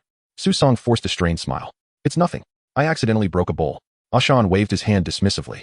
"No worries, no worries. If the bowl is broken, just get another one. If you're hungry, I can bring you another bowl." "No need," Su Song instinctively exclaimed, then quickly realized his outburst. "I'm not hungry yet. I appreciate your kindness." Ashan paused for a moment, but soon broke into a smile again. "All right then, Mr. Su. If you need anything, just call for me." With that, he turned to leave, closing the door thoughtfully behind him. Su Song exhaled deeply, yet the unease in his heart only intensified. He realized that this fishing village was far from the simple facade it presented. Ashan's bizarre appearance, the bowl of fish soup that had transformed into a grotesque mass, and his complete unawareness of Su Song's state. All of these elements were shrouded in mystery, leading to a terrifying unknown lurking in the shadows. At this moment, Su Song felt he lacked the courage to step outside, fearing that something unpredictable might occur. For now, at least, Ashan bore him no ill will. Strength. It was still a matter of insufficient strength. If I were a nascent soul true monarch, no matter what strange or eerie phenomena existed here, I could easily quell them. With this thought, Su Song no longer hesitated and summoned the system panel. "System, I wish to initiate a simulation." Ding. 1 year of host's lifespan has been extracted. Remaining lifespan, 0, 5 years. Randomly selecting talents. Ding. Congratulations, host. You have drawn an R-level talent. Have a cigarette. Have a cigarette. When faced with uncertainty, have a cigarette. Your cigarette can sway anyone, no matter how impulsive. They will first reach for a cigarette. Current cultivation level, 5th layer of Qi refinement. Talent pool, silver-tongued, spirit seeker, self-discipline, breath concealment, have a cigarette. Fixed talents, innate oxhorse sacred body, upper spiritual root, karma dice. Debt, 107 years, daily interest, 1, repayment period, 2-3. Su Song's gaze lingered momentarily on the debt section, a bitter taste filling his mouth. He knew he had fallen into the system's high-interest trap. With each passing day, his debt would snowball. The repayment period was merely 3 simulations. Yet at this moment, he had no other choice. Simulation, initiating. Day 1. You decide to remain in the earthen house temporarily, avoiding contact with Ashan and other fishermen. You begin to practice your methods, attempting to heal your injuries and enhance your cultivation. Unfortunately, you soon discover that the spiritual energy in this place is exceptionally thin compared to Yu County. It is a veritable wasteland for cultivation. After sitting in meditation for several hours, you absorb barely a wisp of spiritual energy, rendering your training exceedingly inefficient. That night, a low thudding sound and chanting reach your ears from outside. You stealthily approach the window and peer through a crack, spotting Ashan standing a short distance away. His back to you, head lowered as if murmuring to himself. His figure appeared particularly eerie under the crimson moonlight, with exposed muscles and stark white gums that sent chills down your spine. Day 2. Ashan returns to your room, bringing another bowl of fish soup. After your meditation practice yesterday, your injuries and cultivation have recovered significantly. Thus, you observe clearly this time. The ceramic bowl contains another grotesque mass, exuding an indescribable stench. You suppress your disgust, pretending to drink, but instead reduce the mass to ash and dispose of it out the window. Ashan remains friendly, yet you notice a peculiar glint in his eyes. A sense of unease washes over you, prompting you to resume your training. Day 3. Today, Ashan does not bring you fish soup again, prompting you to abandon your training plans. The spiritual energy in this place is nearly depleted, even with another decade of cultivation. You cannot hope to break through to the 6th layer of chi refinement. Therefore, you pull out all the manuals you possess, perusing them for techniques you can learn. If your cultivation cannot increase, then you shall enhance your combat capabilities. You find a peculiar technique in the Old Blind Man and Appo's manual, a method to craft a paper figure from the skin of demons or eerie beings. If the practitioner is skilled enough, the resulting paper figure may even possess terrifying abilities such as substituting for the practitioner or seizing control. However, with your current cultivation, you can only create the most basic of paper figures. Nevertheless, having something is better than nothing, so you take out Wei Dongrong's human skin and begin the crafting process. Day 4. During the day, Ashan still does not visit, and you dare not call for him. You continue crafting the paper figure. That night, you hear a low drumbeat and chanting echoing throughout the village. You quietly open the window and discover the fishermen gathered in the village square, surrounding an altar constructed from various bones. The altar bears strange symbols you have never seen before, yet nothing is placed upon it. The villagers kneel before the altar, softly chanting in a language you cannot comprehend, their voices hoarse and distorted, as if emanating from the depths of the abyss. You feel an eerie power surging from the altar, as though something is awakening. You quickly shut the window, your heart pounding. Day 5. You distinctly perceive that following last night's ritual, the villagers have changed. They are no longer normal. Their previous behavior, which mirrored that of ordinary individuals, has transformed to align more closely with their terrifying appearances. They now act erratically, their movements grotesque, having lost their human semblance. You also notice them staring at your small house for prolonged periods, their gazes vacant and cold, as if waiting for something. You sense time is growing more urgent. Therefore, amidst the crafting of the paper figure, you begin to practice the only technique from the complete nurturing chi method, the innate vitality capture hand. Chapter 30. Crimson Wilderness. Apocalypse. On the 6th day, the extraordinary nature of the innate bull and horse sacred body proved itself. With remarkable efficiency, you successfully crafted a paper shadow puppet. Though it was merely a basic puppet, it possessed fundamental capabilities. You maneuvered the puppet to stealthily depart from the earthen dwelling and infiltrate the village for reconnaissance. The puppet observed the villagers moving aimlessly, resembling soulless beings, transforming the once orderly hamlet into a scene of chilling dread. More disturbingly, the villagers were preparing for a grander sacrificial ceremony. An abundance of unknown bones and flesh was utilized to expand the altar, its intricate symbols more complex than before. While an air of suffocating eeriness permeated the atmosphere, you realized that this ritual might be the key to unraveling the village's bizarre origins. On the 7th day, persistent knocking echoed from outside throughout the night. You remained vigilant, but ultimately, nothing breached the door. By day, your cultivation advanced significantly, and you mastered the innate chi capturing technique, greatly enhancing your power. Thus, you resolved to take the risk of approaching the altar to uncover the truth. As dusk fell, the fishing village was shrouded in an eerie silence. The villagers stood rigidly in place, as if under a spell of paralysis. Recognizing this as the opportune moment, you guided the paper puppet ahead, while you held your breath and stealthily followed. However, as you neared the altar, the villagers suddenly turned in unison to gaze upon you. Their eyes were hollow and icy, as if they were staring at a corpse. Ashan stepped forward, his face still adorned with that Na'vi smile. Yet it now appeared grotesque. "Mr. He, what brings you here?" His voice was hoarse, yet carried an unsettling gentleness. Attempting to retreat, you discovered yourself encircled by the villagers. You resolved to fight with all your might. The crimson markings of the bull and horse erupted forth, and you unleashed the innate chi capturing technique repeatedly. Yet, the anticipated scene of the villagers being pierced by your attacks did not materialize. Instead, the symbols on the altar suddenly glowed with blinding light, emanating a powerful suction from its center. All your spiritual energy was drawn away. Shocked, you prepared to carve a bloody path with the formidable strength of your sacred body. However, when your prideful fist struck Ashan, he did not even sway. You were captured. On the 8th day, you found yourself pinned to the altar by bone nails. While the skinless villagers below prayed fervently, a heavy stench of blood filled the air, intermingled with low murmurs of incantations. Unable to move, you scrutinized the altar structure. At its center stood a bizarre, inhuman statue, its features obscured yet exuding an extreme sense of discomfort. Surrounding the statue were heaps of bones and flesh, with blood trickling along the altar's patterns. You understood that you would be sacrificed by the villagers. In desperation, you retrieved your treasured cigarettes, distributing one to each of them. Indeed, the allure of the cigarettes proved effective. Even the most peculiar among them could not resist the temptation, halting their eerie ritual to seek fire for the cigarettes. Soon, the scent of smoke wafted through the haunted little fishing village. Seizing the moment while they indulged in inhaling, you exerted all your strength to extract the bone nails. Then, employing a spell, you inflated the paper puppet, transforming it into a figure resembling you to take your place on the altar. utilizing your talent for concealing your presence. You deftly slipped away, evading detection. On the 9th day, you successfully escaped the fishing village.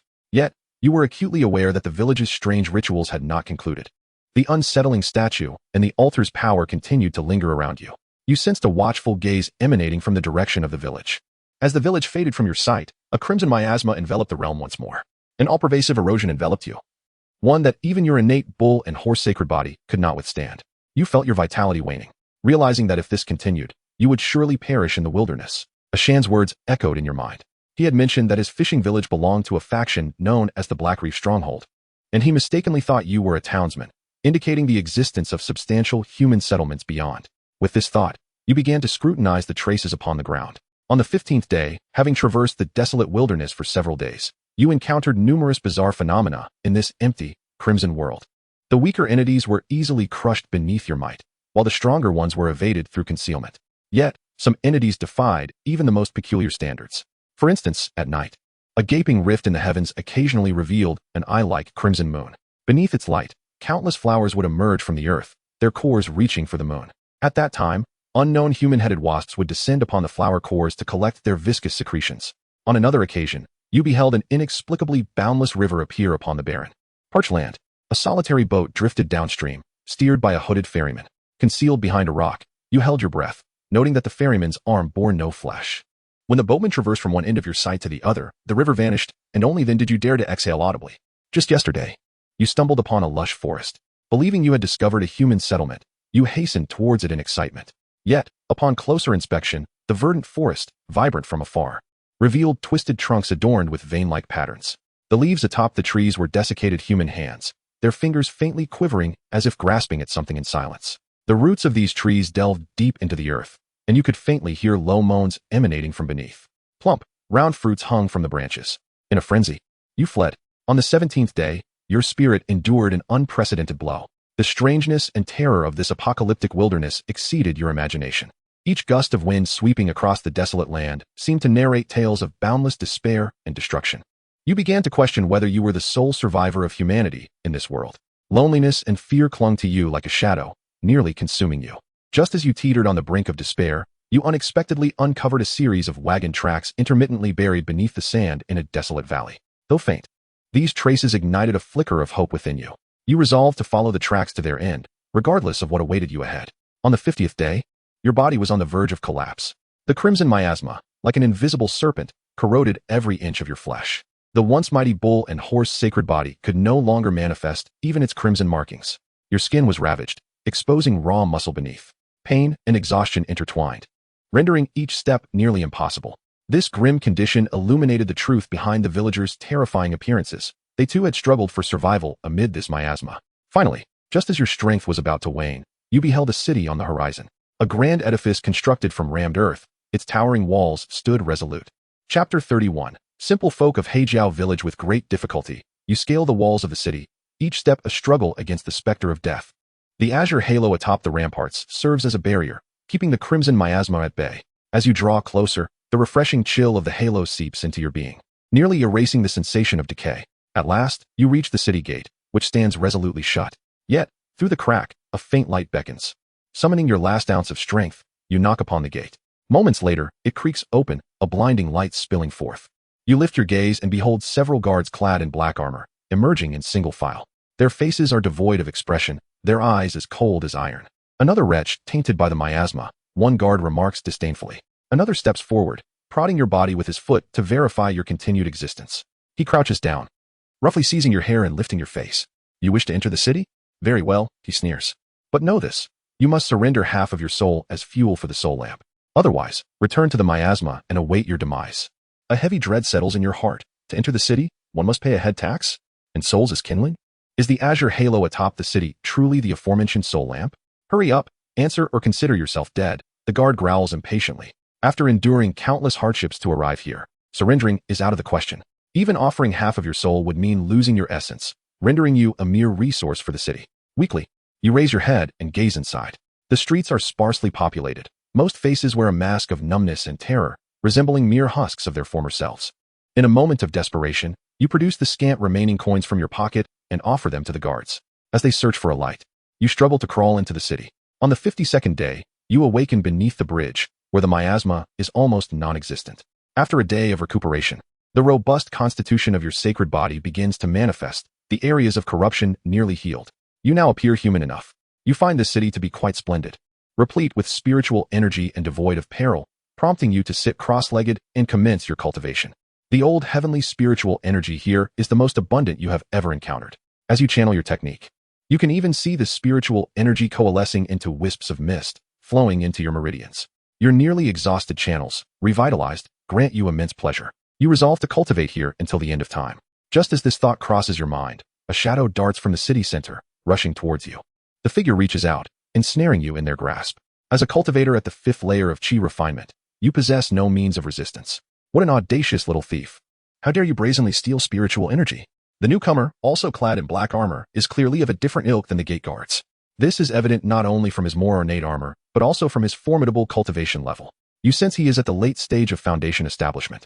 You attempt to plead your case, but your throat feels constricted, allowing only a faint sound to escape. Daring to absorb spiritual energy without paying your dues is an unforgivable crime. He coldly pronounces, then violently tosses you to the ground. Before you can regain your senses, 2 guards in gray robes approach, binding your hands and feet with iron chains. Take him to the mines, reduce him to a slave. The black-armored figure commands with an unassailable authority. On the 53rd day, your life as a slave begins. You learn from a fellow laborer, also a practitioner of the dark arts, that this city is called Heijiao. It is situated on the eastern coast of the Red Sea, far from the influence of nefarious cultivators, and is the largest marketplace established by old heavenly practitioners within a radius of 10,000 miles.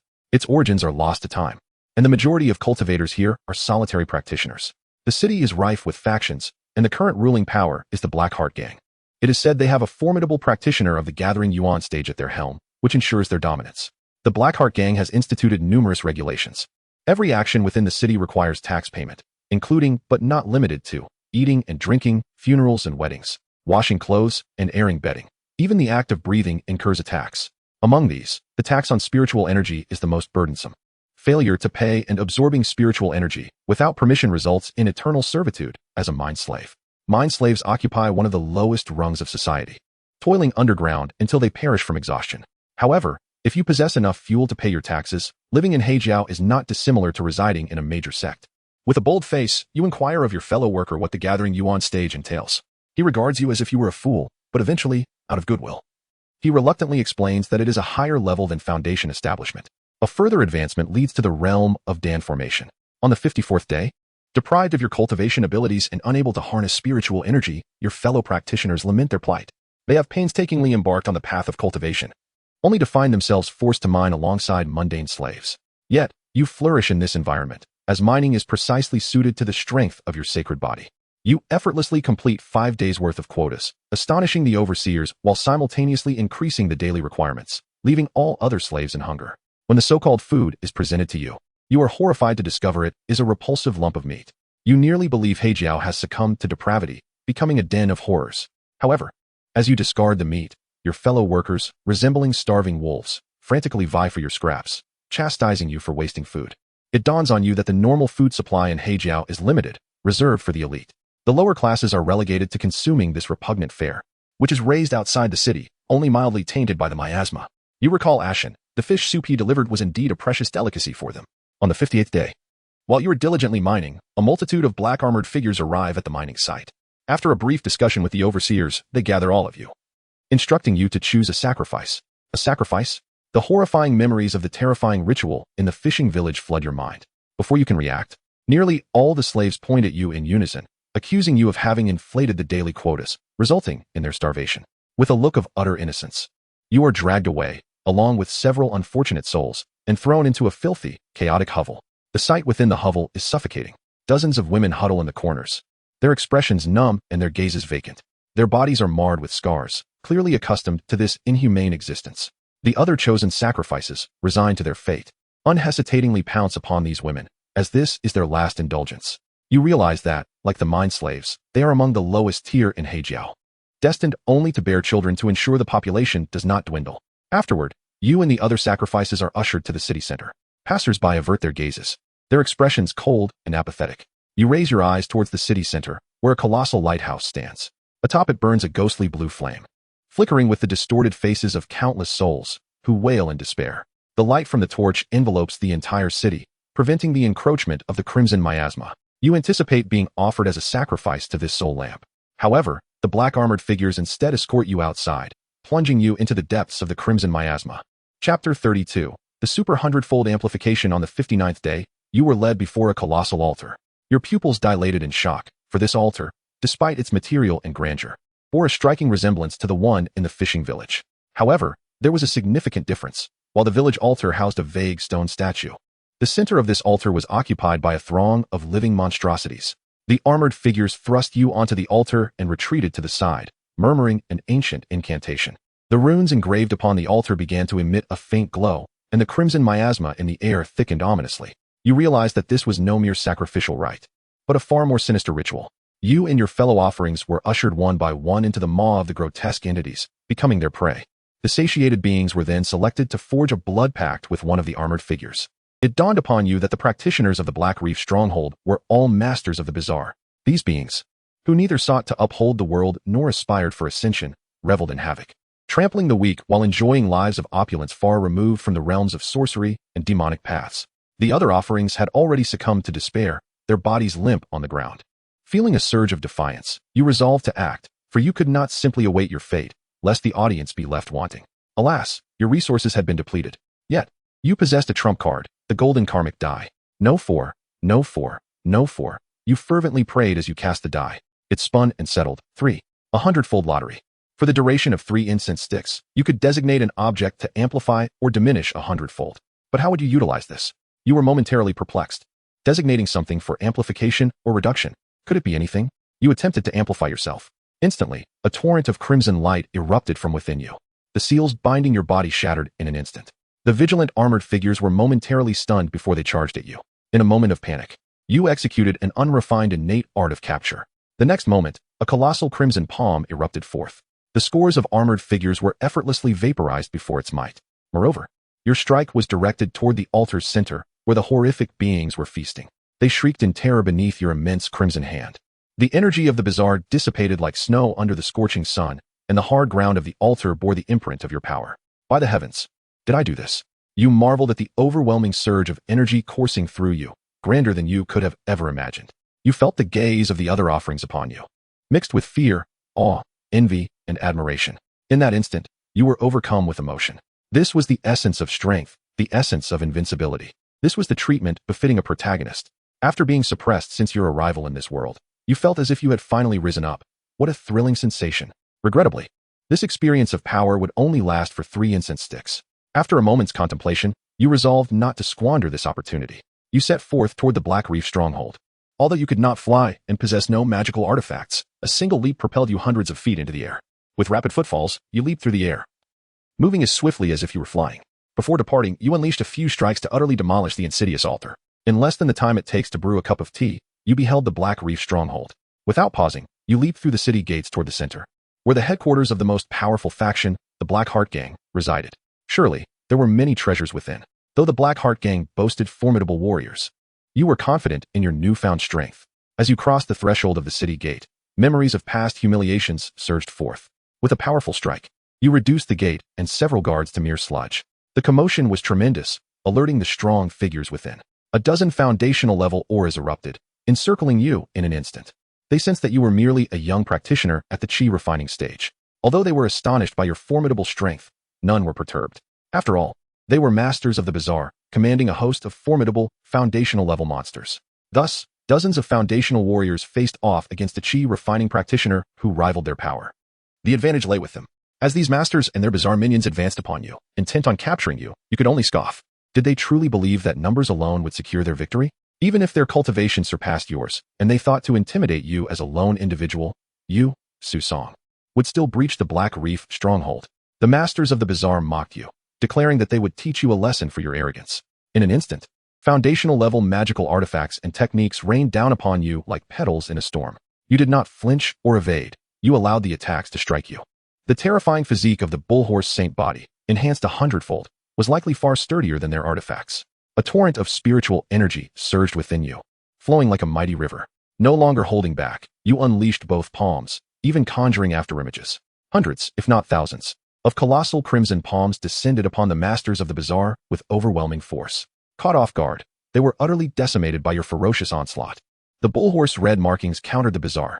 The once dominant group of foundational-level monsters was instantly eradicated, while the masters of the bazaar were sent reeling, spewing blood as they flew backward. What appeared to be a dire situation for you was effortlessly resolved. Gazing upon the fallen masters, you could not help but smirk in disdain. The headquarters of the Blackheart gang was not merely a residence. It could be aptly described as a formidable fortress. The ethereal blue flames of the soul torches flickered, casting a blue halo over the city, now concentrated within this stronghold. Upon closer inspection, you realized that these soul torches served as the core of a formation, the only large-scale array in the entirety of the Black Reef stronghold. You attempted to attack the formation, but your efforts only stirred ripples upon its luminous surface. Alas, the masters of the bazaar did not cultivate using the energy of the bazaar. They were practitioners of the old world. Besides their mastery over the bazaar, they possessed legitimate celestial techniques as well. The formation before you was a genuine ancient legacy, fueled by human souls and devoid of any bizarre entities. Thus, your advantage against the bazaar was rendered moot. As the time for your hundredfold amplification dwindled, you felt a pang of urgency. Consequently, you erupted in mockery. After the ancient cataclysm, were there still any prodigies bold enough to claim invincibility or utter the words and amp, Oppos, undefeated and amp, Oppos? Yet I, Susong, dare to. My path to invincibility begins today with the annihilation of the Blackheart gang. In that moment, a deep, cold laughter echoed from within the fortress. Following this, a chilling voice intoned, "A mere ant dares to speak so boldly here? Since you are so eager to seek death, I shall grant your wish." The gates of the fortress creaked open, revealing a figure clad in dark robes, whose sinister visage and eyes gleamed with a chilling, murderous intent. You sensed the formidable aura radiating from him. He was a master of the bazaar at the Gathering Yuan stage, the legendary ancestor of the Blackheart gang. Chapter 33. A bounty of harvest. The man in the black robe fixated his cold gaze upon you, a sardonic smile curling at the corners of his mouth. "You foolish child, do you believe that with your insignificant tricks, you can shake the very foundation of my nefarious gang? How laughable. Today, I shall demonstrate to you what true power is." The terrifying pressure of the Gathering Yuan realm exploded forth. A chill coursed through your heart as you realized this individual was not to be trifled with. The Gathering Yuan realm surpassed the Foundation Establishment realm not only in cultivation, but also in a qualitative transformation of spiritual energy. Even after amplifying your own energy 100-fold, the disparity between your chi refining realm and his spiritual might remain insurmountable. Yet, you had no intention of winning. The time for your 100-fold amplification was drawing to a close. You shouted for a fierce battle today. Yet your feet deftly maneuvered around the black-robed figure and dashed into the fortress. What audacity! The black-robed man, deceived, cursed as he pursued you. But you were already wreaking havoc within the fortress. You collided with walls, rampaging through the halls, alchemy room, treasure vault, secret chamber. With each sight that met your eyes, you unleashed a palm strike, reducing countless elixirs, magical artifacts, and manuals to mere ashes. The black-robed man behind you seethed with rage. Those possessions were the fruits of his labor over many years, now obliterated before his very eyes. No matter who you are, today, I shall ensure your soul is shattered. Undeterred by his madness, you relied on your formidable physique to endure several attacks. Even when blood gushed from your mouth, you pressed on. Finally, in an inconspicuous secret chamber, you struck down with your palm and miraculously found a manual that remained intact. This was it. You seized it eagerly. Upon closer inspection, the manual was titled Transforming Clarity into the Purple Sky Divine Scroll. At that very moment, the effect of your 100-fold amplification concluded, and you plummeted back to the ordinary chi refining 5th layer. The black-robed man formed a seal, summoning a purple lightning bolt to reduce you to ashes. You have perished. This life simulation has concluded. Simulation review. At the pinnacle of immortality, unparalleled in the world, with me as the host, heaven exists. Congratulations, host, on completing the phase task, putting on a grand show. As a reward, you receive a complimentary life simulation for the next round and a one-time free purchase voucher. The host may choose from the following rewards. Reward 1. R-grade talent. Follow the Huazi, which the host may fix for 10 years of lifespan. Reward 2. Innate Chi Capture Technique, Beginner, which the host may materialize in reality for 3 years of lifespan. Reward 3. Shadow Puppet, Controllable, which the host may materialize in reality for 7 years of lifespan. Reward 4. Transforming Clarity into the Purple Sky Divine Scroll, which the host may materialize in reality for 20 years of lifespan. Susong paused momentarily before erupting with elation. What a thrill. This has been the most exhilarating conclusion since I acquired the simulator. Although the beginning was somewhat precarious, after gaining the 100-fold amplification and power, he instantly transformed from a beleaguered underdog to the protagonist of an exhilarating tale. This was the essence of the strong, This was the invincible stance that came with immense power. This was the life of cultivation that Su Song was destined to lead. Overwhelmed with excitement, Su Song regarded the still enigmatic fishing village before him with newfound appreciation. A complimentary simulation awaited him, coupled with a one-time free purchase voucher. He felt buoyant even before indulging in libations. Should he use the voucher now, or save it for potentially superior rewards in the future? Previously, he had often lamented the inadequacy of his lifespan, unable to purchase powerful rewards. Now, he found himself ensnared in a delightful quandary. He hoped for many more such blissful dilemmas in the future. Standing at the window of the small dwelling, Su Song's heart raced with anticipation. Taking a deep breath, he endeavored to calm his tumultuous emotions. His gaze flitted over the 4 reward options, swiftly weighing their pros and cons in his mind. The R-grade talent, Follow the Huazi, was promising, yet it seemed limited to human application. However, talents often unveiled their unforeseen potential at critical junctures. Next, his attention landed on the innate chi capture technique. It appeared he had only practiced it for a few days during the simulation, and such a mediocre technique was quite common. His gaze was soon drawn to the shadow puppet. Crafted from the skin of Wei Dongrong, it was a tool of the ghostly master. This item seemed to hold immense potential. If he could master it, it would provide him with an additional card to play in reconnaissance, combat, or support. Moreover, at its highest refinement, it possessed the abilities of body replacement and soul snatching. Su Song envisioned himself stealthily maneuvering the paper puppet into enemy lines, excitement bubbling within him. Lastly, his gaze settled on the transforming clarity into the purple sky divine scroll. This was the most significant gain from this simulation. As a manual, especially one adorned with the title of Divine Scroll, it undoubtedly held extraordinary content. It likely contained advanced methods to cultivate to the gathering Yuan realm. After all, it was a collection of someone from that very realm. Should he succeed in mastering it, he might effortlessly break through the bottleneck of the chi refining realm and ascend to a higher plane. With this thought, a subtle smile graced Su Song's lips. Each of these rewards was quite commendable, especially the transforming clarity into the purple sky divine scroll, which was not to be overlooked. He fell deep into contemplation. Should he use the free voucher now or save it for the next simulation? Su Song fished the voucher from his pocket, feeling a twinge of indecision. Ultimately, he decided that such opportunities were rare. If he let this one slip away, it might never return. Gritting his teeth, he finally fixed his gaze on the transforming clarity into the purple sky divine scroll. Ji Zichong had often remarked that the path of cultivation is one of defiance against the heavens, and opportunities must be seized with fervor. One cannot expect to catch a wolf without parting with a child. Su Song resolved to use his voucher without hesitation, redeeming all 4 rewards from the simulation. Ding! The host has purchased R-grade talent. Follow the Huazi, fixing it. Completion successful. A strand of Huazi now lay in Su Song's hand. This talent was indeed consumable. Once used, it would vanish. Feeling the influx of information from the talent, Su Song couldn't help but grumble about the system's stinginess. Ding! The host has purchased the innate chi capture technique. Beginner, fixing it. Completion successful. Instantly, Su Song felt a new skill awaken within him. Though it was not particularly profound, with a few more days of practice, he would master it. Ding! The host has purchased the shadow puppet, materializing. Completion successful. As the system's notification chimed, a palm-sized paper puppet appeared in Su Song's hand, retaining Wei Dongrong's visage from his lifetime. It seemed poised to spring to life at any moment. Is this the shadow puppet? Su Song marveled, curiosity bubbling within him. Following the information in his mind, he gently bit his fingertip, infusing it with spiritual energy, and let a drop of his blood fall upon the puppet. Instantly, he felt a connection with it. The puppet descended to the ground, and Su Song could command its movements at will, even enveloping a person to turn them into a puppet. Remarkably, it could share the 5 senses as well. Excellent, splendid. In the event of danger, I'll let the puppet take the lead. Then, Su Song remembered that he still possessed a piece of Wei Dongrong's skin in reality. Did this mean he could craft another shadow puppet? The joy of his abundant gains was far from over. Chapter 34, The Midnight Knock. Ding! The host has purchased the Divine Scroll of Transformation, materializing. Materialization complete. As the system's notification echoed, a hefty tome appeared in Su Song's hands. Its material was unyielding, rivaling that of magical artifacts. After Su Song began to peruse it diligently, a look of elation gradually illuminated his countenance, the corners of his mouth betraying an uncontainable smile. This divine scroll of transformation was, astonishingly, a supreme technique that directed one from the foundation establishment realm straight to the golden core path. Mastered to its fullest extent, it could even condense the divine thunder of the purple sky, capable of obliterating the heavens and the earth. Su Song's heart surged with excitement, nearly overwhelming him with joy. In a daze, he envisioned himself standing at the pinnacle of the immortal realm, manifesting his divine presence before others. With this technique in his possession, a bright future awaited him, and the path of cultivation would no longer be shrouded in darkness. Clenching his fists, confidence flickered in his gaze, and a fierce determination filled his heart.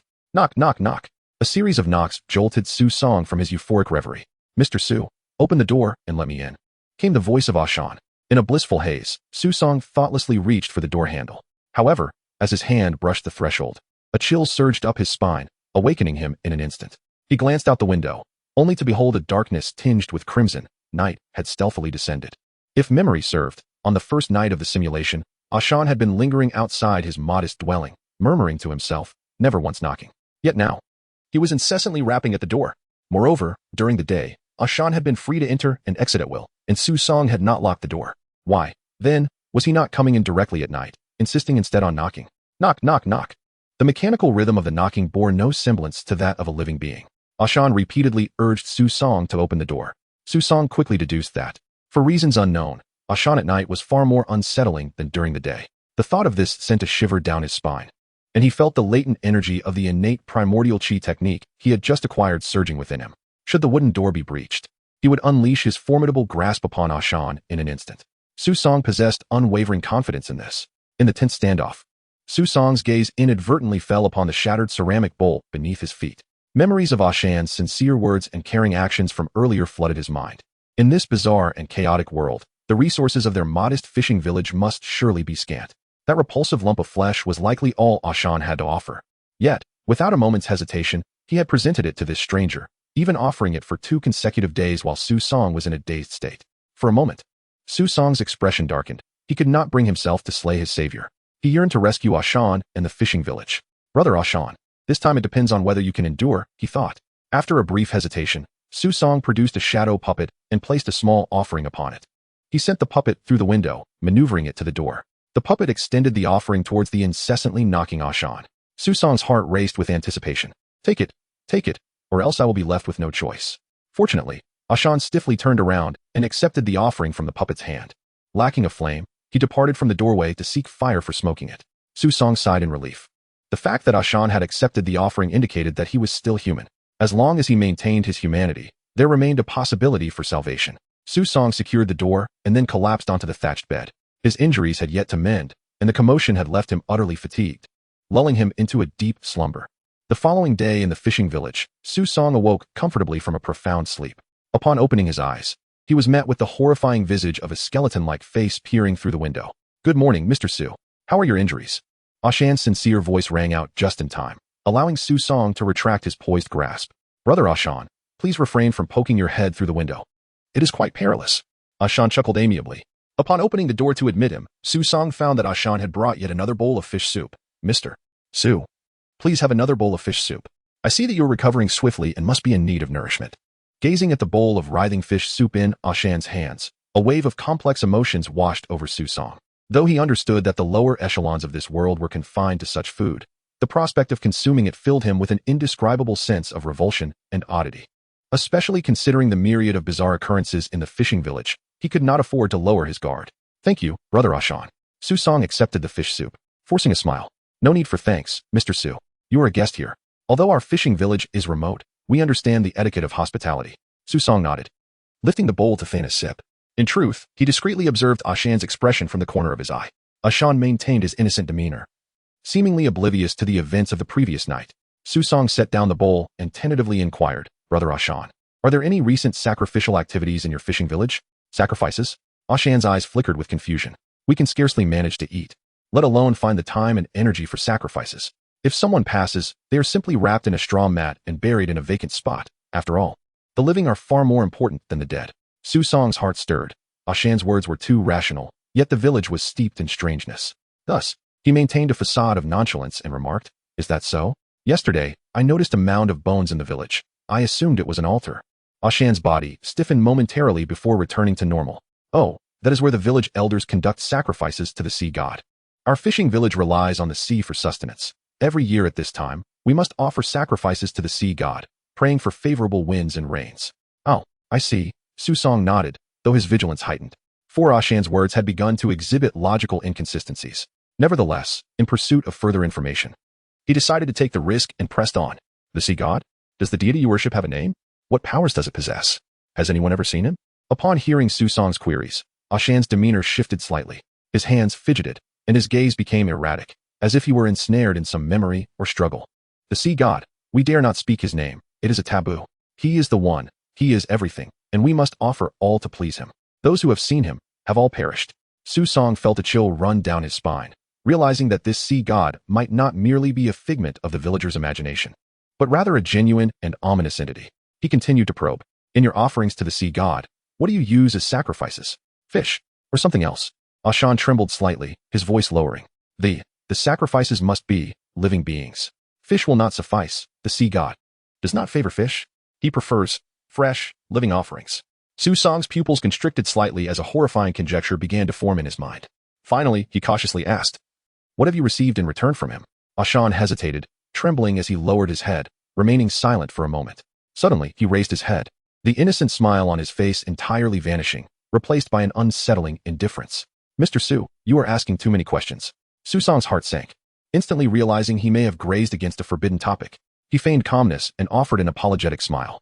"My apologies, I was merely curious, as your village customs differ greatly from those of my homeland. Mr. Su, please take your time with your meal. I must attend to other matters." Ashen rose stiffly from his seat and departed. Chapter 35. The breakthrough action. Su Song once again secured the wooden door, releasing the shadow puppets outside to stand guard. He consolidated the intelligence he had gathered thus far. The eerie occurrences in the fishing village had officially escalated, marking the third day since the onset. Prior to this, the villagers retained their rationality. A malevolent entity known as the sea god was manipulating the villagers' consciousness, distorting their thoughts. This manifested as cognitive impairment, forcibly transforming individuals into grotesque beings, endowing them with astounding powers. He distinctly recalled from the last simulation that these mortals could not even withstand a mere fifth-layer chi refinement saint body. Moreover, the sea god required living sacrifices, though the reasons remained unknown. Perhaps the village's altar was a grim imitation of the cursed altar in the Black Reef stronghold, inadvertently resulting in the birth of a malevolent being. Thus, if Su Song wished to unravel the village's mysteries, his most viable option would be to destroy that bone altar. Having reached this conclusion, his goal became clear. Yet, Su Song was not one to recklessly endanger himself. It was time for the dog system to emerge. He needed to simulate. Simulation allowed for the anticipation of most dangers, providing him with greater leeway in reality. This simulation would not only address the source of the village's malevolence, but also facilitate his cultivation towards the foundational stage. After all, the repayment deadline for the system was limited to 2 more simulations, with an exorbitant debt spanning over a century. At present, he had no life to spare. Should the system come to collect, he would ascend to the heavens on the spot. The path of the immortal emperor had yet to be embarked upon, and he could not afford to perish prematurely. Ding. This simulation is free. Post remaining lifespan, 0. 5 years. Randomly selecting talents. Ding. Congratulations to the host for drawing the SR level talent. Art is explosion. Art is explosion. Self-destruction is a man's romance, and as an elegant gentleman, even in death, you shall self-destruct, becoming eternal art. What a worthless talent, and yet it is of SR level. Su Song felt a headache upon looking at this new talent. What use is self-destruction? In the simulation, it would be futile to take anyone down with him. In reality, should he truly perish, would he even care with whom he perished? It was a waste of a talent draw opportunity. Indeed, free things are seldom valuable. Current cultivation level of the host, 5th layer chi refinement. Talent pool, silver tongue, spirit seeker, self-discipline, breath control, art is explosion. Fixed talents, innate bull and horse saint body, superior spiritual root, causality dice, come root hua zi. Life debt, 108 years, daily interest rate, 1. Repayment period, 1-3. Simulation, commencing, day 1. You decide to utilize the talent of come root hua zi to gain the villagers and oppos, trust, and extract more information. You step out of the earthen dwelling into the fishing village, encountering Ashan at the entrance. He is crouched down, weaving a fishing net with fine hemp rope. "Ashan, care for a stick?" You ask with a smile, pulling a stick from your pocket and handing it over. Ashan stares blankly for a moment, accepting the stick, lighting it, and inhaling deeply, his demeanor visibly relaxing. "Mr. Su, why are you out? Are you feeling all right?"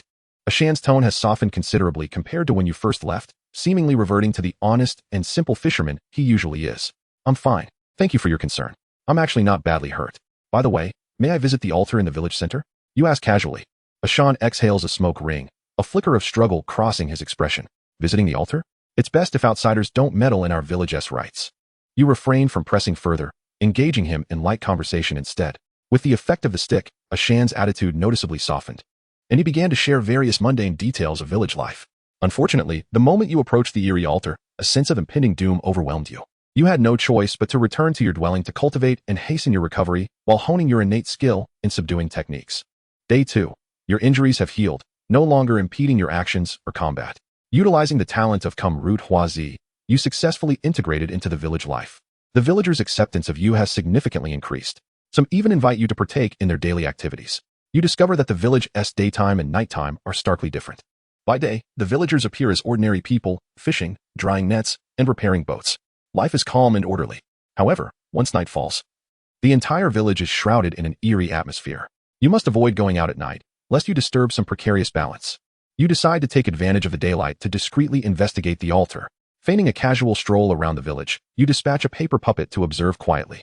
The paper puppet, crafted from human skin by the eerie cultivator Wei Dongrong, seems unrecognized as a living entity by the altar, allowing you to approach unexpectedly smoothly. A chilling aura envelopes the area surrounding the altar, sending shivers down your spine. Through the paper puppet's eyes, you see that the current altar consists solely of piled bones, devoid of flesh. From the inexplicable memories you received, you recall being bound here as a sacrifice. At that time, the altar was composed of bones and flesh. In its center stood a faceless, non-human statue radiating a chilling aura. Now, the altar is bare save for the bones, indicating that the entity manipulating the fishing village has yet to manifest. Standing in a corner of the village, you furrow your brows, weighing the pros and cons. The information relayed by the paper puppet has granted you clearer insight into the altar, yet it has also illuminated the complexity of the situation. The true master, the sea god, has yet to reveal itself. Destroying the altar now poses too great a risk. A reckless action could alert the enemy or summon unforeseen dangers. Yet, if you wait until the malevolence fully awakens, it may be even more challenging to confront. You find yourself at an impasse. Taking a deep breath, you resolve to remain still for the time being, continuing your observations and preparations. You maneuver the paper puppet to stealthily exit the village center before returning to your earthen dwelling.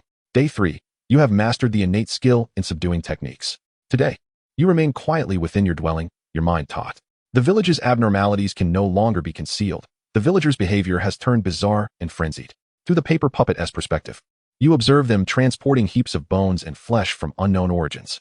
The altar in the village center is gradually expanding, the air thick with a nauseating stench. The sacrificial rites are about to commence. You surmise that tonight will be a pivotal moment for the village's malevolence, and the sea god is expected to appear. Taking a deep breath, you swiftly prepare yourself, channeling the breath cultivation technique to its utmost. You understand that the forthcoming actions will determine the village's fate and your own survival. As night descends, the fishing village is engulfed in darkness. You quietly push open your door and slip into the shadows. The paper puppet has already taken position near the altar, providing you with real-time intelligence. You conceal yourself in a dark corner of the village center, observing the altar's activities through the puppet's eyes.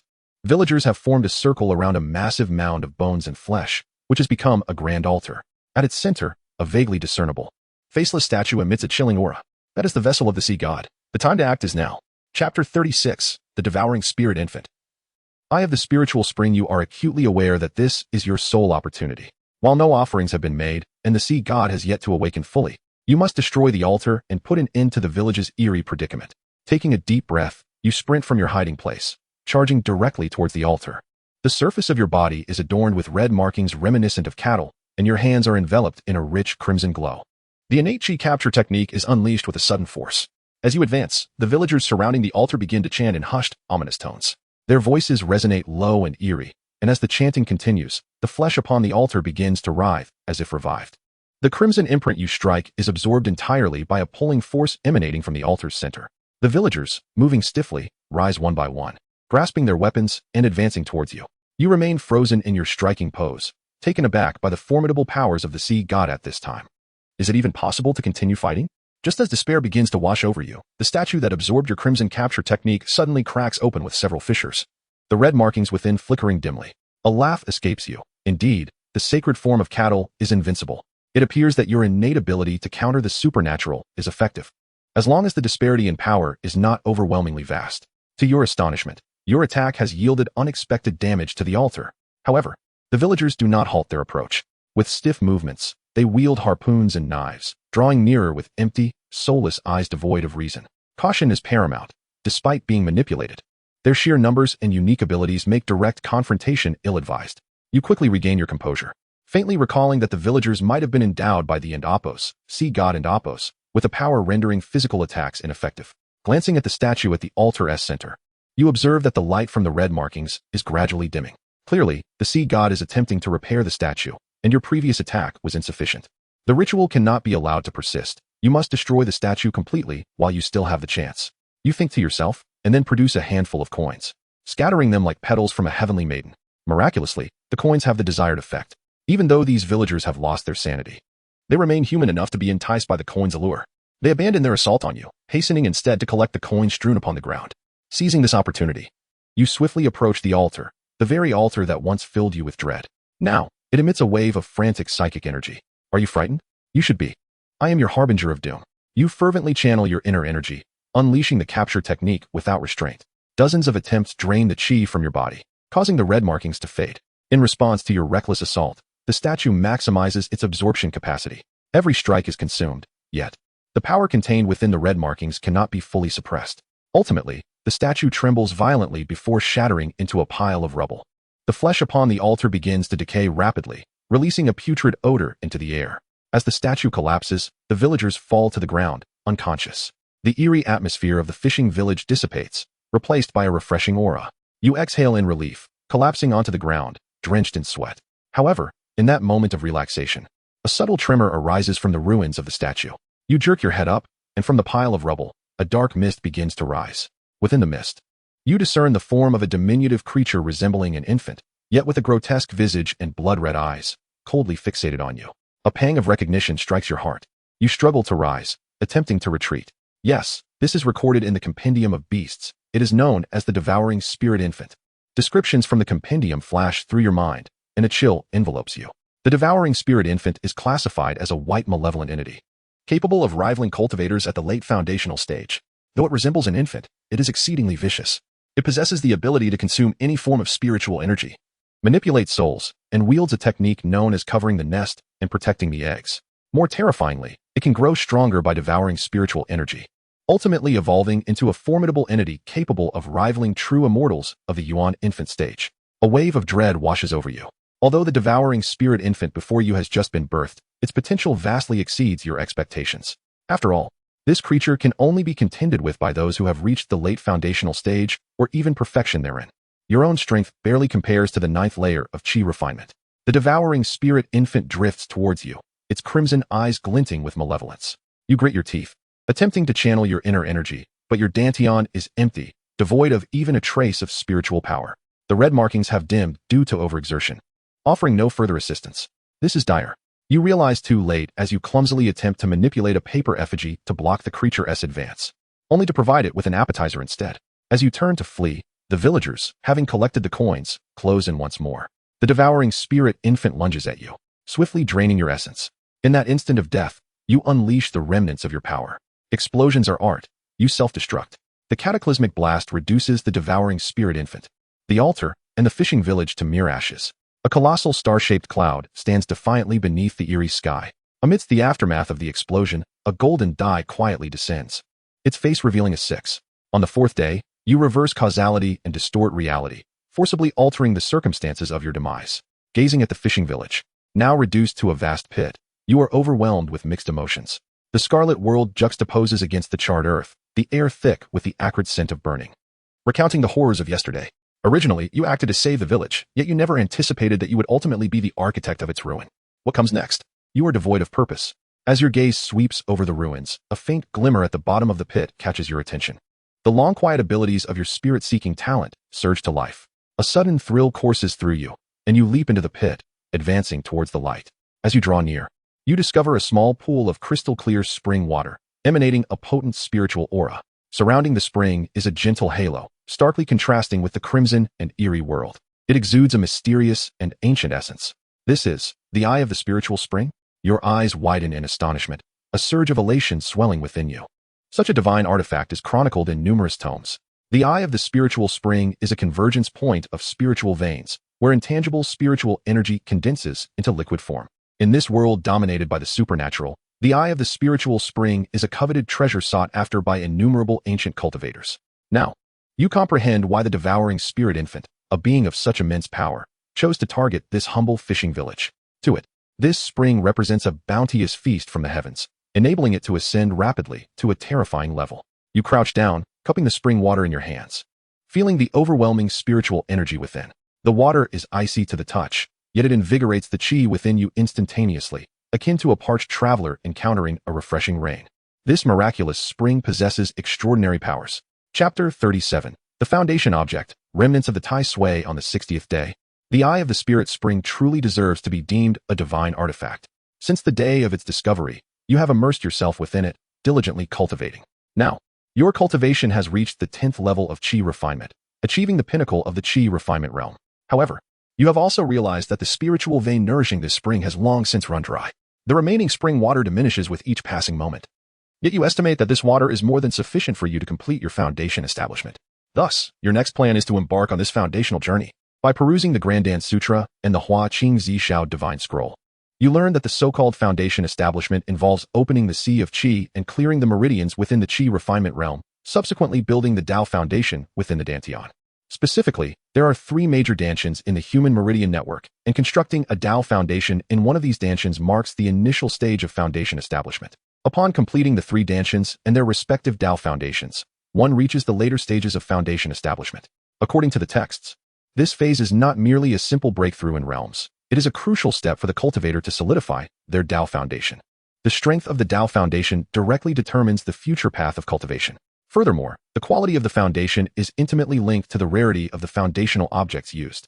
For instance, the most common and easily accessible method is to use one's own essence blood for foundation establishment, yielding a human Tao foundation. Such a foundation can only accommodate a meager amount of spiritual energy. The most powerful foundation, as recorded in the Hua Qing Zishao Divine Scroll, is established using heavenly thunder as the foundational object, resulting in a celestial Tao foundation. Such a supreme foundation not only possesses the divine might of heavenly thunder, but can also contain an immense reservoir of spiritual energy akin to rivers and seas. Yet, with the old heavens having perished, there is no longer any heavenly thunder in this world, rendering the celestial Tao foundation a distant memory. The Grandan Sutra records that the foundational objects are often bizarre and sinister. As a cultivator of the old heavens, contact with them would mean certain death. Sitting beside the spirit spring, you hold the Grandan Sutra and the Hua Qing Zishao Divine Scroll, your brow furrowed in deep contemplation. While the Essence Blood Foundation is simple and straightforward, its Tao foundation is mediocre, limiting future achievements. You recall the descriptions of the celestial Tao foundation, filled with regret. But the old heavens have been dead for countless years. Where could you possibly find heavenly thunder? In your frustration, you begin to organize your spatial belongings. The process of sorting through your possessions calms your troubled mind. Suddenly, you notice a small jade box, partially concealed amidst a pile of mundane items, emanating a faint glow. This jade box is something you retrieved from the ancient tomb of the transformation god in your county. As you lift the box, it feels warm to the touch, subtly radiating a mysterious aura. At the time, you hadn't pondered why such a box would exist in a tomb designated for sealing. GZ often mentioned that the ancient powerful beings left nothing behind after sealing the transformation god, except for the 9 nether Tai Sui, which served as the core of the seal. Could it be? With a hopeful heart, you carefully open the jade box. Inside lies a slender root, its wrinkled surface glowing faintly with a ghostly light, devoid of any sinister energy. This is the root of the 9 nether Tai Sui. Your eyes widen in astonishment and joy. This root was likely severed by the 9 nether Tai Sui itself, recognizing its inability to withstand the encroaching sinister energy, and cut off in a moment of lucidity, all for the hope of regrowth in the future. Now, it has fortuitously fallen into your hands. The 9 nether Tai Sui is a sacred object of the Earth's veins, containing an exceptionally pure essence of Earth energy.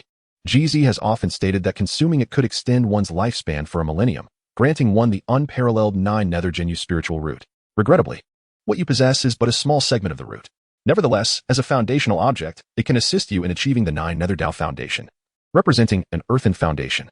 With this foundation, as you tread upon the ground, the energy of the earth will continuously flow into you, capable of accommodating an unparalleled reservoir of spiritual energy, rivaling even that of the celestial Tao foundation. It is a coveted treasure for aspiring foundation establishment cultivators. However, you soon furrow your brow once more. Although the root of the 9 nether Tai Sui is precious, the segment you possess has evidently withered after enduring the passage of time. The contained earth energy is limited, insufficient to support the forging of a supreme Tao foundation. The eye of the spirit spring, a convergence of spiritual veins, also belongs to the earth's veins. If you could nurture this root within it, allowing it to fully recover. A bold idea suddenly sparks in your mind. You swiftly retrieve the Hua Qing Zishao Divine Scroll, flipping to the section regarding the 9 nether Tai Sui. The text mentions that if the root can be nurtured in an environment rich in spiritual energy, it may regenerate and potentially evolve into a higher tier spiritual object. The eye of the spirit spring is indeed the most ideal, nurturing ground. A flicker of excitement flashes in your eyes as you resolve to act. Carefully, you place the root of the 9 nether tai sway into the eye of the spirit spring. The moment the root touches the spring water, it begins to rapidly absorb the spiritual energy. The wrinkled and withered surface starts to gradually smoothen. You feel the vitality of the root strengthening swiftly, and a surge of elation fills your heart. However, before you can revel in your joy, the eye of the spirit spring is consumed by the root, which absorbs nearly half of it. You stand in shock. At this rate, the root may consume the entire spring before it can recover. If that happens, where will you find more spiritual energy to cultivate? On the 66th day, days ago, you resolved to establish your foundation first, after all, with strength. There is no place you cannot go. Each day, you closely monitor the growth of the 9 nether tai sway root. As it finishes absorbing the spring water, vitality surges within it, brimming with boundless earth energy. Today is the day you will achieve your supreme Tao foundation. Just as you silently rejoice, an inexplicable sense of trepidation suddenly washes over you. The ground beneath your feet begins to tremble violently, as something colossal awakens from the depths below. Looking down, you see several massive bronze-colored roots burst forth from the earth. Their surfaces are covered with countless crimson eyes, cold and mercilessly fixated on you. More accurately, they are locked onto the vibrant 9 nether tai sway root in your possession. The 9 sha tai sway, your pupils constrict, and a tempest of shock engulfs your mind. Was it not sealed within the ancient tomb? How could it appear here? In the midst of your astonishment, a flash of insight strikes you, and you suddenly comprehend the unfolding events. The cave from which you escaped Yu County was indeed excavated by the 9 sha tai sway. Furthermore, you were discovered and rescued by a shan near the seaside, indicating that the cave and Appo's exit was not far from the fishing village. Throughout these days, you have remained in the village, never straying far, and even attempted to revive the root of the 9 nether tai sway. Such a blatant fluctuation of life energy, akin to lighting a beacon in the dark, has unmistakably drawn the 9 sha tai sway directly to you. A pure act of self-destruction. How careless you were. How terribly careless. Regret fills your heart, but there is no time for further reflection. The roots of the 9 sha tai sway surge toward you like a giant python, their crimson eyes revealing greed and savagery, evidently intent on seizing the 9 nether tai sway root from your grasp. You quickly retreat, trying to create distance. But what level of being is the 9 sha tai sway? The roots close in on you at astonishing speed, and in an instant, they are upon you. You attempt to resist, executing a proficient innate chi capture technique against the 9 sha tai sway roots. Infused with the spiritual energy of the 10th level of chi refinement and the strength of a fierce beast, it is the most formidable strike you have ever unleashed. However, the current 9 sha tai sway is no longer the mere avatar you encountered in the ancient tomb. Your resistance proves to be futile. An act akin to striking a rock with an egg. The red palm imprint meets the 9 sha roots, disintegrating instantaneously. You barely have time to employ any other means before being crushed into dust. Under the sinister heavens, a starry cloud rises once more. You have perished. Chapter 38. The Emergence of Dark Thoughts. This life simulation has concluded. Simulation review. The host has successfully completed the fishing village strategy, achieving a 100 progress rate.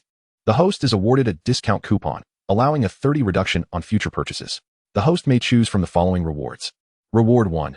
SR level talent self-destruction as art, which the host may solidify into their being by spending 15 years of lifespan. Reward 2. Cultivation pills 10, each of which can be materialized into reality by expending 1 year of lifespan. Reward 3. Complete 9 nether tai sway roots, which the host may materialize into reality by expending 50 years of lifespan. Upon reviewing the simulation results, Su Song felt a wave of frustration wash over him. Rarely did he wish to embrace the role of a good person, yet he had inadvertently become a perpetrator. The unexpected discovery of the Spirit Spring Eye, which should have been a moment of great joy, was soon overshadowed by the foundational problems it brought forth, attracting the ominous 9 nether tai sway. He now harbored a profound worry that the 9 nether tai sway might already be en route to him. After all, just days prior, he had fled in its presence. The mere thought of being targeted by a being with terrifying power rivaling that of a transformation stage master sent chills down his spine. Nevertheless, he reassured himself, after all, there was also a mysterious and terrifying faceless one fixated on him. What difference would an additional tai sway make? Too many debts are not burdensome, and too many lice do not cause itchiness. Su Song adopted a resolute attitude towards fate. He had come to terms with his situation. If death was to come, so be it. Why cower in fear? With this mindset, Su Song discarded his hesitations. He accessed the system panel and utilized the discount coupon. He expended 42 years of lifespan to redeem the complete 9 nether tai sway roots and the cultivation pills in one fell swoop. Currently, he owed the system a total of 149 years of lifespan, enough to last him 2 lifetimes. With only one simulation opportunity remaining, the system would soon reclaim this lifespan debt. Thus, he had to consider his final simulation opportunity with the utmost caution. Su Song began to assess the resources at his disposal. His most significant acquisition was undoubtedly the 9 nether Tai Sui roots, a treasure for foundational cultivation. With it, once he established the 9 nether earth vein base, the heights of his future cultivation path would be limitless. Furthermore, the fishing village harbored a nearly depleted spirit spring.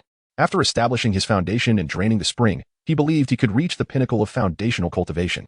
At that point, he anticipated becoming terrifyingly strong. Armed with such power, he could venture to the Black Reef stronghold, where the wicked patriarch of the Black Heart Gang would likely not be his match.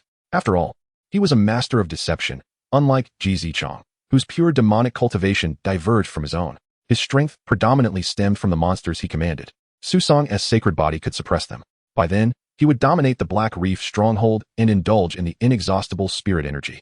The more he contemplated, the more feasible it appeared, igniting a surge of optimism within him. To realize this plan, however, the foremost obstacle to eliminate was the spirit-eating demonic infant that manipulated the fishing village. This malevolent creature had descended upon the humble village to seize the spirit spring. Competing for spirit energy? Little one, you have already sealed your fate. Yet, this being was undeniably a terrifying entity capable of rivaling late-stage foundational cultivators. With his current chi refining stage power, he stood no chance against it. Thus, he must first establish his foundation and then confront it. But the foundational process required a substantial amount of spirit energy to succeed. The only source of spirit energy available was the spirit spring, which meant he must defeat the spirit-eating demonic infant first. In that moment, Su Song completed the logical loop, and his mind ground to a halt. He abandoned further contemplation. With a look of determination, he consumed all the cultivation pills in one go. He sat cross-legged, gradually refining the medicinal power. First, he needed to elevate his cultivation to the 10th layer of chi refining. Outside the window, Ashan was mending fishing nets, chatting and laughing with fellow villagers. Who would have thought that these seemingly monstrous beings possessed such pure and sincere hearts? In this apocalyptic world plagued by demonic beings, perhaps only a destitute corner like the fishing village could accommodate them. Had they been in the Black Reef stronghold, they would have long been taken as living sacrifices to feed the monsters. Wait, living sacrifices? Indeed, blood and souls could be used to nourish demonic beings, and conversely, could be extracted to yield spirit energy. Su Song was startled by the sudden emergence of this terrifying thought. The feeding technique he possessed quietly slipped from his grasp, revealing a corner. No, I cannot do this. If I proceed, would I still be human?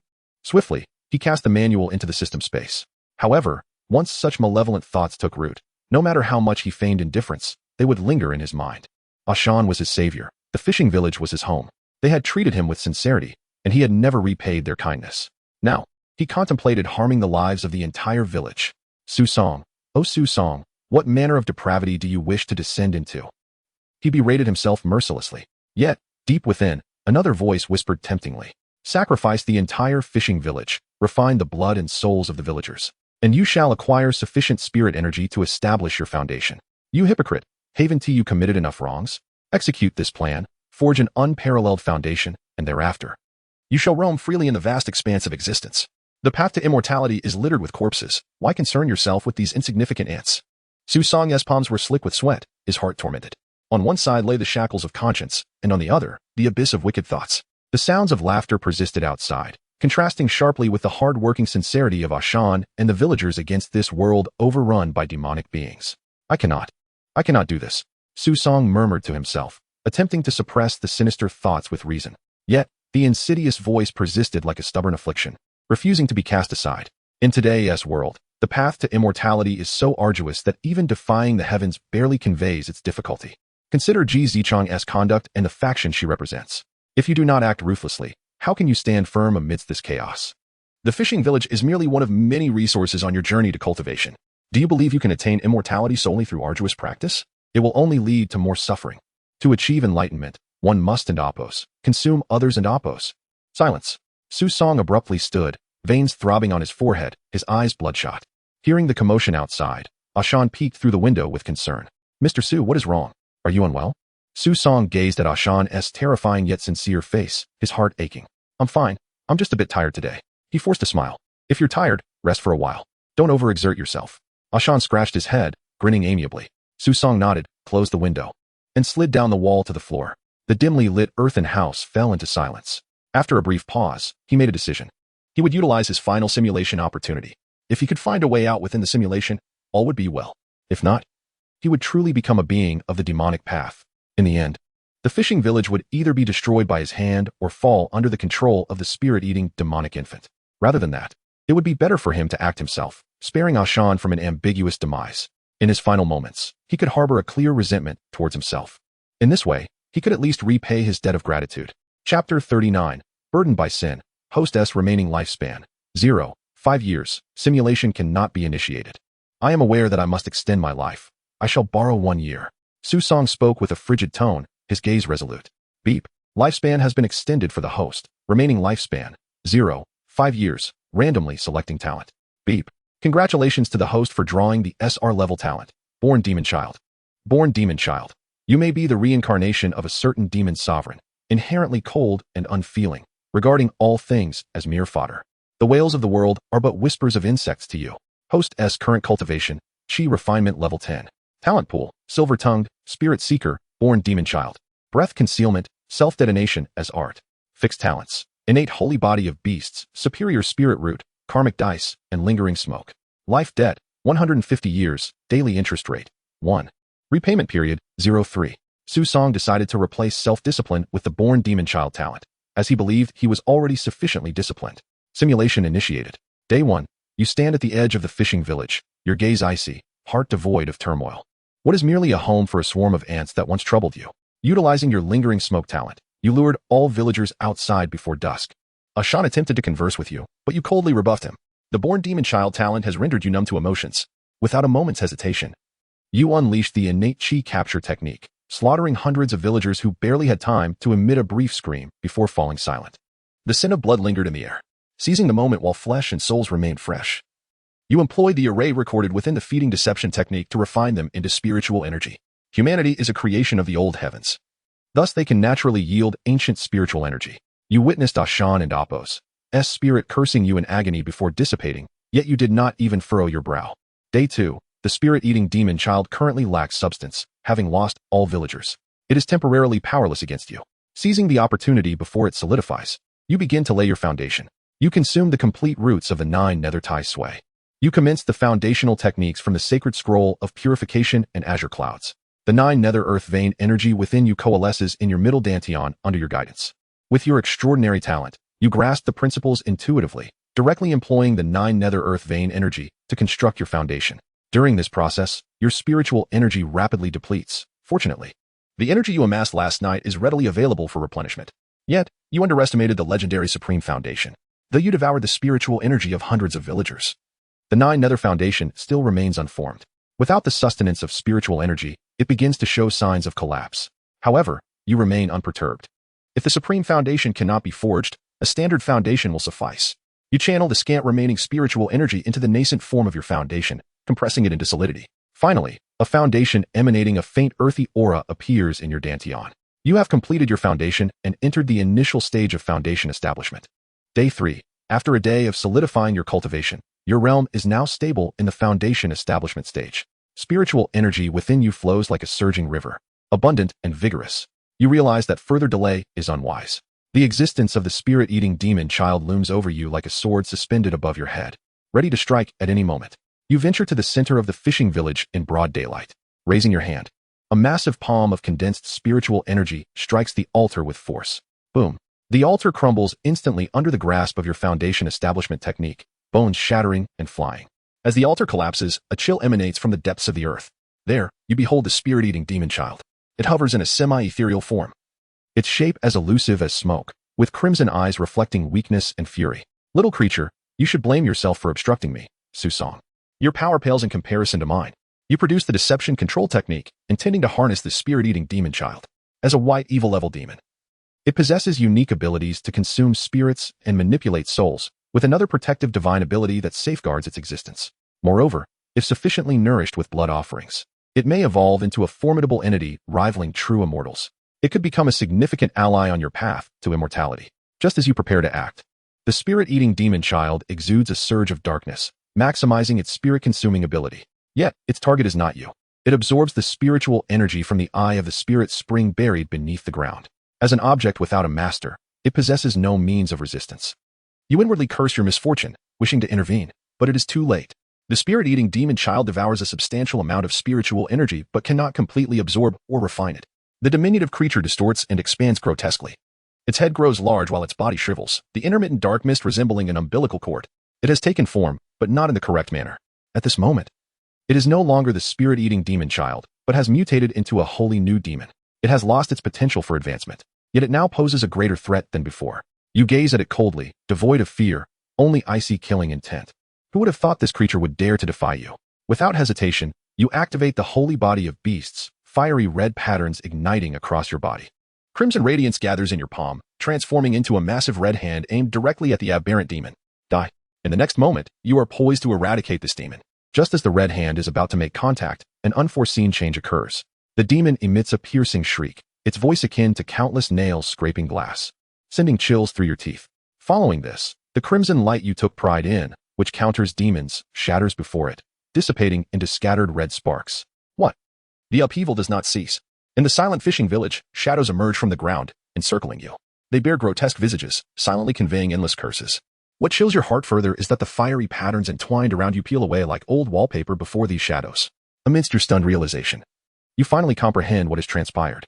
This assault is not of spiritual energy or divine abilities. It is karma. It is the sin you, Su Song, have wrought. The evidence is embodied in the shadow before you, which is none other than Ashan. The mutation of the spirit-eating demon child was not mere coincidence. Last night, it inadvertently consumed the resentment released by the deceased villagers. In a moment of desperation, it fused with a certain aspect of its nature in an eerie amalgamation. This fusion stripped it of its potential for advancement, yet granted it the ability to manipulate karma. The shadows that crawl from the earth are the vengeful spirits summoned by your sins. They were awakened by the power of the newly birthed demon, becoming its minions. Karma, belonging to cause and effect. And you currently lack the capacity to confront this karmic force. The holy body of beasts can merely withstand damage with great difficulty. Your expression darkens as you fixate on the demon. Perhaps it should be referred to as the karma-vengeful demon child. The intermittent dark mist resembling an umbilical cord symbolizes the chain connecting cause and effect, entwined with the wails and curses of countless vengeful spirits. Its existence has transcended the realm of ordinary demons, becoming a terrifying entity straddling the line between cause and resentment. Who would have thought I, Su Song, would stumble here? This time, you have triumphed. I shall relinquish the eye of the spirit spring. However, do not become too arrogant. One day, I shall defeat you. With no hope of victory, you reluctantly produce a golden die and cast it. The karma-vengeful demon child and the vengeful spirits attempt to intervene. But their actions are ultimately a moment too late. The golden die arcs gracefully through the air, landing with a crisp sound. 2 points. Chaotic teleportation. Chapter 40. Awaiting my day to sever the deceptive heavens on the 4th day, you find yourself within an unknown dense forest. Opting not to fly in order to conserve your spiritual energy. The ground beneath your feet is soft and damp, each step akin to treading upon decaying corpses. Towering, twisted trees surround you, their branches reaching skyward like gnarled claws, their leaves exhibiting an unnatural dark crimson hue. Just yesterday, you had successfully activated your teleportation ability, escaping the entanglements of the malevolent infant spirit. This location appears to be exceedingly distant from the fishing village, rendering its powers ineffective against you. The confrontation with the malevolent infant spirit exacted a heavy toll. The sacred form of the ox horse was utterly shattered. You have lost the ability to restrain the devious beings, lost your formidable physique, and lost the capacity to achieve efficiency in your endeavors. Do not underestimate yourself, Su Song. You possess greater potential than you realize. You remain undeterred, for you still possess the innate talent of a demonic progeny. This endowment marks you as a celestial outlier, a rare gem among men. Your cultivation prowess is not inferior to that of the ox horse, particularly your comprehension, which is astonishingly exceptional. Within a single night, you grasped the intricacies of the feeding deception technique. You also gleaned fragments of the divine arts contained within the great Dan scriptures. Were it not for the constraints of time, you could have recited the scroll of purification and azure heavens effortlessly. This dense forest is indeed extraordinary. You scan your surroundings with vigilance. Suddenly, a low, menacing growl emanates from the depths of the forest, filled with ferocity and yearning. You halt, readying your new divine ability. The Fury Slash, for the entities within this forest are far from benign. A massive shadow bursts forth from the thicket, charging directly at you. It is a creature resembling a colossal wolf, its size multiple times that of an ordinary wolf, completely cloaked in obsidian scales, with eyes gleaming a blood-red hue. A spectral wolf? Merely a wretched creature. It is but a beast of the black malevolence grade, comparable to the early stages of Foundation establishment, lacking any extraordinary capabilities. You raise your hand and unleash a blood-red blade of spiritual energy towards the great wolf. Unexpectedly, the creature deftly evades your strike and lunges at you once more. its speed astounding, its claws entwined with an intense aura of death. You had underestimated it. With a cold snort, you employ another divine ability, Windwalker. Your form flickers like a phantom, evading the wolf and Apos' assault. Subsequently, the foundational energies within your Danteon surge wildly, coalescing into a massive vortex of ebony spiritual energy around you. Constrain the deception, absorb the spirit. You intone, as the vortex suddenly expands, ensnaring the spectral wolf within. The creature emits a shrill howl as its form is swiftly disassembled, transforming into pure deceptive spiritual energy. Regrettably, you cannot absorb this energy, allowing it to dissipate instead. A mere beast dares to act with impunity before me? A cold smile graces your lips as you continue onward. On the 38th day, you have been wandering within this forest for over a month, unable to find an escape. You have attempted to ascend, but once you rise above the treetops, an invisible force yanks you back to the ground. Time within the forest appears disordered. The day and night alternate chaotically, obscuring your sense of direction. Am I ensnared within some sort of formation? A suspicion begins to form in your mind. Perhaps this forest itself is a deceptive entity, possessing its own will. Those ensnared within find themselves unable to escape, regardless of their efforts. Just as you contemplate using the causality dice once more, you perceive 3 spiritual pressures approaching from a distance. You swiftly employ your concealment talent to stealthily approach. The newcomers are 3 cultivators, 2 men and a woman, all of modest cultivation, existing within the chi refining realm. They are accompanied by several diminutive, weak, deceptive entities, not even reaching the white malevolence grade. Spirit tamers? Your interest is piqued. Concealed behind a great tree, you observe the trio of tamers. They don gray robes adorned with an enigmatic eye motif on their chests, clearly disciples of a certain sect. Brother, this forest is truly bizarre. After wandering for so long, why haven't we found that thing? One young man frowns, a hint of impatience in his tone. Patience, it is nearby. Once we locate it, we can return to claim our reward, the leader replies, scanning the surroundings with vigilance.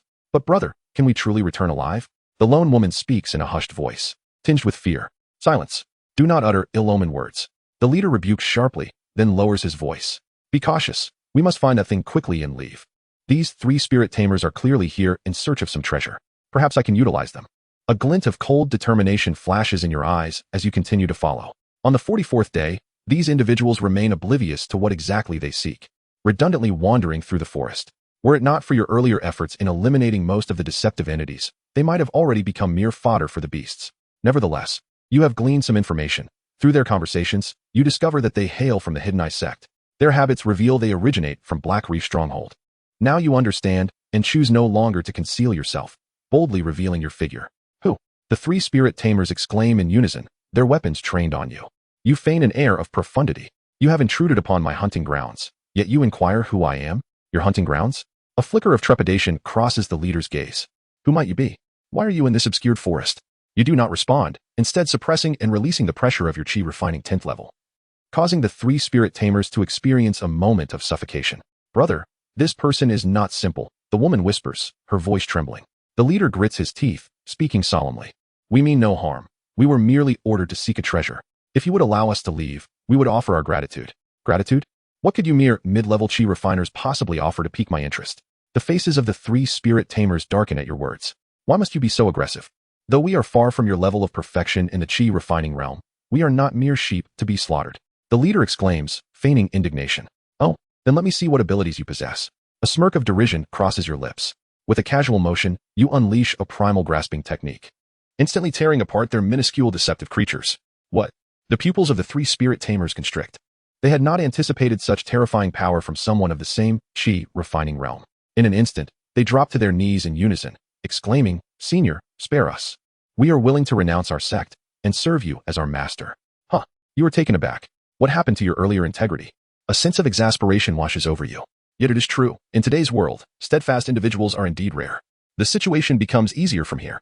You, unable to recall the names of these lackeys, bestow upon them new monikers. The leader shall be Big Mao, the second shall be Second Mao, and the woman will be Little Mao. You declare yourself as the leader of the Slaying Heaven gang from Black Reef Stronghold, signifying that one day you shall sever this deceptive realm. The trio exchanges glances, having never heard of your name. From this day forth, you proclaim loudly. Chapter 41. The Reversed Spirit Demon Gourd. Return to the Black Reef on the 50th day, through Dao Mao's narration. You learn that their expedition was in pursuit of a treasured relic.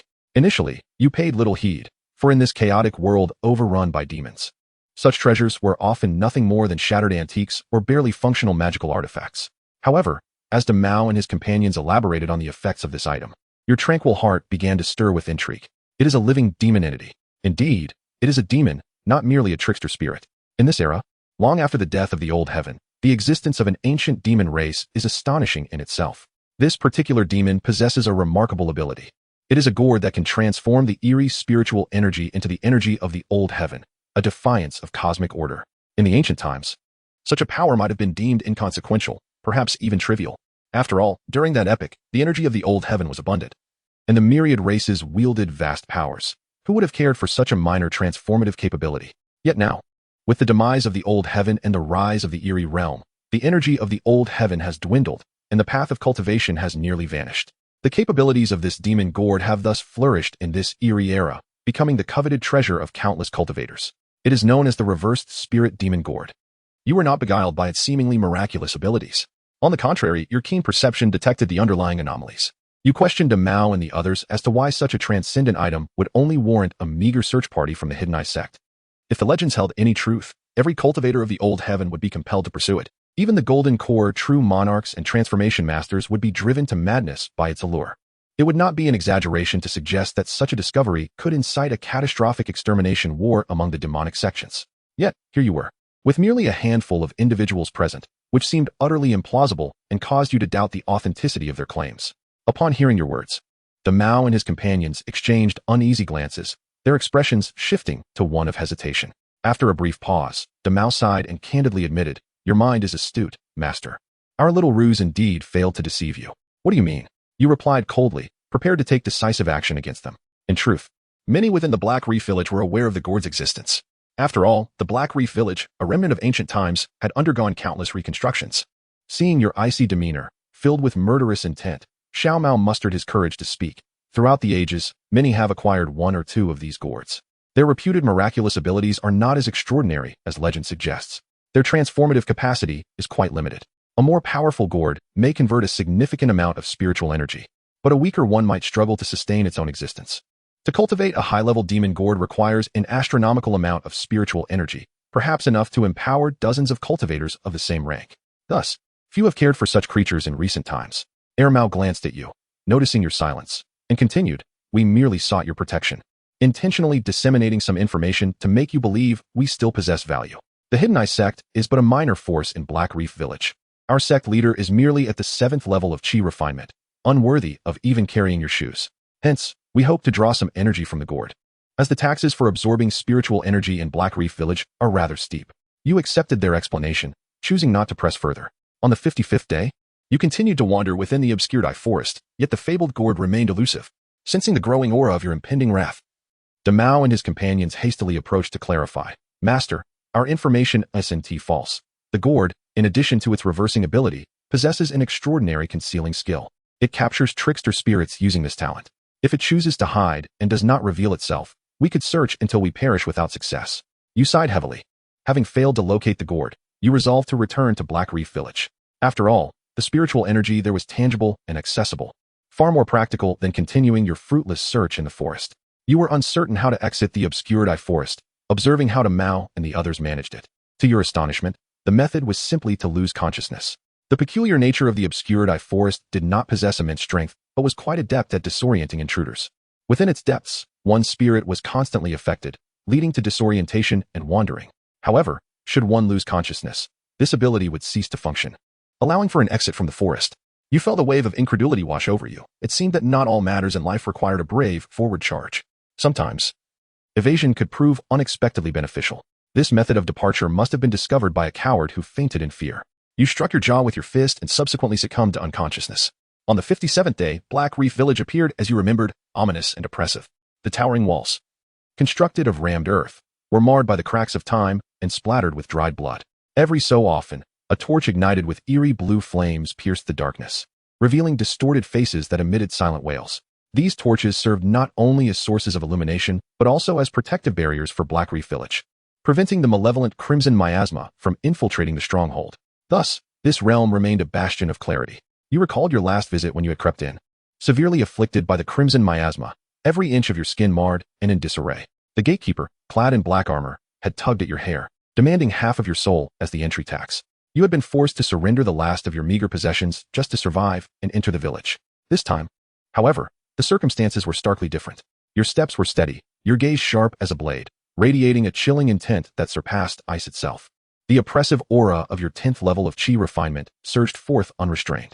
The gatekeepers, who had once been poised to collect taxes, swallowed their words, lowering their heads and retreating silently, allowing you and Demao to stride confidently into the village.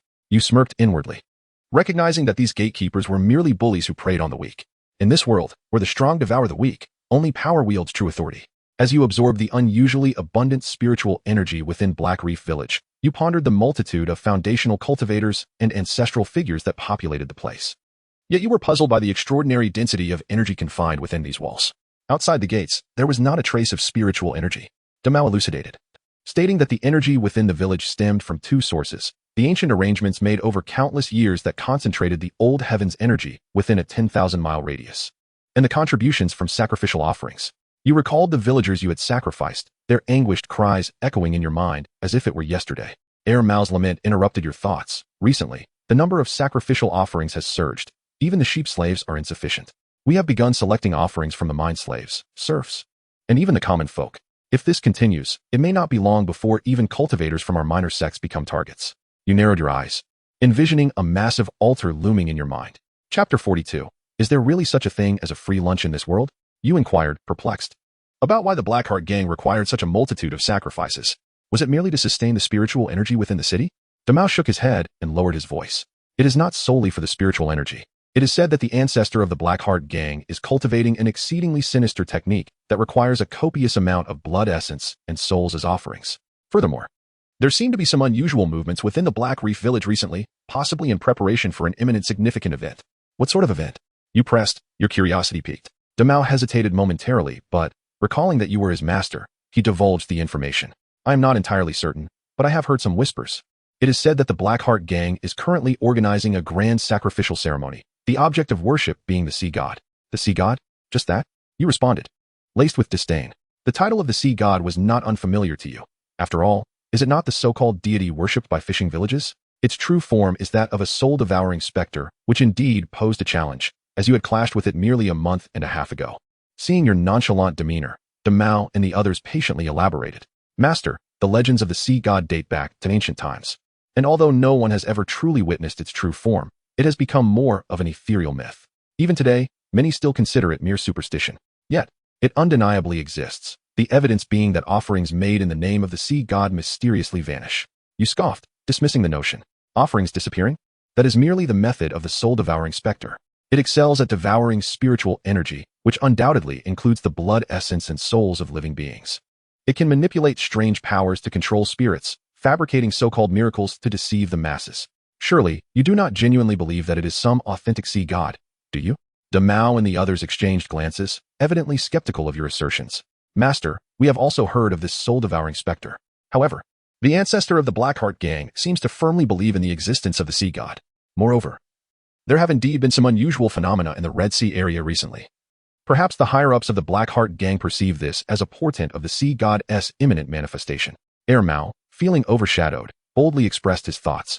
You pondered deeply. Although you derided the so-called sea god, the Blackheart gang's extensive preparations for the sacrificial rite were clearly not unfounded. Perhaps they had genuinely discovered something. It could very well be that they were using the worship of the sea god as a pretext to secretly plot something significant. How intriguing. You gazed at the towering soul torches at the heart of the city, contemplating what role you should assume in such a momentous event to maximize your gains. On the 58th day, the atmosphere within the Black Reef village grew increasingly tense. The patrols of the armored men noticeably intensified, their vigilant gazes scanning each passerby, ready to suppress any suspicious individuals. Yet, these matters were of no concern to you.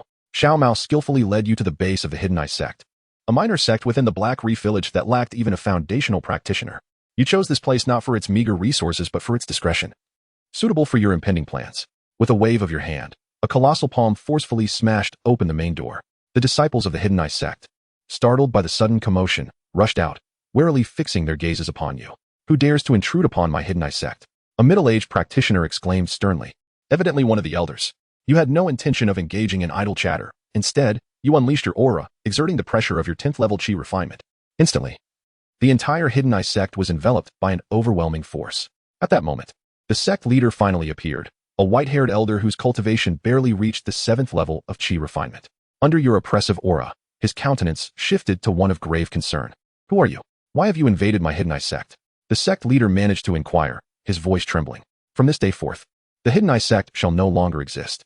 This place will become the stronghold of the Slashing Heaven gang," you proclaimed with a chilling laugh. The sect leader's face paled in disbelief. "Arrogant, do you think you can swallow my Hidden Eye sect with your mere strength?" Disciples, attack together. You refrained from further dialogue and launched your assault. Utilizing the windwalking technique, you appeared before the sect leader in an instant, striking with a single palm. The sect leader, caught off guard, was sent crashing into the wall, spitting blood upon impact. You had no intention of sparing him. With a swift motion, you seized him and forcibly refined his blood essence and spiritual energy. The sect leader's anguished screams echoed through the air. Moments later, only a desiccated corpse remained. The disciples of the Hidden Eye sect, witnessing this scene, were utterly terrified, collapsing to their knees in supplication. "From this day forth, you shall be disciples of the Slashing Heaven gang.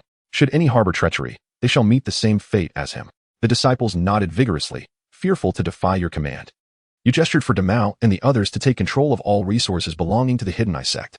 Soon, the sect's plaque was removed and replaced with a brand new sign of the Slashing Heaven gang. On the 59th day, you dispatched your followers to various mines, farmlands, and shantytowns, instructing them to offer food and wine to anyone they met without uttering a word. These provisions were all items you had brought from Yu County.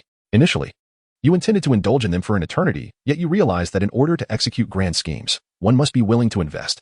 Under the influence of the Shuntian prefecture, the common folk, while fated to be sacrificed every century, lived quite well, even prosperously. However, those who left the Shuntian prefecture suffered immensely. The demonic sects and ghost manipulators cared little for their lives, with even their meals consisting solely of meat tainted by miasma. Thus, when you distributed these goods, no one refused. In the mines, the enslaved laborers, dragging their weary bodies, wielded pickaxes to extract miasma-tainted ores. Their faces bore expressions of numbness and despair, having grown accustomed to such a sunless existence. In the fields, the serfs bent over, laboriously tilling the barren soil, their hands calloused and faces etched with hardship. In the shanty towns, the homeless laborers huddled within dilapidated shelters, enduring the torments of hunger and cold. At this moment, the followers of the Slashing Heaven gang arrived with several carts, setting forth barrels of fine wine and baskets of delicious food before them. "Everyone, this is a small token from us at the Slashing Heaven gang. Please enjoy, and it's free of charge," they shouted exuberantly. Initially hesitant, the slaves quickly succumbed to their hunger and fatigue. They swarmed around, devouring the food with ravenous zeal and drinking deeply from the wine. In their memories, food had been nothing more than miasma-riddled flesh tumors. This genuine delicacy was reserved for the elite cultivators. Yet now, it burst forth on the tongues of these downtrodden souls. "Slashing Heaven gang? What sort of faction is this? Why are they treating us so well?"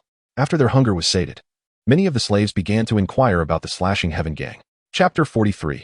A grand scheme unfolds on the 66th day. The name of the Celestial Severing gang had already spread among the lower echelons of the Black Reef Fort. The eyes of the downtrodden slaves sparkled with newfound hope. The exquisite food and fine wine provided by the Celestial Severing gang not only filled their stomachs, but reignited the flames of long-extinguished spirits within them. To the lofty cultivators and powers residing in the Black Reef Fort, these mortals were merely Indapos, beasts, and Apos. They remained oblivious to the fact that these Indapos, beasts and Apos, had recently become remarkably diligent in their labor. Their efficiency markedly improved. After all, who would concern themselves with the whims of a swarm of ants? The lavish gifts of food and drink were not offered to gain ephemeral fame, but rather to set the stage for an impending grand performance, a spectacle capable of shaking the very foundations of the Black Reef Fort. You frequently traversed the mines, fields, and shanties, engaging in heartfelt conversations with the beleaguered mortals. You preached the ideal of innate equality among all beings, inciting them to question the immense suffering and injustices of the world, who had usurped the happiness that rightfully belonged to them, who condemned them to toil endlessly while remaining famished, who treated them as mere sacrifices. Your words ignited a spark, awakening the long-suppressed anger of the slaves. They began to murmur among themselves, their eyes shimmering with defiance and fury. The black armored guards, ever watchful, soon sensed the shift in atmosphere. The cruel methods of oppression served as a stark reminder of the disparity between individuals. At that moment, you happened to appear. With a mere wave of your hand, you crushed the black armored guards of the Chi refining stage. From this day forth, no one shall dare to humiliate you. The Celestial Severing gang shall stand as your unwavering support. Thus, you proclaimed to the slaves, garnering a multitude of followers. Soon after, the black armored guards arrived to investigate. However, when they attempted to trace the origins of the Celestial Severing gang, they found it had seemingly materialized out of thin air, leaving them with no leads to pursue. Your plan smoothly transitioned into its next phase. You began to impart the secrets of cultivation to these suffering mortals, teaching them the Great Dan Heart Sutra, an ideal method for those seeking strength without the will or talent. Of course, among the slaves were also those skilled in controlling spirits, and the members of the Celestial Severing Gang were aware of your teachings in the art of spirit manipulation. Yet, no one voiced dissent. After all, they had already fallen into such dire straits. Who still cared about the distinctions between spirit manipulation and demonic paths? As long as they could enjoy plentiful food and drink while gaining power, they cheered for you, even shedding tears of gratitude. Hailing you as their great benefactor, not only did you provide sustenance, but you also bestowed upon them the strength to resist tyranny. While the Black Heart Gang busied themselves with preparations for a major event, the modest outpost of the Celestial Severing Gang had already amassed a considerable number of cultivators. On the 68th day, you stood before the Grand Hall of the Celestial Severing Gang, your gaze piercing as it swept over the throng of newly awakened spirit manipulators below. They were the fruits of your power to capture spirits and refine numerous weak entities. Although their average cultivation level was merely at the third stage of chi refining, their sheer numbers were astonishing. Though their individual strength may have been lacking, their loyalty to you was unwavering. You meticulously monitored their training progress, and upon detecting any signs of confusion or excessive spirit corruption, you would not hesitate to discreetly eliminate them. You required not untamed instruments, but rather a force that would yield absolute obedience. Master, all preparations are complete, Demao whispered as he approached you. You nodded, your gaze shifting toward the heart of the Black Reef Fort. There, the sacrificial ceremony of the Black Heart Gang was being orchestrated with great urgency.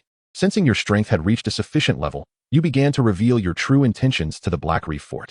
You divided all spirit manipulators into teams, sending them to infiltrate key points throughout the fort. Their sole mission was to disrupt the Black Heart Gang's sacrificial plans, creating chaos to divert their attention. Of course, on the surface, you delivered impassioned speeches, proclaiming that the time had come for the denizens of the Black Reef Fort to seize control. The spirit manipulators erupted in fervor, charging forth with wild abandon. Soon, a large-scale clash erupted within the fort between the black armored guards and the spirit manipulators. You were acutely aware that relying solely on these early-stage practitioners would not suffice to truly challenge the Black Heart Gang's dominance. After all, no matter how numerous the chi-refining ants, they could not contend with the many Foundation establishment elders of the Black Heart Gang. What you sought was chaos, drawing the main combatants of the Black Heart Gang away from their stronghold, rendering them unable to return for a significant period. Your objective was to seize control of the city's protective formation while the Black Heart Gang was preoccupied with the turmoil, thus establishing your complete dominion over the Black Reef Fort. Indeed, with your innate talents as a progenitor of darkness, how could you settle for mere trifles? If you were to seize, you would seize the greatest benefits. With such resources at your disposal, you would never again need to toil for spiritual energy. Your plan was progressing smoothly, and you had secretly dispatched a contingent of your strongest forces to the altar located outside the city, the core area of the Black Heart Gang and Oppo's sacrificial rites. When you observed the distant smoke rising into the sky, you knew your plan had succeeded. As anticipated, a dozen Foundation establishment presences surged into the air. Racing toward the altar, you immediately concealed your aura and slipped into the headquarters of the Black Heart Gang, effortlessly dispatching the several black armored guards left behind. You advanced deeper into the heart of the headquarters. The control core of the city's protective formation lay within the Soul Flame Torch, one of the most sacred places of the Black Heart Gang. You soon arrived beneath the torch, where a massive formation was slowly operating, countless souls writhing and wailing within. Moments later, a cold smile crept across your lips. The protective formation of the Black Reef Fort now belonged to you. With this grand formation, you could easily repel Foundation establishment cultivators. Even those in the Gathering Essence stage could not force their way through. No one could now threaten your position of dominance. On the 79th day, upon showcasing your foundational pressure as an early-stage Foundation establishment cultivator, the remaining forces of the Black Reef Fort surrendered to you. Those who resisted were blood sacrificed, enriching the spiritual energy within the city. During these days, aside from your cultivation, you remained vigilant regarding the movements of the Black Heart Gang. Even after they had slaughtered all spirit manipulators, they chose not to attack the city immediately, but instead continued with their sacrificial rites. You even witnessed several weaker spirit manipulators being forcibly sacrificed due to insufficient offerings. Was the sea goddess sacrifice truly so vital? Your doubts deepened. The actions of the Black Heart Gang clearly exceeded common sense. They were willing to sacrifice their own combatants to continue the rites. What secrets lay hidden behind this decision? Soon, you would discover the truth. A terrifying aura suddenly erupted from the center of the altar. Even from a distance, beyond the protective formation, it sent chills down your spine as a Foundation establishment cultivator. That aura swiftly approached the edge of the formation. You felt the once impenetrable formation crumble under a single strike, nearly extinguishing the massive Soul Flame Torch. The patriarch of the Black Heart Gang appeared before you. You were utterly stunned, for in your understanding, he should have been a Gathering Essence cultivator. Yet, The aura radiating from him clearly exceeded that realm, embodying a terrifying pressure you had never encountered before. Even more shocking was the patriarch's bizarre appearance. Despite being human, he bore features reminiscent of various marine creatures. His skin was covered in scales, grotesque tentacles sprouted from his back, and gills opened along his neck. When he spoke, his voice was grating, yet resonated with an eerie rhythm, akin to a haunting melody from the depths of the ocean. Young one, dare you to disrupt my grand affairs? Chapter 44. A grave mistake. The sky over Black Reef Village was shrouded in an overwhelming spiritual pressure, akin to a boundless ocean. Standing atop the city walls, you felt an unprecedented sense of helplessness in the face of the suffocating might before you. Your demeanor remained calm, yet turmoil churned within. You understood that revealing even a hint of fear at this moment was unacceptable. Old devil, am I to blame for thwarting your grand scheme? How laughable. You would sacrifice even your own disciples for this ritual, employing any means necessary. Is there any fault in my seizing what I require? A cold glint flickered in the eyes of the Black Heart sect's patriarch, his tentacles thrashing behind him. Foolish child, do you presume to comprehend the actions I undertake? Very well, you have caused me considerable trouble, and I must admit, you possess a modicum of courage and skill. Allow me to personally send you on your way. Before his words had fully escaped his lips, his figure vanished, only to reappear before you in an instant. His fingertips glowed with an eerie green hue, and his hand, like a talon, lunged towards you, imbued with a power that seemed capable of tearing apart the fabric of space. You felt your pupils constrict as you hastily retreated, raising your hand to unleash a furious strike. However, that formidable attack crumbled before the patriarch, as fragile as paper. A surge of dread coursed through you, and in a moment of desperation, you activated Wind Step, narrowly evading his strike. Yet, you were still caught by a fraction of his spiritual force, causing your blood to surge and a trickle of crimson to escape your lips. Foundation establishment? Not bad, young one. You certainly have the audacity to be arrogant. But how can a mere Foundation establishment practitioner dare to flaunt their strength before me? The patriarch's tentacles shot forth, ensnaring you like venomous serpents. You exerted every ounce of your power to evade their grasp, yet you were continually grazed by their attacks, quickly accumulating injuries. In your heart, you calculated rapidly. With your current strength, confronting the patriarch directly was futile. The only option left was to harness the residual power of the city's protective formation. Buying time to seek an opportunity, you retreated into the city without hesitation, producing the formation flags to channel and condense the remaining energy of the protective barrier. Runes ascended from the ground, transforming into chains in an attempt to bind the patriarch's movements. Without even a glance, he merely scoffed, his scales emanating an ominous green spiritual pressure. Those runic chains shattered before they could even approach him. The colossal soul torch at the center of the city extinguished entirely. His figure, like a specter, drew near once more. You dare to think that the power of an ant can disturb my majesty? At this moment, you were bereft of options, cornered and out of tricks. It was unfathomable that despite forging your Foundation establishment with the roots of the 9 nether Sway, you remained as insignificant as an ant in this world. Seeing you cease your attempts to escape, the patriarch understood you had recognized the disparity in strength and had given up the fight. Should you offer half of your soul to become my sole servant, I might consider sparing you. Given the casualties among the Foundation establishment in this recent upheaval, I am in dire need of capable individuals. Your Foundation establishment is a rare find. I am not one to squander talent. So, what do you say? Will you submit? A tremor coursed through you. You had nearly obliterated the foundation of the Blackheart sect, and yet this old wretch sought to recruit you. What grand scheme was the Blackheart sect plotting, that they were so desperate for powerful forces? Old devil, if I were to offer half my soul as a servant, would you truly spare me? You feigned hesitation, your voice low. Naturally, I have no time to engage in games of cunning with ants, came the patriarch and Apo's disdainful reply. And what of the vast resources I have destroyed in Black Reef Village? You will not pursue this matter? You continued to probe. How could I not pursue it? I intended to address that, but there are more pressing matters at hand. Your punishment can be set aside for now. A flicker of murderous intent flashed in the patriarch's eyes, quickly suppressed. Very well, I have nothing further to say. You realized that Black Reef Village was likely on the brink of a major crisis, compelling the Blackheart sect to exert their utmost effort in response. Then, let us proceed with the offering of your soul. The patriarch's expression darkened, revealing a hint of satisfaction. I must decline. Your face bore an expression of indifference toward life and death. What? Are you so nervous that you've misspoken? The patriarch's forehead pulsed with veins, his fury nearly boiling over. You merely smiled coldly, amplifying your voice with spiritual energy. I, Su Song, am the born child of demonic fate. How can I languish beneath others for long? Then, just before the patriarch's impending wrath could descend upon you, you cast the fateful dice. Since death was inevitable, you might as well gamble one last time.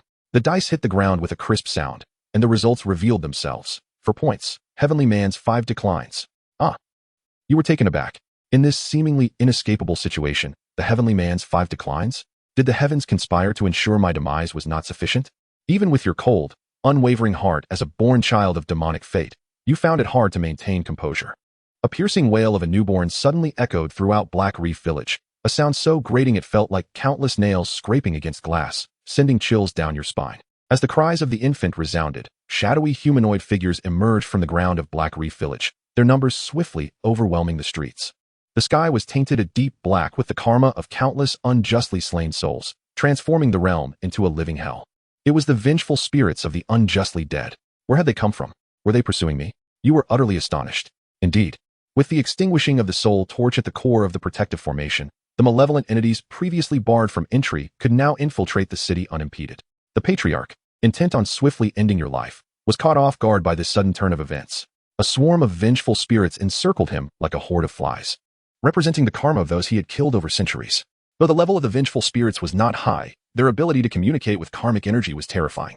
Even a great cultivator like the Black Heart Sex Patriarch found himself powerless against the relentless tide of karma he had created. The endless grievances of the spirits silently recounted his myriad acts of cruelty. The Patriarch's bizarre form began to crumble under the weight of karma.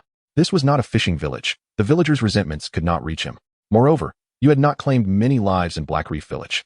Your rule was primarily enforced through intimidation and the might of your subordinates. Thus, when the vengeful spirits ensnared everyone, you found yourself the least burdened. In fact, the vengeful spirits of your fallen allies from the Slaughtering Heaven gang exuded threads of merit, aiding you in fending off the few remaining spirits. For in their subjective understanding, you had led them in rebellion against tyranny, ultimately achieving liberation. You were at a loss for words, yet the opportunity to escape had finally arrived. Who would have thought the heavenly man's 5 declines could unexpectedly assist you? Just as you prepared to soar over the city walls, a haunting melody filled the air. Amidst the cacophony of this hellish realm, the sound of the guqin resonated, swirling gracefully around the structures. Simultaneously, a gentle rain began to envelop the entire city. You crashed into an invisible barrier upon hearing the music, your heart pounding. He had arrived. The Faceless One is here. Chapter 45: The Reappearance of the Faceless One. Shadow of the Sea God. As you gaze upward, a phantasmal figure is seen seated at a distance, legs crossed, caressing an ancient guqin. Its visage remains obscured, yet an unsettling aura emanates, chilling the chaotic and clamorous Black Reef Village into silence. All present, not just humans, but even the vengeful spirits steeped in curses, cease their maledictions.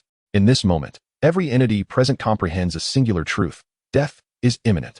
This instinctual warning resonates like the survival instinct of ants facing cataclysmic destruction. Within the city, no being dares to lift a finger, not from unwillingness, but from sheer terror. The oppressive presence of the Faceless One renders even breathing a luxury. The melody of the guqin is ethereal and melodious, as if it hails from the heavens, yet is clear as a whisper in one's ear. Simultaneously, a fine drizzle envelopes the entire city. The raindrops, gentle yet imbued with an eerie power, seal the city in an impenetrable shroud. The darkened sky, a consequence of the vengeful spirit and Apos' sinister abilities, transforms into a radiant expanse due to this rain. You observe the desolate earthen cityscape morphing into a lush bamboo grove. An elegant garden materializes at the feet of the Faceless One.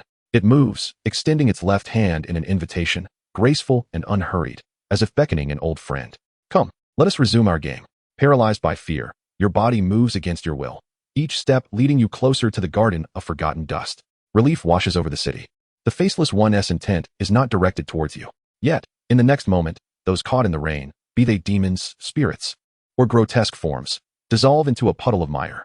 It appears as though they yield to the guqin's enchanting melody, the mire writhing and reshaping itself into porcelain. A haunting wail pierces the air as the vengeful spirit ascends from its hiding place, having endured countless trials in pursuit of revenge, now unwilling to become mere porcelain. Its disquieting cries drown out the guqin's sound, summoning forth more vengeful spirits. However, none of these foul entities can breach the 100 yards of the Garden of Forgotten Dust. The gentle rain, possessing an unseen and uncanny force, purifies all spirits. The Faceless One seems displeased, for in the game of chess, one must possess grace. How could such discord disturb the serene melody of the garden? Its gaze shifts slightly toward you, then towards the vengeful spirit, which suddenly erupts in an explosive burst. The dark aura is washed away by the rain, dissipating into wisps of smoke. A fragmented, cord-like chain of darkness spirals and lands upon you. The demise of the vengeful spirit serves as a signal, igniting chaos throughout the city. Whether practitioners of the Black Heart Gang, commoners, or the spirits themselves, all flee in desperation from the indescribable terror of the Faceless One. You yearn to join in their escape, yet your body continues its inexorable advance towards the Faceless One. The rigidity of your movements causes the chain to lash against you intermittently. To your astonishment, the places struck seem to regain mobility. Not only your muscles, but even your spiritual energy can be summoned. Indeed, this chain is the vengeful spirit's conduit of power. Perhaps I can sever the causal link between myself and the Faceless One. With no time to ponder further, you channel your returning power, emanating spiritual energy to forcefully refine the vengeful spirit's chain. The spirit's own strength is feeble, and your foundational spiritual energy is ample for this task. Yet time is of the essence, and you are less than 30 steps from the garden. It's over. Everything is over. I have devoted my life to this city, to the eastern shores of the Red Sea, only to end in vain. A feeble voice reaches your ears. It is the Blackheart ancestor, still clinging to life. However, ravaged by vengeance, he is little more than a skeletal remnant, clearly nearing his end. Yet, the Faceless One turns its gaze towards him, an uncommon occurrence. You are uncertain of the unfolding events.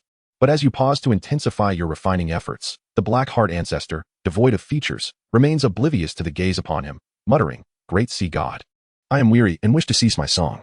So, please awaken." As his words echo, the remnants of his body disintegrate into ash. Simultaneously, an unsettling aura permeates the atmosphere. You notice a grave expression upon the Faceless One's porcelain-like face. Unbeknownst to you, it has grasped a sword. The death of the Blackheart ancestor seems to awaken the sea god. The earth trembles. This is not mere hyperbole. You float above, witnessing the violent upheaval of the land beneath. The solid ground transforms into a tumultuous sea, unleashing towering waves. Mountains collapse, rivers reverse, and the city teeters on the brink of destruction. It feels as though the heavens themselves are descending upon the earth with relentless force. This is the true visage of the sea god's sacrificial rites. This is the ultimate terror of the eastern shores of the Red Sea. You finally understand why the Blackheart ancestor was willing to sacrifice everything. You recall the tales shared by Ashen in the fishing village. The sea god is taboo. He is singular, he is everything. All must be offered to appease him. Those who have encountered him have perished. At the time, you considered this mere superstition of ignorant villagers, but now realize Ashen and Apos' words were not in vain. The sea god is not a fabrication. Should he emerge, he could indeed obliterate all. In the midst of this cataclysmic disaster, you are as powerless as an ant, rendered incapable of action. The bamboo grove of the Faceless One crumbles under some unseen terror, and it steps forth from the garden, confronting an intangible entity. Finally, you manage to refine the chain. With it, you reclaim control of one arm without hesitation, and without a moment's delay, you sever your own head with your hand, as if it were a blade. You are dead. Life simulation concluded. Simulation review. Congratulations, host, for achieving a status lower than that of a beast. You are rewarded with a designated item voucher. Simultaneously, the host initiates the Sea God's Shadow series of tasks. Current progress. Damn your dogged system. Can you not discern urgency and importance? Quickly exchange the refined chain for me. Now, if you wish to avoid death, the Faceless One is approaching. Susong nearly teeters on the brink of madness, having once again forged a causal link with the Faceless One. Even if this is merely a simulation, he is almost certain. No, he is convinced.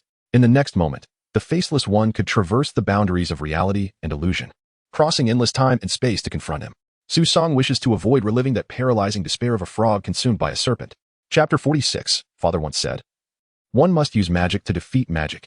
Beep. The host's debt repayment deadline has been reached. Repayment is required to restart the purchasing function. Beep. Insufficient lifespan detected.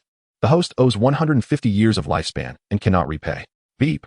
This system will enforce collection and reclaim the owed lifespan. The system's cold and unfeeling notification left Susong gasping for breath. He understood the gravity of the situation. In the next moment, he sensed an invisible force extracting something from within him.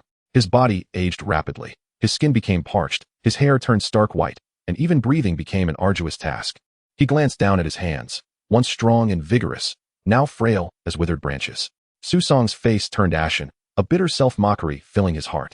Perhaps I am the first traveler in history to perish at the hands of my own external aid. Well, dying at the hands of the system is certainly preferable to being taken away by the Faceless One. Just as Susong relinquished his struggle and embraced death, the sound of a piano echoed within the cramped earthen room, and fine rain began to fall. The Faceless One, seeking the cause, had traversed endless time and space and had already discovered him. Apologies, my friend, but you are too late. My fate has already been sealed, and there is no place for you. Farewell, I shall never return to this wretched world. As one nears death, their words often grow wild. Susong ridiculed loudly.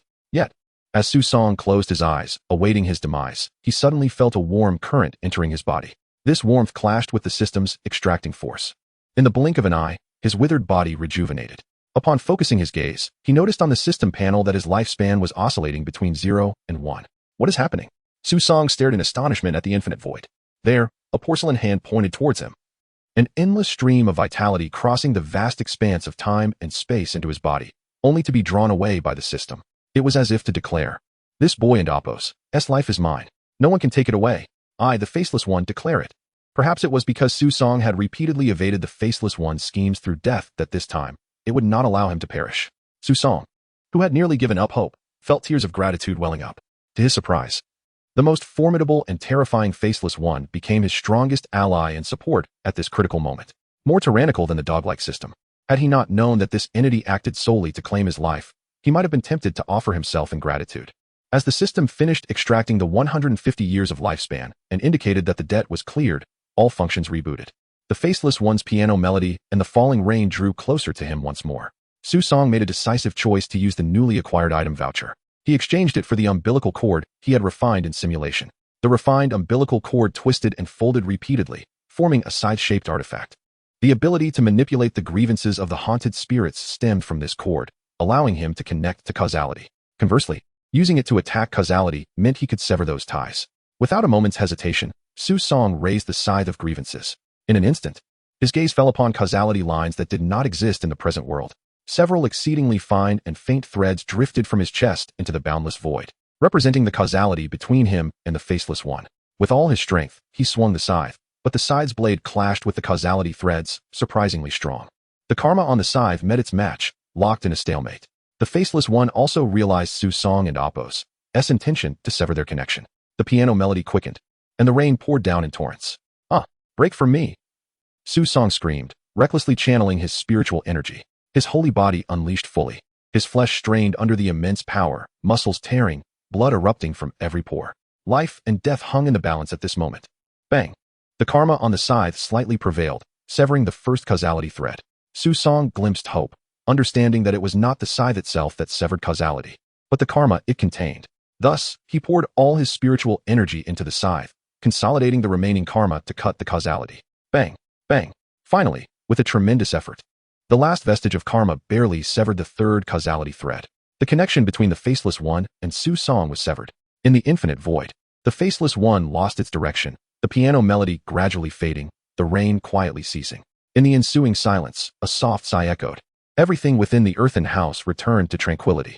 Only Su Song lay exhausted on the ground, his heart racing. Yet he laughed, a joyous and carefree laughter. Ha! I truly am the destined protagonist, the child of fate. Even death in such dire straits cannot vanquish me. I feel invincible. Ha ha! His laughter was laced with madness, pride, and an indescribable exhilaration. Indeed, who would have thought that amidst the dual threats of the system and the Faceless One, he had managed to endure. Not only had he cleared his debt to the system, but he had also completely severed his ties with the Faceless One. This miraculous turn of fate was enough to elicit applause from himself. Oh, dog-like system, did you ever anticipate this? Not only am I alive, but I also outsmarted you. Su Song reveled in the air, confident that the system could hear his taunts. Though the system had fallen silent, he still felt compelled to boast.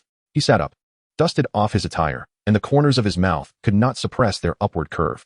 In this moment, he felt such joy that he longed to sing a tune. Clearing his throat, he began to hum a little melody he did not know where he had heard.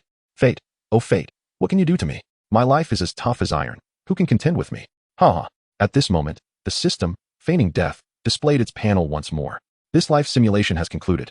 Simulation review. Congratulations to the host for completing the less than animal achievement, rewarded with a designated item voucher, already used. The host has also unlocked the Shadow of the Sea God series of tasks, currently at 20 progress. The host may choose to purchase from the following rewards. Reward 1.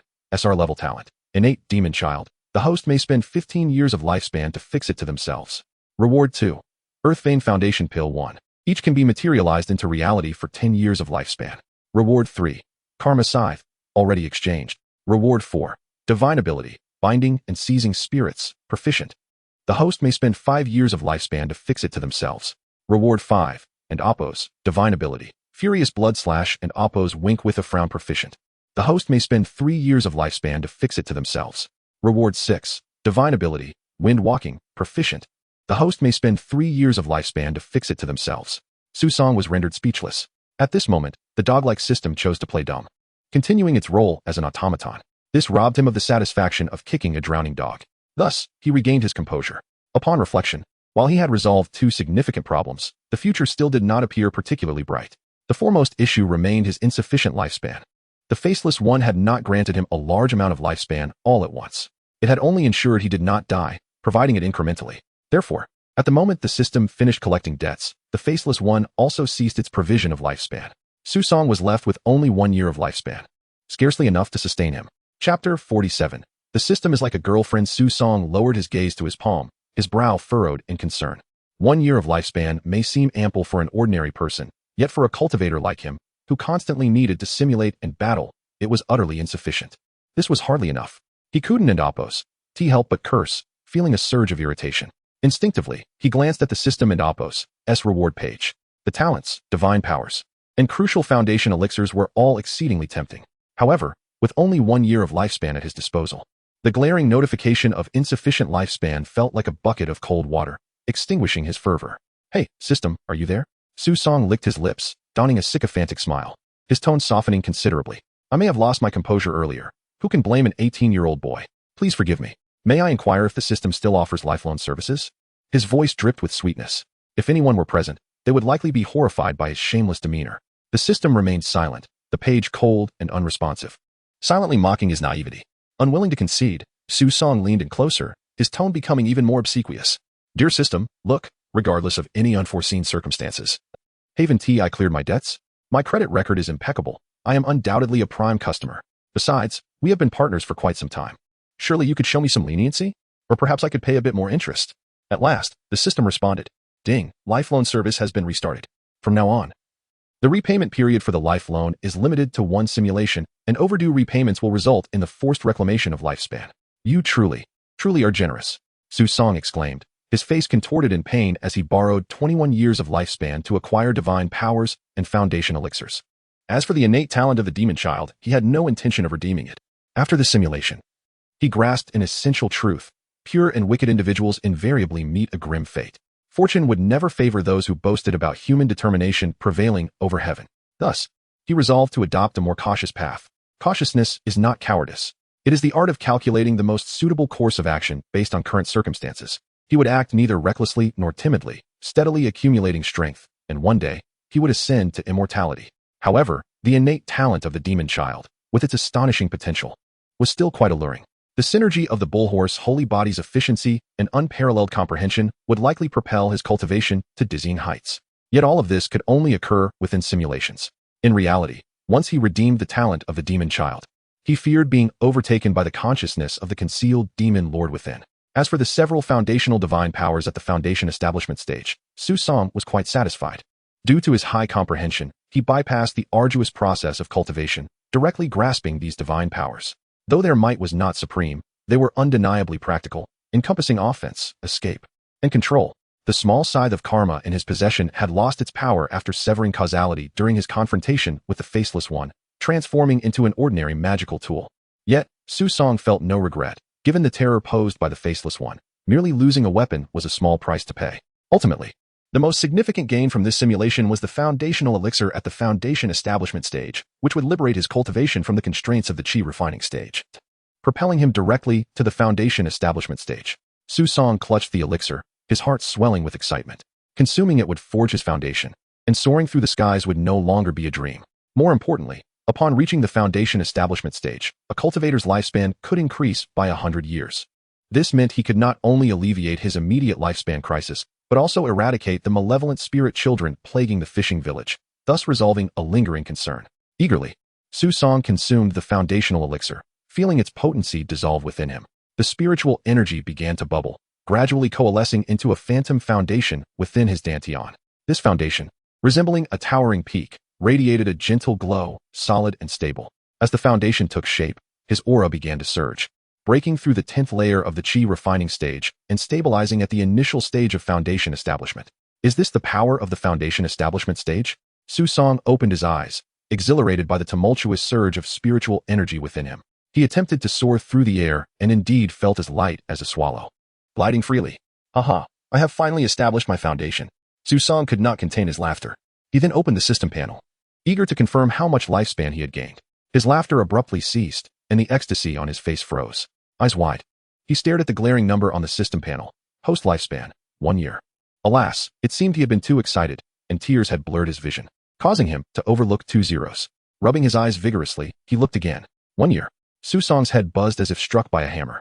He leaped up, pointing furiously at the system panel, unleashing a torrent of curses. Damn system, you sold me counterfeit goods. Where's my lifespan? I had so much. My 100 years of lifespan has been embezzled by you. His voice echoed, shaking the earthen walls, infused with an almost hysterical fury. However, the system's response rendered him instantly speechless. Ding, the host is once again spreading falsehoods. This system has long informed you that the elixirs provided do not possess the ability to break through realms.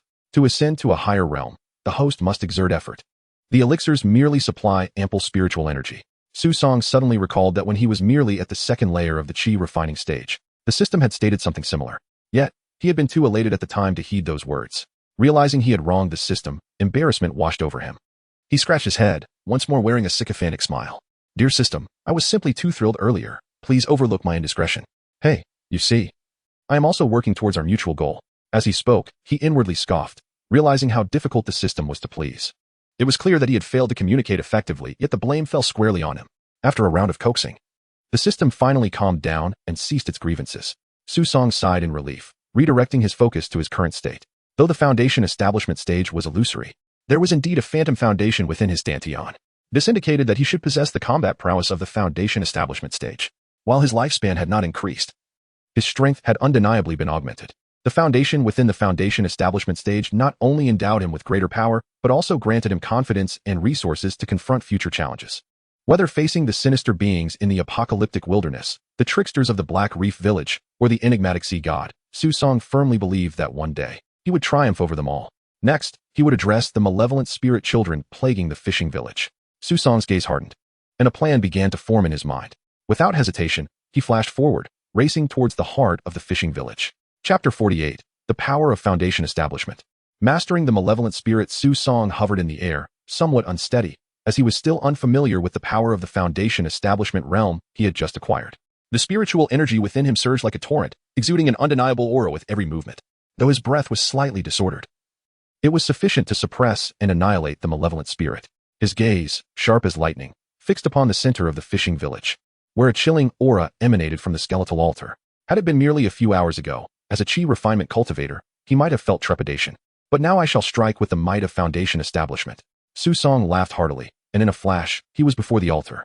The malevolent spirit, buried deep beneath the altar, sensed Susong's arrival and let out a piercing shriek. Instantly, the altar exuded a tremendous pulling force.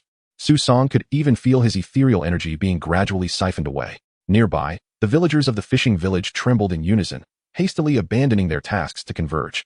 Is this all? I expected more from you. Susong chuckled derisively, his foundation erupting with spiritual energy.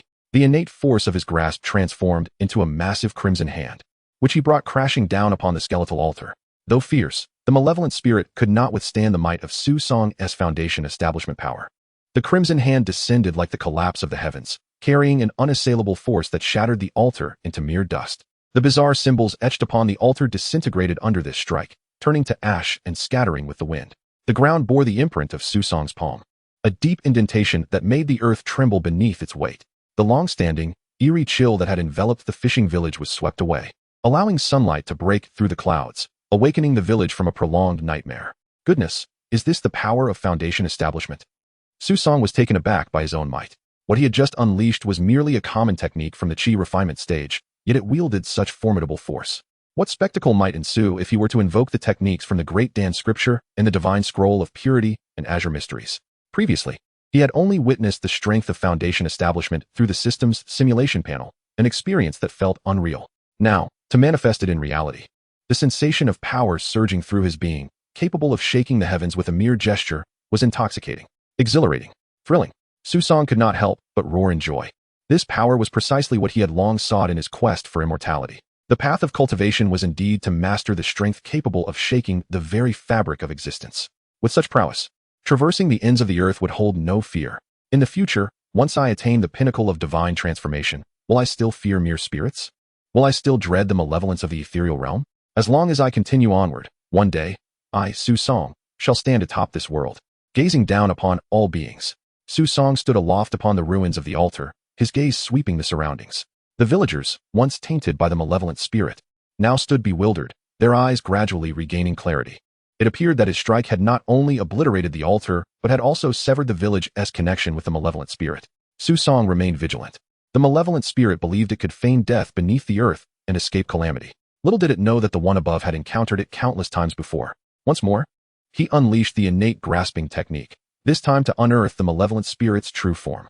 The crimson hand dug through the soil, revealing the essence of the malevolent spirit. At this moment, the malevolent spirit had not yet fully matured. Its form was a nebulous amalgam of black mist, with only half a head manifest. It clearly did not anticipate its exposure. Panic filled its crimson eyes.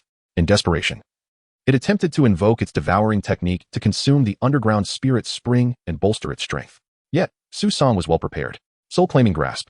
This technique, derived from the Great Dan scripture, was designed specifically for the ethereal cultivators of the heavenly bureau to hunt and seize the spiritual essence of malevolent beings. A vortex of black spiritual energy took shape, rendering the malevolent spirit incapable of invoking any power. Little spirit, you are easily subdued. As the malevolent spirit found itself drawn into the vortex, its spiritual energy began to dissipate in a state of utter fear. It emitted a piercing wail. Unexpectedly, this little creature had begun to awaken some semblance of karmic ability. Su Song felt a twinge of surprise, but alas, after a cacophony of wails, nothing transpired. Aha. I have only been in the fishing village for 2 days. I have yet to take a life, not even that of an ant. From where do you intend to awaken my karma? Such is the benefit of a cautious path. Had he succumbed to his darker impulses and slain all the villagers to refine their essence, the malevolent spirit could have invoked his karmic retribution. Even with a foundation as profound as the Nine Nether, he would assuredly meet his demise. Seeing that it had exhausted its final card and still found no glimmer of hope, the malevolent spirit broke down completely. Weeping like a child who had angered an adult and received a beating, Su Song harbored no sympathy and increased his pressure. Just as the malevolent spirit was on the verge of complete dissolution under Su Song's soul-claiming grasp, a faint yet distinct mental communication suddenly entered Su Song's mind. It was a plea for mercy from the malevolent spirit, a desperate message of submission, laced with boundless fear and supplication. Su Song furrowed his brow, momentarily pausing his actions. He observed that the malevolent spirit had been thoroughly subdued, devoid of any will to resist. Its once ferocious aura had transformed into one of utter humility, reminiscent of a wolf being tamed into a dog. Oh, what a delightful surprise. Su Song's lips curled into a smirk. Initially, he had intended to completely refine the malevolent spirit, eradicating any future threat. However, its voluntary submission presented him with a new opportunity. If he could harness this malevolent spirit, it might serve as a valuable asset on his future path of cultivation. Su Song reflected upon the various methods of control detailed in the spirit-taming technique. Ultimately, he decided upon the approach of possessing a paper effigy. While this method might not allow him to extract the spirit's techniques as other spirit tamers could, it promised safety and stability, ensuring complete dominion over the spirit's existence.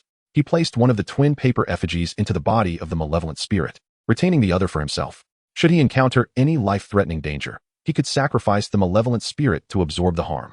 Conveniently, Su Song possessed 2 paper effigies, both crafted from the skin of Wei Dongrong. With this in mind, Su Song focused his thoughts, slightly retracting his spiritual energy. Since you are willing to submit, then surrender your primal spiritual core and sign a contract with me. Should you harbor any treachery henceforth, I shall ensure your soul is shattered, and you shall never find rebirth. Upon hearing this, the malevolent spirit nodded vigorously, not daring to hesitate. From its semi-ethereal form, a black pearl-like spiritual core floated forth. Su Song seized it, sealing the core within one of the paper effigies using a secret method. He then activated the other effigy and sent it into the malevolent spirit's body. Thus, the pact was sealed, and the malevolent spirit was irrevocably bound as Su Song's servant, a being with the potential to ascend to the realm of the nascent soul. Su Song nodded in satisfaction. Chapter 49 Farewell to the Fishing Village. Target. Establishing the 9 Nether Veins Foundation. Ashen shook his somewhat dazed head, bewildered by the turn of events. Moments ago, he was in the village aiding in the repair of fishing nets, and now he found himself inexplicably standing in the village center. The ground was in disarray, marked by a colossal handprint. The Mr. Su he had rescued from the seaside was hovering in midair, adding to his confusion. Can people really fly? Oh right. Ashen slapped his forehead and rushed forward, exclaiming, Mr. Su, you once asked if there were any individuals capable of flying near the fishing village. I realize now that you were referring to yourself.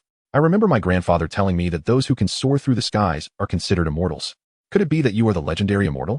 He danced joyfully, and the villagers, equally clueless, joined in the merriment. Su Song observed the foolish revelry of the villagers, shaking his head in resignation.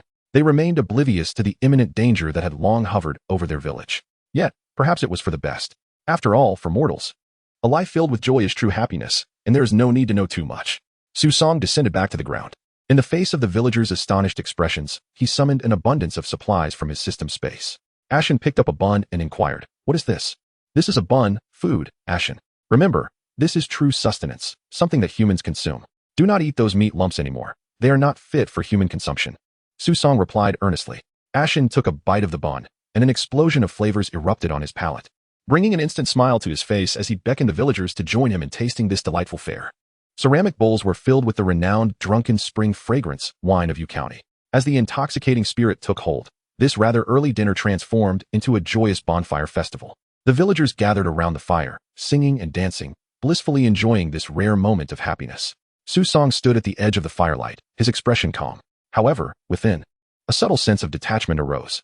Ultimately, there lies a distinction between the immortal and the mortal. His path remained long and arduous. These people were merely an interlude in his extensive journey. The rice seeds and vegetable seeds were sufficient for their self-sufficiency. I have also left behind the methods of cultivation. As long as they follow the steps outlined in the book, the fishing village will be revitalized. Susong murmured softly, as if confiding in the air. He cast one last glance at the fishing village, the glow of the bonfire illuminating his face, yet failing to penetrate his eyes. It was time to depart. In a flash, Susong vanished into the night, his silhouette gradually fading, ultimately merging with the darkness. From this day forth, a new legend would emerge in the fishing village. The so-called immortal was simply a handsome, cultured individual who could conjure delicious food and soar through the skies. Upon leaving the fishing village, Susong swiftly reunited with the spirit-eating ghost child. It had yet to fully take shape, but its abilities should not be underestimated. The depth of the eye of the spiritual spring below was unknown. Susong's discovery was only made possible after the explosive talent within the simulation revealed everything. However, this spirit-eating ghost child could sense the profound depths of the spiritual spring. Susong instructed it to excavate a vertical shaft leading directly to the eye of the spiritual spring. From the well's mouth, one could distinctly perceive the pure and rich old celestial energy. The eye of the spiritual spring was crystal clear, with water emanating a faint spiritual aura, nourishing the entire fishing village. With a flick of his hand, Susong activated the system space, collecting all the water from the eye of the spiritual spring within the well. However, at the moment the water vanished, a surge of crimson miasma suddenly poured forth, rapidly spreading toward the fishing village. So that is how it is. No wonder the fishing village, devoid of any formations, was still invaded by the crimson miasma. Susong furrowed his brow, a realization dawning upon him. The celestial energy emanating from the eye of the spiritual spring over the years had inadvertently formed a barrier against the crimson miasma. By hastily extracting the spring water, he had unwittingly plunged the village into a crisis of extinction. Yet, relinquishing this celestial energy was out of the question. He could not allow his hard-won gains to slip away. But Susong did not wish to see the fishing village perish. His brow tightened. In a flash of thought, his gaze fell upon the spirit-eating ghost child, which had remained quietly by his side. The once ferocious spirit-eating ghost child now curled up, trembling in fear. "I recall you possess a divine ability known as an Apos, covering nest to secure eggs, and Apos, capable of forming a powerful protective shield. Even my fifth-layer refining body could not breach it." Susong chuckled ominously, raising his hand to signal the spirit-eating ghost child. "Now, use your utmost abilities to create a shield around the fishing village." The spirit-eating ghost child felt utterly pitiful, having yet to regain its true strength, now being forcibly drained of its abilities by Susong. Releasing a protective shield to safeguard the fishing village nearly exhausted it entirely. However, as the invisible barrier pushed back the crimson miasma, it restored a sanctum for the village. Susong nodded in satisfaction, noting the considerably diminished spirit child beside him. "Not bad. You finally proved useful." After confirming he had not left anything behind, Susong fixed his resolute gaze upon the shadowy wilderness enveloped in darkness. The boundless dark expanse of wilderness resembled a slumbering behemoth, waiting for his approach. Next, he would venture into the desolate crimson wilderness, heading toward the Black Reef Stockade. His objective was clear: to forge an unparalleled foundation, the foundation of the 9 nether veins. For the roots of the 9 nether Tai Sui and the 9 Kill Tai Sui share the same origin. He dared not gamble on whether the aura emitted during his foundational establishment would attract the 9 Kill Tai Sui. Even the slightest possibility was too perilous to risk. Thus, the site for establishing his foundation must be distant from the Red Coast. The wilderness was fraught with danger, and malevolent creatures roamed freely. Susong was uncertain what perils awaited him on this long journey. Yet, he felt no fear. During his first simulation in the fishing village, he had fortuitously reached the Black Reef Stockade while still in the chi refining stage. Although he had barely survived that encounter, that experience had emboldened his resolve. In the worst-case scenario, he could always use the causal dice again. He mused, but quickly dismissed the thought. No, it was too dangerous. The odds of rolling a 4 were slim, yet should he succeed, death would be inevitable. Susong had no desire to encounter anything related to the Faceless One again. In fact, should he find himself in dire straits within the simulation in the future, he would deliberate repeatedly on whether to employ the dice. Such uncontrollable power brought not only hope, but also the potential for destruction. Oh right, there was also the Veil-Dimming Forest. It housed a creature capable of transforming the enigmatic celestial energy into old celestial energy, the reverse spirit demon gourd. Susong suddenly clapped his hands, recalling this vital information. Such a treasure was one he would not overlook. More importantly, the Veil-Dimming Forest, being a formidable entity in its own right, could very well become his preferred site for foundational establishment. After all, few would dare to venture there in search of trouble. If he could establish his foundation there, he would not only evade the 9-kill Tai Sui's perception, but also shield against potential anomalies during the process. With this thought solidified in his mind, Susong inhaled deeply and stepped into the wilderness. His steps were resolute and composed, regardless of what the future held. He would forge ahead unflinchingly until he reached the pinnacle of success. Chapter 50. The ancient mirage. The scarlet wasteland stretched endlessly before Susong, who silently pressed on. Beneath the riven heavens, an eerie stillness enveloped him, as if he were the sole inhabitant of this realm. How many souls remain in this world? The thought surfaced unbidden amidst the desolate atmosphere. He had departed from the fishing village for 7 or 8 days now, and while he could once glimpse the crimson coastline on the horizon, he now found himself surrounded by an expanse of dark brown desolation.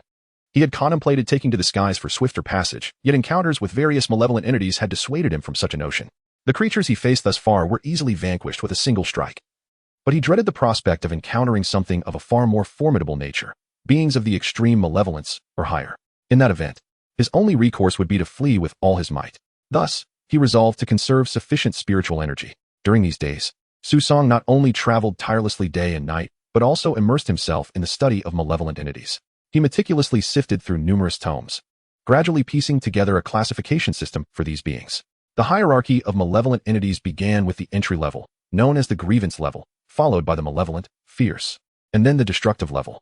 Each of these categories was further divided into 3 tiers: white, black, and extreme, representing varying degrees of power. The entry-level entities are at the very least of the white grievance level, corresponding to the late stage of chi refinement for cultivators. In contrast, a creature like the white malevolent spirit-eating infant corresponds to the late stage of foundation building for cultivators. Beings such as the 9 destructive lords, faceless ones, and the enigmatic sea god have powers that could rend the very fabric of the heavens. In Susong's estimation, only those who have attained the god transformation might stand a chance against them. Hence, he speculated that these malevolent entities were at least of the destructive level. As for whether they were white, black, or extreme destructive, Susong could only silently pray for them to be the weakest, the white destructive level. Moreover, the disparities among these malevolent entities are vast, with an array of forms and types. The most common category is the monster type, often resembling various avian and terrestrial creatures or plant spirits. Although powerful, these entities are comparatively easier to confront, for as Susong described them, they are mere numerical beasts, lacking any extraordinary abilities and relying solely on brute strength to overpower their adversaries. Provided there are enough cultivators, it is even conceivable to slay such entities across borders. The second category is the malevolent type, to which the spirit-eating infant under Susong's command belongs. These entities bear a striking resemblance to the specters and ghostly tales of legend, often possessing unpredictable and arcane abilities. Should a cultivator lack exceptional strength when faced with an equally ranked malevolent entity, they are likely to meet a grim fate. However, the classifications found in the texts represent merely the tip of the iceberg. In reality, numerous malevolent entities defy such categorization, with their forms, abilities, and origins being exceedingly peculiar, beyond the comprehension of their forebears. Consequently, these uncategorizable entities have been designated a separate category, the unknown type. All beings that cannot be classified as either monster or malevolent fall into this category.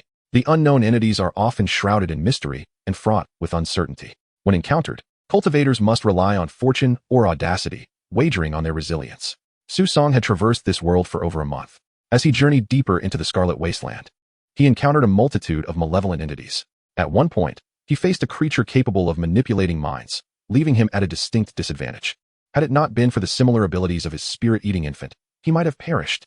Each encounter compelled Susong to engage fully, employing both intellect and courage to navigate the perils he faced. His garments were tattered and his body bore many scars, yet his gaze grew ever sharper. Through each harrowing trial, his resolve became increasingly unyielding. One day, as Susong awoke from a shallow slumber, He cautiously emerged from his hiding place, scanning the surroundings for threats. Upon confirming the absence of danger, he resumed his journey. Suddenly, his vision blurred. When clarity returned, the scene before him left Su Song utterly astonished. The desolate scarlet earth had vanished, replaced by a cataclysmic tableau. Above, in the rifts of the sky, 9 blood moons hung like eyes, their light cascading down like viscous plasma, staining the once vibrant land crimson. The earth trembled, fissures opening like gaping chasms. From below, not magma, but a thick black liquid surged forth, exuding the stench of decay and death. The air was thick with a nauseating odor, the spiritual energy tainted and murky. In the distance, swathes of cultivators soared through the air, forming intricate formations, using colossal celestial vessels and warships as their bases. At the forefront stood an elder clad in purple robes, wielding a celestial sword entwined with 9 thunderous dragons, each radiating apocalyptic power. Behind him, countless cultivators unleashed their abilities, weaving a net of destruction to ensnare their adversaries, the malevolent entities. Su Song was struck with awe. Such might, such grandeur, defied the limits of his imagination. Each of those cultivators likely surpassed him in strength, and perhaps even the god transformation masters were among them. Yet, the horror on the side of the malevolent entities transcended all expectations. 3 towering shadows emerged slowly from the depths, their forms grotesque and distorted, as if countless shattered limbs had been fused together. Their bodies lacked a fixed shape, at times swelling like mountains, at others contracting like threads, seemingly unbound by the constraints of space. Kill! The purple-robed elder roared, and the 9 thunder dragons roared in unison, causing the very heavens to shudder. With a stroke of his celestial sword, he unleashed a bolt of lightning that cleaved through the air toward one of the shadows. But before the lightning could reach its target, it was swallowed whole by a gaping maw that split open in the shadow's abdomen. The elder's expression shifted drastically. But it was too late. The shadow suddenly expanded, its surface fracturing into countless seams. From each fissure emerged barbed tongues that swiftly traversed the space, piercing through the protective barriers of numerous cultivators. In an instant, many fell, their bodies visibly withering as their flesh was devoured, leaving only skin to flutter to the ground. Another shadow emitted a piercing shriek, a sound akin to countless steel needles piercing the eardrums. The cultivators' consciousnesses were ruthlessly torn apart, blood streaming from their orifices, their spirits destabilized. As they attempted to summon their protective artifacts, it was too late. Many cultivators' heads exploded, their brains morphing into swarms of tiny black insects that burrowed into their peers, gnawing away at their foundational essence. The final shadow was the most terrifying of all. Its surface bore countless human faces, each one the visage of a cultivator it had previously consumed. These faces emitted chilling wails, imbued with endless resentment and curses. A Yuanian cultivator attempted to strike, but as his abilities grazed the shadow, he was consumed by those faces. Soon after, his body began to twist grotesquely, tumors swelling beneath his skin, from which new faces emerged, his own likeness. These faces greedily siphoned the last vestiges of his life. Su Song watched helplessly as the purple-robed elder shouted commands for retreat. The shadow that had devoured the lightning appeared suddenly behind him, its long tongue piercing his dantian. The elder's Yuaniing had not yet escaped when it was reduced to a desiccated husk. The cultivators on the battlefield crumbled into despair, the shadows ravaged with abandon, akin to the relentless harvest of wheat, each strike executed with a brutal and grotesque method. Some were ensnared by the very bodies of the shadows, transforming into a pool of putrid blood. Others, caught in the gaze of the shadow's eyes, were instantaneously petrified. There were also those who inexplicably sprouted countless hands from their chests, while their spines blossomed into grotesque, tooth-laden flowers of flesh. Within the fissures of the firmament, 9 blood moons wept black tears of luminescence. The earth yawned open, a chasm devouring the shattered sky vessel, contorted corpses, and their anguished wails. As the final remnants of spiritual energy faded, the shadows had long since vanished, leaving behind a ground strewn with shattered bones, which blood traced into eerie smiles upon the earth. Suddenly, all the horrific scenes dissipated, revealing once more the crimson desolation of the land. Su Song's complexion turned ashen, his body drenched in cold sweat. The recent vision had been an illusion, or perhaps a mirage. Such celestial anomalies occasionally manifest in this realm. The mirage depicted the ancient era, when the malevolent forces of the heavens unleashed a cataclysmic war to seize dominion over the world. This was Su Song's first visceral encounter with the terror of the malevolent skies. The mere thought that those invincible and bizarre shadows still lingered in this world ignited an uncontrollable fear within him. Chapter 51. A bug accidentally unleashed. Su Song finally regained his composure from the terrifying shock. In the distance, the lingering spirit infants mindlessly pursued birds. He felt utterly speechless, with no one nearby to confide in. Moreover, it seemed that this eerie infant had not witnessed the ancient mirage moments ago. Su Song had no choice but to steady his emotions and gaze into the distance. After all, reaching Black Reef Village was the pressing matter at hand. He could sense that after days of battle, The illusory foundation of his Tao had grown fragile. He must find a safe haven to diligently cultivate for a decade or so. He would not emerge until he reached the Yuaning stage. Once I survive until I am invincible, who could possibly defeat me then? Perhaps even the formidable shadow from the mirage would be incapable of such a feat. Su Song motivated himself, rekindling his confidence. Just as he intended to call upon the lingering spirit infant to set off, he realized that the creature had vanished without a trace. Another strange phenomenon had emerged. Su Song immediately understood. This desolate wilderness was devoid of any life. Not even an ant could be found. He was the sole living being in this place. The birds that the lingering spirit infant had been chasing were likely merely bait, luring prey into the trap. How could he have unconsciously believed that was normal? Su Song quickly retrieved the other paper figure connected to the lingering spirit infant. Seeing that the paper figure was intact, he knew the infant was safe. He then performed a secret technique, sending the paper figure soaring from his palm toward the location of the lingering spirit infant. After following the paper figure for several dozen steps, the scenery before him instantly transformed. Su Song stepped into a dense forest. Could this be the obscuring forest? He attempted to ascend into the sky. But once he surpassed the treetops, a peculiar force yanked him back to the ground. The lingering spirit infant fluttered in front of him, attempting to escape in confusion. Upon seeing Su Song, it rushed over like a frightened dog that had just been beaten. If memory served, the obscuring forest was categorized as an unknown phenomenon. Its abilities were unclear, and its true form was unknown. No one had ever slain it. The only means of escape had been discovered by sheer chance. Fortunately, Su Song was aware of this from simulations. Thus, he should not have felt anxious. However, from the moment he stepped into the obscuring forest, he sensed a chilling aura enveloping him. This forest was even more bizarre than he had imagined. Indeed, reality and simulation were fundamentally different. Towering ancient trees blocked out the sun, and the sunlight filtering through the leaves bore a sickly green hue. The air was thick with a sweet, cloying scent, reminiscent of decaying fruit mixed with some kind of medicinal herb. The lingering spirit infant trembled as it hid in his sleeve. This little creature, typically arrogant and domineering, now resembled a frightened quail. Su Song could feel it shivering, and this unusual behavior heightened his vigilance. Rustling sounds emerged from not far away, akin to someone parting branches and stepping on fallen leaves. Su Song immediately braced himself. The foundation of his Tao activated, and the furious blood strike in his palm was ready to unleash. The lingering spirit infant nestled tighter in his sleeve.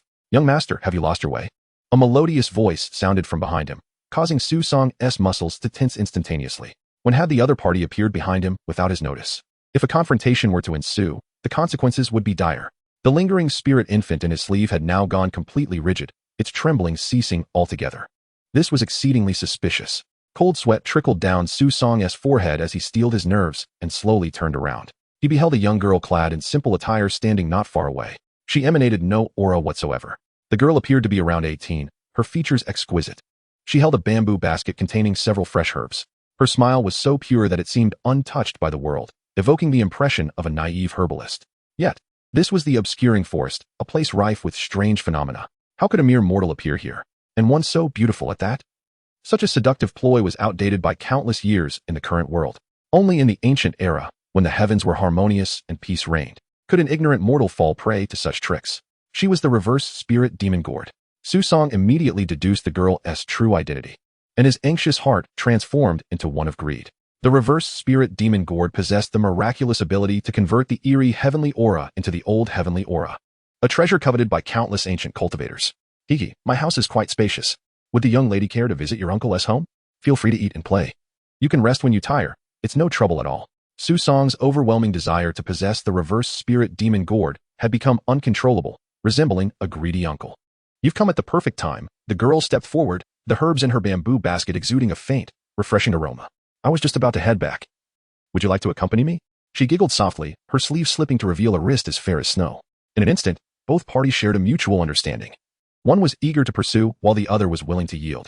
As Su Song followed closely behind the girl, he schemed to acquire her body. Meanwhile, the girl, too, harbored designs on Su Song's body. Both were secretly delighted. Su Song noticed faint blue patterns emerging on the inner side of her wrist, resembling intertwining vines. The two walked side by side, and a subtle fragrance wafted from the girl. "Aren't you afraid of danger, gathering herbs alone in this deep forest?" Su Song asked nonchalantly. "I have traversed this forest thousands of times. I am quite familiar with it," the girl replied with a smile. "But what brings you, young master, to the obscuring forest?" Su Song noted that when she uttered the words obscuring forest, a barely perceptible, strange curve appeared at the corner of her mouth. He inwardly braced himself, maintaining a calm exterior. "I've heard that this place is rich in spiritual herbs, and came to try my luck." "Oh," the girl suddenly halted. a peculiar glimmer flashing in her eyes. Does the young master know what the most precious spiritual herb in this forest is? Su Song's heart tightened, realizing that the main act was about to unfold. I would be grateful for your guidance, fair lady. He feigned curiosity. The girl chuckled lightly, and the temperature around them plummeted. You jest, young master. The most precious thing in the obscuring forest is practitioners like yourself. In an instant, the girl's skin began to crack, revealing the verdant vines beneath. The herbs in her bamboo basket transformed into numerous snake-like roots, shooting towards Su Song. I was waiting for you to reveal your true form. Su Song immediately formed a seal. The paper figure, which had long been lying in wait, inflated instantly, enveloping the essence of the reverse spirit demon gourd. The lingering spirit infant in his sleeve emitted a piercing wail, seemingly pained by the resistance of the demon gourd. Yet Su Song's expression remained as hard as iron, deaf to its cries. Given the unparalleled value of the reverse spirit demon gourd, 10 lingering spirit infants could not compare. The true form of the reverse spirit demon gourd fully manifested, a massive gourd vine, entirely emerald green and entwined with crimson patterns, crowned with a crystal-clear blue gourd, radiating alluring waves of spiritual energy. What pure old heavenly aura! A glint of greed flashed in Su Song's eyes, quickly replaced by wariness. The demon gourd thrashed in a final struggle, causing the entire obscuring forest to tremble. Countless vines burst forth from the ground, writhing towards Su Song like living creatures. Without hesitation, Su Song extracted the lingering spirit infant from his sleeve and tossed it forward. Hurry, lingering spirit, drain its spiritual energy. Simultaneously, he exerted more force, gradually compressing the paper figure to suppress the demon gourd. The lingering spirit infant, utterly unwilling, yet bound by contract, had no choice but to devour the energy it loathed the most. Suddenly, the struggles of the demon gourd diminished, and the paper figure gradually contracted into a human shape. At that moment, the reverse spirit demon gourd refused to concede defeat. Several exceptionally resilient vines pierced through the paper figure, embedding themselves into the body of the devouring spirit infant. This provoked the infant's ferocity. It unleashed its full power of soul devouring, while the demon gourd, equally relentless, frantically extracted the infant's flesh and blood. The gourd consumed the infant's essence, transforming it into ancient celestial energy to nourish itself. Meanwhile, the infant voraciously devoured all spiritual energy to mend its deficiencies. The restorative efforts of both entities momentarily reached a dynamic equilibrium. Su Song's pupils suddenly constricted, as the scene before him exceeded all expectations. The demon gourd and the devouring spirit infant had formed a bizarre symbiotic state. The vines that had penetrated the infant's body were now adorned with a plethora of azure runes, intricately entwined with the black patterns enveloping the infant, creating a flawless circuit of spiritual energy. How could this be possible? Su Song's fingers trembled involuntarily, momentarily forgetting to manipulate the paper figure. A jarring sound of tearing filled the air. Su Song snapped back to reality, realizing that the body of the devouring spirit infant was undergoing a terrifying transformation. Its back bulged with several protrusions, which then burst forth with vibrant green sprouts. Meanwhile, strange black patterns emerged on the gourd's surface, twisting and writhing, gradually forming a visage reminiscent of a wailing infant. Even more astonishing was the qualitative change occurring in the spiritual energy fluctuations at their point of contact. The previously bizarre and murky celestial energy was transformed by the gourd and then refined once more by the infant. The result was an ancient primordial energy that had only existed in the most distant epochs. The purity of this legendary energy was something even the ancient texts of the divine scroll of clear purple clouds only mentioned in passing. Su Song found it hard to believe such an event was unfolding, utterly at a loss to explain this anomalous phenomenon. Could it be that I have inadvertently exploited a bug in this world? Chapter 52, Ascension to Foundation Establishment. System upgrade. Regardless of the unknown transformations occurring with the demonic gourd and the eerie infant, it was undoubtedly a positive development for Su Song. Thus, he hesitated no longer. With a furious strike, he unleashed the blood slash, severing the connection between the demonic gourd and the eerie infant. Seizing the moment while both lay weakened, Su Song deftly manipulated the paper figurine to encase the demonic gourd securely. This time, he exerted all his strength, maximizing the capabilities of the paper figurine. Ultimately, amidst the feeble struggles of the demonic gourd, the paper figure reverted to the size of a palm and was drawn back into his embrace. Su Song had completely subdued the reverse spirit demonic gourd. Without a moment's waste, Su Song opened the system space to collect the primal spiritual energy produced jointly by the demonic gourd and the eerie infant. What a treasure! Su Song was overwhelmed with excitement. A trace of primal spiritual energy was indeed 100-fold superior in quality to the ordinary celestial energy of the past. The prospect of potentially generating more primal spiritual energy in the future softened his gaze upon the eerie infant. Good little one, recover well. I shall rely on you for prosperity henceforth. Su Song, brimming with satisfaction, tucked the eerie infant into his sleeve, even nourishing it with his own spiritual energy. The current eerie infant was no longer a mere expendable pawn, but rather the very essence of Su Song's heart. In the obscured woods, Su Song had taken the initiative to eradicate any potentially dangerous demonic entities in recent days. He was determined to formally establish his foundation here, beneath his resting place. No threat could be tolerated. After poring over ancient texts for several nights, Su Song managed to construct a formation, albeit a rather unsightly and clumsy one. Nevertheless, it contained all the essential elements of a protective array. With everything in place, he sat cross-legged within the formation, his spiritual energy surging like a boundless ocean. He retrieved a segment of the 9 nether tai sui root, its surface marred with crimson patterns, quivering as if alive. Without hesitation, Su Song swallowed the root. In an instant, a vast and profound energy from the 9 nether earth veins surged from his abdomen, coursing through his meridians.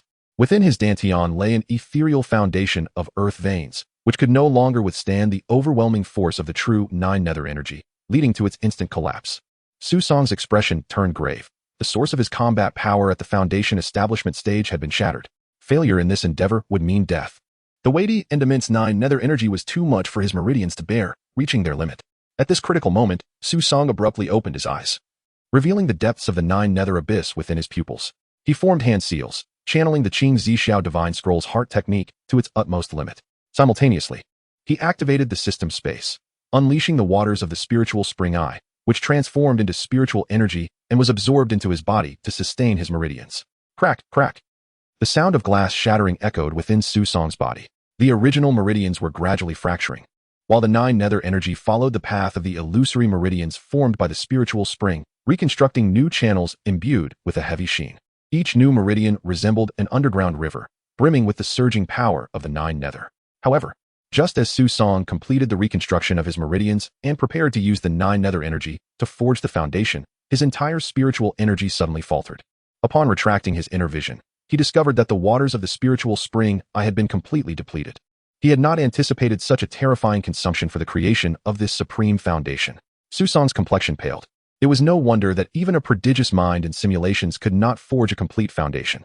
The level of consumption required was exceedingly arduous in this era. Yet, having come this far, how could he abandon his efforts midway? In a crucial moment, Su Song extracted everything from the bottom of his reserves. He inhaled a wisp of primal spiritual energy, pouring it entirely into the foundation he was still attempting to solidify. Then, he swallowed the shriveled 9 nether tai sui root as well. The withered root suddenly took root in his dantian, the crimson patterns spreading wildly. Su Song emitted a muffled groan, a trickle of black blood escaping his lips, just as the supreme foundation was on the verge of collapse. The tai sui root embedded itself, providing the necessary support. The final step was upon him: concentrate. With a low shout, Su Song fused the roots, primal spiritual energy, and foundation into a perfect amalgamation, forming an exquisite 9 nether earth vein foundation within his heart's dantian. At the moment the foundation was established, an astonishing spiritual pressure erupted from Su Song's body. This pressure, palpable as if it were a physical entity, radiated outward in waves of dark ripples. In comparison, the previous illusory foundation paled in insignificance. All the demonic creatures in the obscured woods trembled under the oppressive weight of this immense spiritual pressure, akin to sheep awaiting slaughter. The nearest carnivorous vines, once menacing, recoiled into a ball, their leaves wilting at a visible pace. Further away, a pack of ghostly wolves crawled upon the ground, tails tucked, emitting mournful whines. Was this the power of the 9 nether earth vein foundation? Su Song slowly opened his eyes, a glimmer of the 9 nether abyss reflected within. He gently raised his hand, a wisp of 9 nether energy swirling at his fingertips. Wherever it passed, the air warped and distorted, producing faint explosive sounds. Intriguingly, he found that he could sense the flowing energy of the earth veins deep below the surface, as if a mysterious connection had been established with the very land itself. As long as he stood upon the earth, this energy would continuously provide him with support. Though the earth vein energy could not be absorbed for cultivation like the old celestial energy, it allowed the use of various earth vein-related techniques. Following the sensation, he pointed forward. The ground beneath him cracked open, revealing chains inscribed with dark runes that erupted from the earth, ensnaring an unsuspecting demon. In the next moment, the demon was dragged underground and vanished.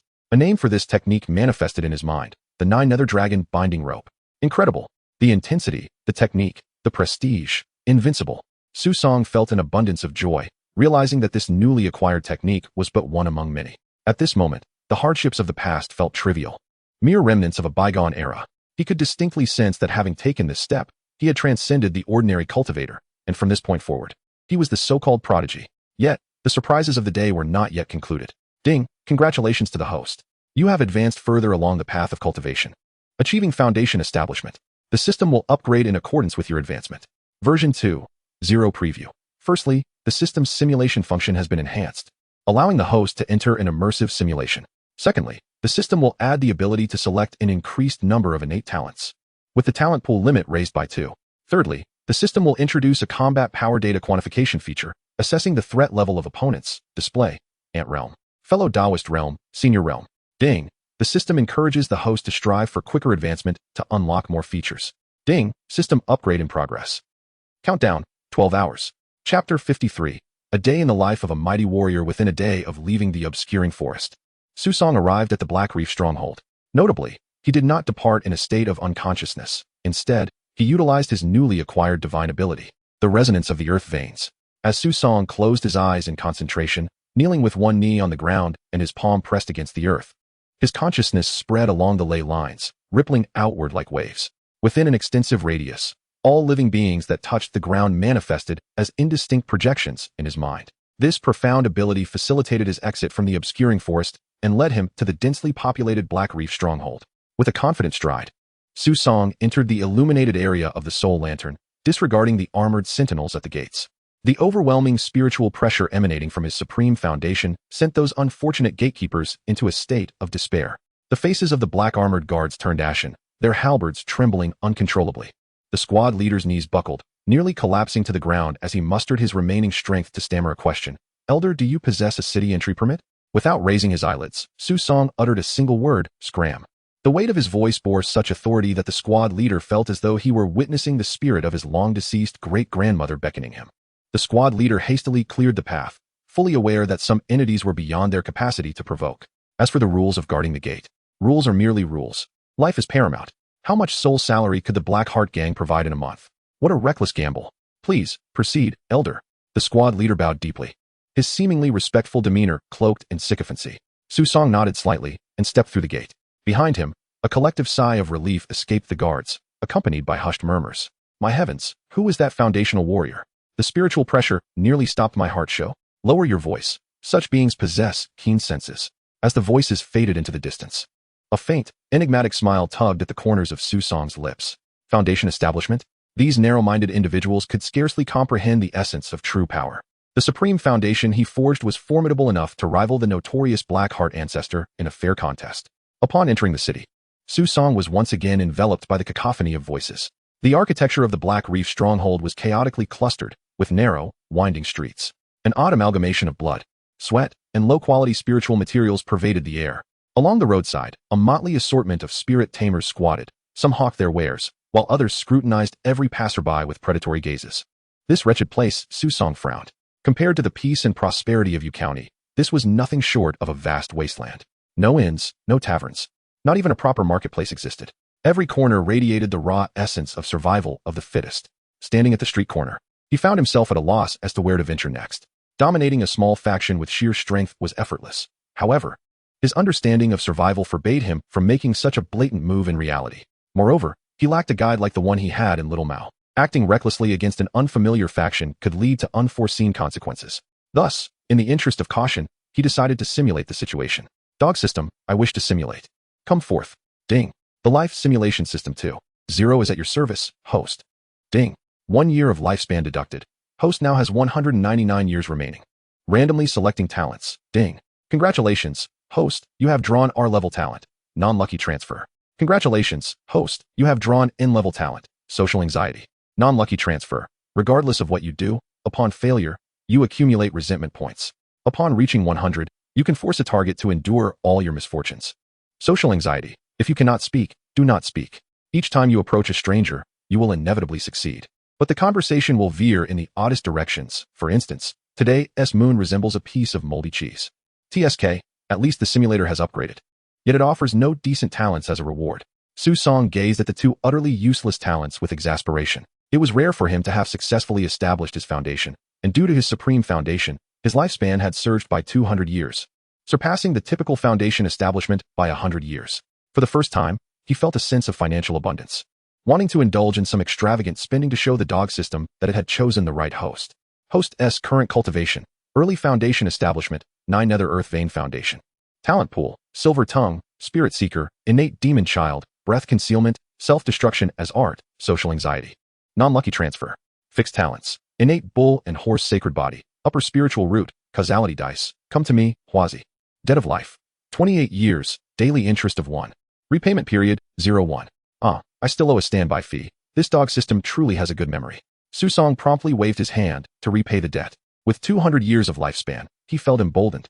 Simulation, activate. In an instant, Susong felt a shift in perspective. His physical self remained stationary while his viewpoint transitioned into a simulated realm akin to wearing VR goggles. Is this the immersive simulation feature of version 2.0? He attempted to revert his viewpoint to reality, and indeed, his perspective returned. The simulation process reverted to ordinary text-based simulation. Quite impressive. With this immersive simulation, I can obtain more information in the future. Susong was thoroughly pleased with the new functionality. Day 1. At present, your strength is unparalleled within Black Reef Stronghold. You are terrifyingly powerful, facing no immediate life or death crises. Hence, you relax completely, intending to experience the local customs of the apocalyptic cultivation world. Your foundation establishment circulates within, and the pressure emanating from your 9 Nether Foundation causes passing cultivators to shy away. In this realm of cultivation, strength serves as the finest passport. It has been a while since you felt such leisure. You toy with the storage bag obtained from your waist, your gaze drifting among the myriad of shops lining the street. The offerings in these shops are peculiar and diverse, featuring various types of mineral materials, bizarre herbs, and even servant cultivators and strange creatures for sale. The cacophony of street vendors' calls evokes a sense of nostalgia. As you turn a corner, a banner embroidered with the characters Qingfeng Society catches your eye. This small faction occupies 3 shops and comprises no more than 20 cultivators, with the leader only at the pinnacle of Qi refinement. You smirk, your fingers lightly stroking your chin. This will do. You stroll towards the faction's headquarters, where 2 early Qi refinement disciples attempt to block your path, only to be repelled several steps back by an invisible pressure. Summon your leader. Your voice was neither loud nor soft, yet it rendered the entire courtyard of the Qingfeng Society momentarily silent. After a brief pause, a middle-aged man clad in a green robe hurriedly approached, beads of sweat dotting his forehead.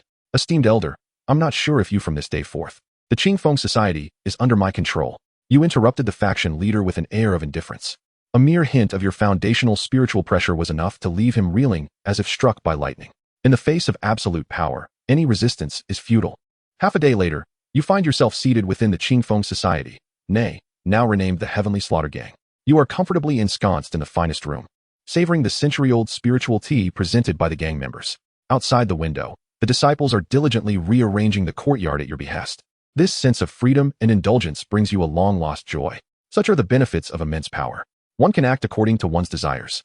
Chapter 54. The Arts of Cultivation. On the second day, the city began a fervent search for sacrificial offerings, and even solitary cultivators occasionally vanished. You gazed at the increasingly tense atmosphere of Black Reef Village, your heart untouched by the turmoil. The sea god ritual orchestrated by the Blackheart Gang had commenced.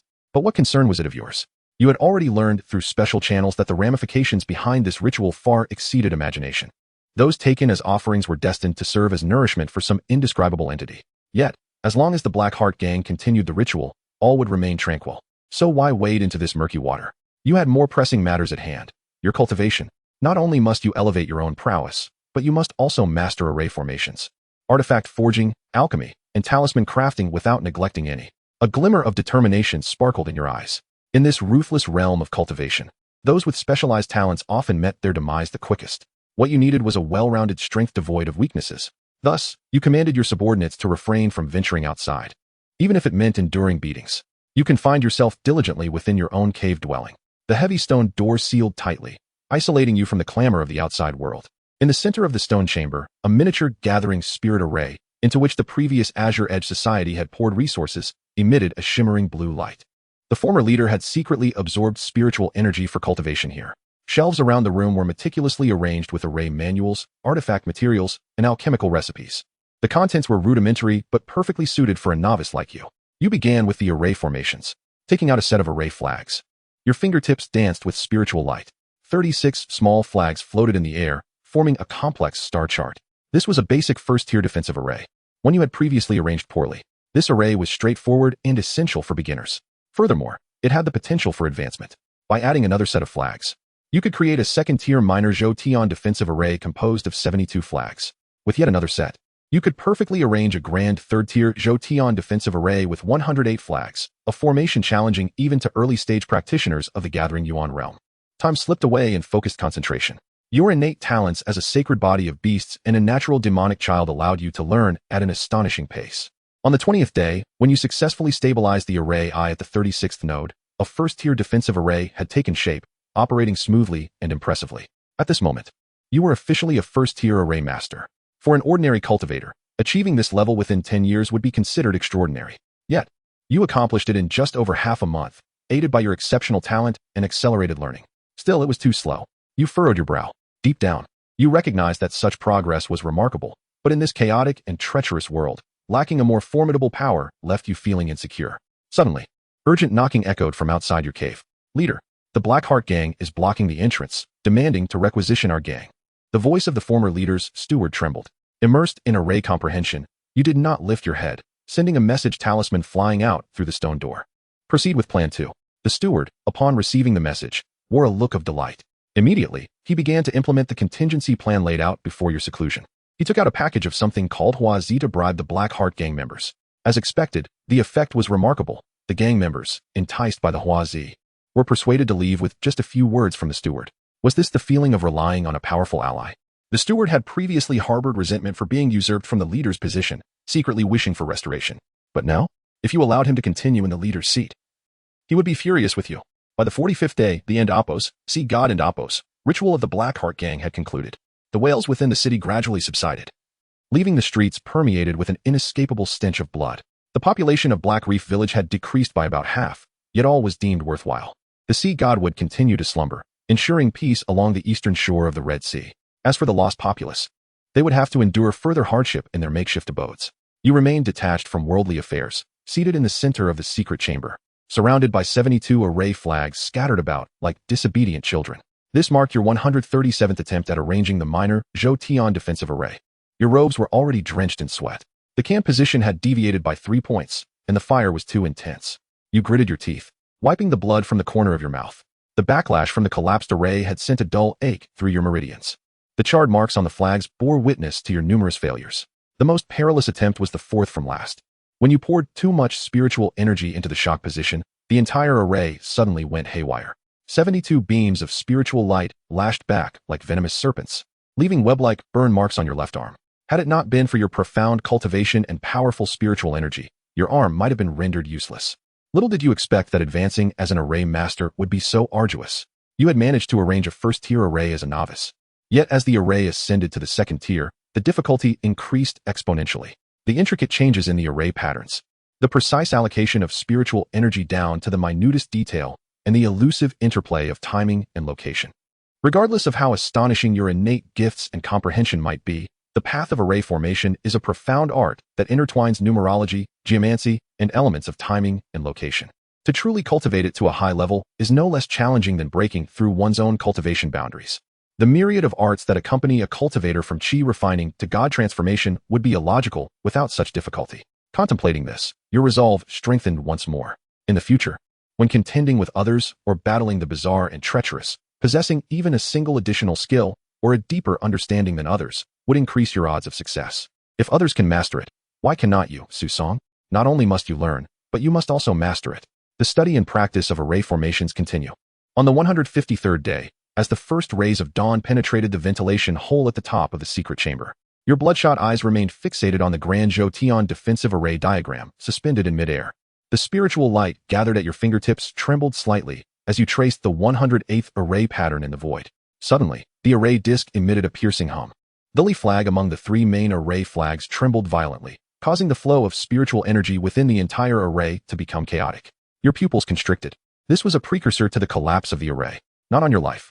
You bellowed, thrusting your claw-like right hand into the array eye.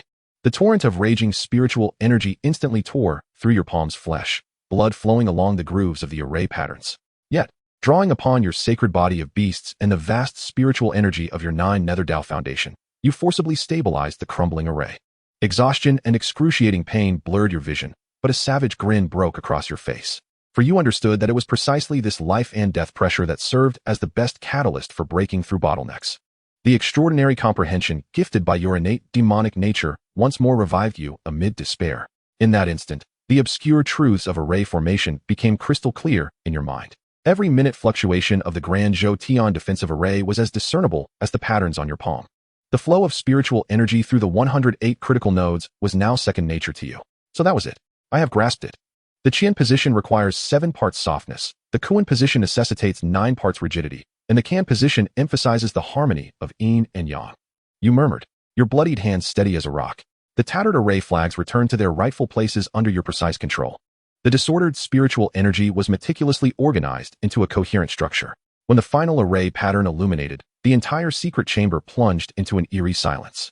Moments later, 108 brilliant pillars of light burst forth from the cave, converging above the heaven-slaying gang into a dazzling vortex of spiritual energy, which ultimately calmed and dissipated into the air. The Grand Zhou defensive array was complete. Once this formation is established, it will isolate everything within its protective embrace from the outside world. It can withstand the full-force assaults of initial stage Gather Yuan realm cultivators for at least half an hour. Furthermore, it automatically absorbs the ambient spiritual energy within a radius of several dozen miles to sustain its operation.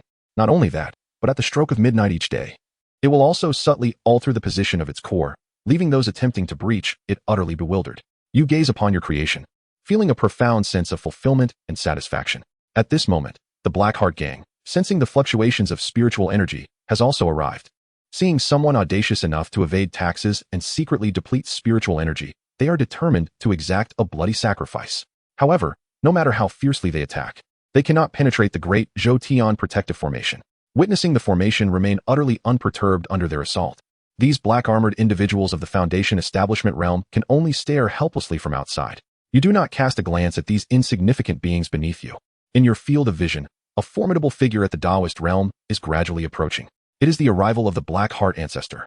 Chapter 55. Recruitment. As the sinister old ancestor approached, you noticed the yellow insignia of the Taoist friend realm atop his head, tinged with a hint of crimson. This indicated that he could potentially break through to the Elder Realm at any moment. It seemed that the completion of the Sea God ritual had yielded considerable gains for him. From the faint aura of spiritual pressure emanating from him, you discerned that he was currently at the late stage of the Gathering Essence Realm, and not far from a breakthrough to the Golden Core Realm. Late stage of the Gathering Essence Realm? You never anticipated this old specter would advance so rapidly. A frown creased your brow as the balance of power shifted. Should you confront the old ancestor head-on, the odds seemed to favor him significantly. You would stand a mere 30% chance against his 70. To your surprise, the old ancestor appeared in good spirits, refraining from unleashing his wrath upon the grand formation immediately. Instead, he observed with keen interest. You were unsure of his intentions, but covertly consumed medicinal pills to restore your strength, fearing that you might lack the energy to flee once the battle commenced. Who set up this grand formation? The old ancestor inquired, casting his gaze towards the location of the heavenly slaughter gang within the formation. Yet, no one dared to respond, paralyzed by fear. You activated your concealing talent and stealthily moved behind your comrades. I shall ask once more. The old ancestor's voice turned ominous, his hand pressing against the formation's barrier, veins protruding ominously. Who is the architect of this third-tier great Zhou protective formation? The old monster's spiritual pressure had intensified several-fold since your arrival at the Black Reef stronghold. The late stage of the Gathering Essence realm exuded a suffocating force, causing the protective formation to emit a strained hum. Your heart raced. This terrifying old creature had become powerful enough to shatter a third-tier formation at will. Such dread. However, it was impossible to expect you to surrender without a fight. In a decisive moment, you unleashed the 9 nether-binding dragon chains, summoning dark runic chains from the earth to ensnare the old ancestor. These chains, forged from the 9 nether energy, bound both his physical form and spiritual power, capable of suppressing even his divine abilities. But that was not all. You manipulated the formation and Oppo's disk, shifting its center and retracting the protective range inward, completely encircling the old ancestor. In this manner, the entire strength of the formation was concentrated on him alone. Yet, that still seemed insufficient. You produced a paper effigy. Casting it forward, the effigy swelled in the wind, releasing dark energy, transforming into a creature resembling a pitch-black infant with crimson eyes. Through your relentless nurturing, this spirit-eating phantom infant had now reached its full form, a genuine malevolent entity rivaling a late-stage Foundation establishment cultivator. Upon its emergence, the spirit-eating phantom infant wasted no time relishing its newfound freedom, immediately directed by you into combat. Its crimson gaze fixated on the old ancestor, unleashing its mind-bending powers. Even though he was at the late stage of the Gathering Essence realm, the old ancestor was rendered vulnerable, akin to a lamb awaiting slaughter. With 3 formidable tactics combined, even the mighty old ancestor was momentarily subdued.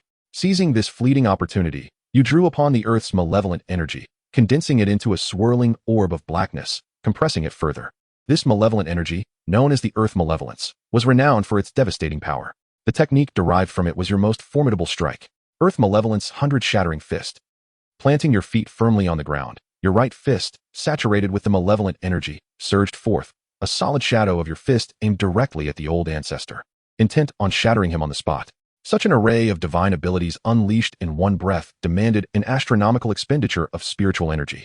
Had you not been sustained by the boundless spiritual essence of the 9 nether earth veins, you would have long since been drained of power. 3 controlling techniques, combined with an explosive offensive move, all executed under the guise of a surprise attack. You believed victory was assured. Late stage of the Gathering Essence realm? Merely a trifle. You had already composed your victory speech in your mind. Yet, in the depths of his dire predicament, the old ancestor suddenly opened his crimson slit-like eyes. A bizarre creature was summoned, reminiscent of a fusion between a crocodile, shark, loach, and human. This creature, adorned with jagged teeth and a gaping maw, extended its crimson tongue upon arrival, swiftly merging with the old ancestor. His form underwent a transformation, his body covered in blood-red scales, a thick fish tail sprouting from behind. An overwhelming spiritual pressure that surpassed the Gathering Essence realm enveloped the area. In the next moment, the 9 nether chains entwined around him began to shatter inch by inch. Those chains, capable of suppressing divine abilities, crumbled like fragile glass. The retracted formations barrier, which had purportedly withstood the initial onslaught of a Gathering Essence cultivator for half a day, was effortlessly torn apart by a mere flick of his hand. The spirit-eating phantom infant emitted a piercing wail, and you were horrified to see its crimson eyes oozing black blood. The old ancestor merely cast a fleeting glance at it, and the malevolent entity collapsed, as if all its power had been siphoned away. Your confidently unleashed lethal technique, the Earth Malevolence 100 Shattering Fist, was shattered before it even reached him by a flick of his fish tail. You were struck with terror as you observed the dense array of blood-red scales surrounding the old ancestor, which effectively repelled the Earth Malevolence energy. In that instant, your confidence shattered. Quite an impressive scheme, the old ancestor remarked, his voice eerily calm. The young one of the Earth veins, with such cultivation and mindset, might be deemed a dragon among men, but alas, this is all you are capable of. The old ancestor advanced slowly, each step causing your internal energy to freeze. You noted that the yellow insignia above his head had entirely transformed into a crimson emblem of the Elder Realm, a being far beyond your capacity to confront. Yet, to your astonishment, he halted before you, a semblance of benevolence gracing his scaled visage. To compel me to exert 30% of my strength at the early Foundation Establishment realm, this talent. I find it quite admirable. Suddenly, he placed a hand upon your shoulder, and you felt your internal energy begin to circulate autonomously. The substantial energy you had expended was replenished in an instant. Have you considered joining the Blackheart gang? Withdrawing his hand, the crimson slits of his eyes flickered with a dangerous glint. With your prowess in formations and this audacity, I can grant you the position of Sea God Envoy, ranking you alongside the 4 great guardians within the gang. You repressed the astonishment swelling within, your mind racing. This old monster could easily annihilate you but chose to recruit you instead. There had to be a hidden agenda. However, to outright refuse now would likely lead to your immediate demise. Understanding the importance of survival, you knew that one could only display integrity when they emerged victorious. I am deeply honored by the old ancestor's favor, you said, retreating a half step while clasping your hands. But may I inquire what responsibilities the position of Sea God Envoy entails? The old ancestor erupted into laughter, blood mist swirling around him. Astute. In 3 days, there shall be a grand Taoist banquet along the eastern shores of the Red Sea. You need only showcase your mastery of formations. He tossed you a bone token. With this, you may freely enter and exit the Blackheart gang. I look forward to your performance. Before the words had fully escaped his lips, his figure dissipated into a shower of blood rain. Grasping the icy bone token, your back was drenched in cold sweat. This sudden recruitment, was it an opportunity or yet another perilous trap? Chapter 56. Not of the same path on the 156th day. The sinister old ancestor led you away from the Black Reef stronghold, accompanied by a dozen or so foundation-building sorcerers. The imposing scene compelled you to abandon any thoughts of retreat. Setting aside the mysteries of old ancestors' intentions, the grand spectacle indicated that what lay ahead would be anything but simple, piquing your interest in the so-called Tao Feast. On the 170th day, this excursion exceeded your wildest expectations as you traveled westward. Aboard the flying vessel provided by the old ancestor, you journeyed at astonishing speed, covering no less than 50,000 miles in just over a fortnight. You marveled at the vastness of this world. Today, you unexpectedly glimpsed another flying vessel on the boundless crimson earth, presumably carrying other guests to the feast. It appeared that the eastern coast of the Red Sea was home to other factions besides the Black Reef stronghold. As your vessel drew closer, you noticed several billowing garments fluttering in the wind aboard that ship. As the blood-bone vessel of the old ancestor tore through the clouds, you were captivated by the swirling crimson miasma outside the cabin. Suddenly, a gleam of silver pierced the sanguine sky. A vessel crafted entirely from profound ice emerged, with a woman in white standing at its bow. Her flowing robes froze the surrounding miasma into crystalline formations that cascaded down. Had the people from Cold Moon Valley also arrived? The black-armored companion traveling with you gasped, shattering his wine cup. Hadn't they sealed their mountain 300 years ago? You silently noted this new power. The vessel continued its westward journey, revealing even more astonishing sights. You beheld a gray-robed figure commanding a 100-foot-long corpse worm, its carapace adorned with twisted human faces. There stood a golden-armored practitioner on a bronze war chariot, its axle entwined with a languishing dragon. The most horrifying sight was a writhing mass of shadows, which upon closer inspection revealed countless bats supporting a skeletal palanquin. On the eastern coast of the Red Sea, the Old Heaven faction had previously maintained 37 cities, and now representatives from 29 had gathered. It seemed the offensive of the sorcerers over the past century had not been as formidable as anticipated. Unbeknownst to you, the old ancestor had appeared behind you, his fingers still faintly shimmering with scales as he tapped on the cabin window. Look over there. Following his gesture, you spotted 3 jade vessels flying in a triangular formation. The practitioners aboard wore purple robes, their ambient spiritual pressure evoking a sense of familiarity. They were the elite of the Purple Cloud sect. The old ancestor's cold laugh sent a shiver down your spine. The strongest faction of the Old Heavens on the eastern coast of the Red Sea possessed a complete ancient legacy, their sect's foundation immeasurable. Should the entire sect emerge, it was likely that the eastern Red Sea would be devoid of life. You were secretly alarmed. The Purple Cloud sect was likely akin to the Celestial Path represented by Ji Chong, a top-tier sect within the demonic way. Moreover, the sect's name, Purple Cloud, prompted you to instinctively touch the clear purple cloud divine scroll concealed within your robes. Was there a connection between the old ancestor and the Purple Cloud sect? Before you could delve deeper, the vessel suddenly trembled violently. The destination had been reached. 12 blood-red jade pillars formed a circular arrangement at the cliff's edge, each topped with a lantern crafted from human skin. This was the venue for the Tao feast. As the vessel descended at the cliff and Appos' brink, you noticed the human skin lanterns on the 12 pillars abruptly turning to face you. Distorted facial features emerged on the lanterns and Appos' surfaces, whispering in a rustling cacophony. With a wave of his sleeve, the old ancestor silenced these lanterns instantly, blending in among the black-armored sorcerers. You followed the old ancestor into the venue. Stay close to me, and whatever you witness, do not use your spiritual energy to resist. You remained vigilant, yet observed the leading black-armored figure suddenly stiffen. His shadow sprouted 3 heads, grinning at you with rows of sharp teeth. Even more astonishing was that all the practitioners present seemed oblivious to this. In the center of the venue stood a long table formed from interlinked vertebrae. You obediently stood behind the old ancestor, casting furtive glances around. To your left, the sorcerers were steeped in murky spiritual energy, surrounded by bizarre entities. A heavily tattooed giant was gnawing on a bloody beast's leg, grease staining his coarse hide attire. Nearby, a voluptuous woman exposed her bosom, cradling 2 dazed youths. An old hunchback, snoring thunderously, had a 3-eyed toad perched on his back, continuously releasing foul-smelling toxic mist. The entire atmosphere exuded a sense of reckless abandon, akin to that of mere mortals unaware of their own insignificance. Conversely, to the right, the demonic practitioners stood upright like javelins. All were clad in the ceremonial robes of their respective sects, the subtle symbols of their spiritual power flowing between their collars. Each individual had only a cup of clear tea before them, their breathing maintaining a peculiar rhythm that vividly showcased the clarity of the cultivators. A flicker of azure light flashed in your pupils as your combat detection function quietly activated. In an instant, translucent markers appeared above the heads of the practitioners throughout the venue. In the left camp of sorcerers, most bore a green halo representing the ant realm. Only a handful entwined with sinister entities displayed yellow markers indicating the companion realm. In stark contrast, the demonic practitioners on the right were decidedly stronger, with 1/3 marked yellow for the companion realm, and both sides housed formidable individuals with red markers indicating the senior realm. The old ancestor guided you to the position among the right demonic practitioners. The woman in white from Cold Moon Valley was engaged in hushed conversation with the leader of the Purple Cloud sect. Upon seeing the white bone token hanging at your waist, the leader of the Purple Cloud sect suddenly narrowed his eyes. Old ghost, is this the key you sought? Junior brother. Why the haste? Wait until, Just as the old ancestor was about to take a seat beside him, the leader of the Purple Cloud sect forcefully pushed him aside. What do you mean by junior brother? Who is your junior brother? Old ghost. When you betrayed the sect and seized the sea god priest's legacy, we were no longer kin. The leader of the Purple Cloud sect expressed contempt and disgust. It seemed the creatures of the Shuntian prefecture regarded the practitioners of the Old Heaven faction as mere allies.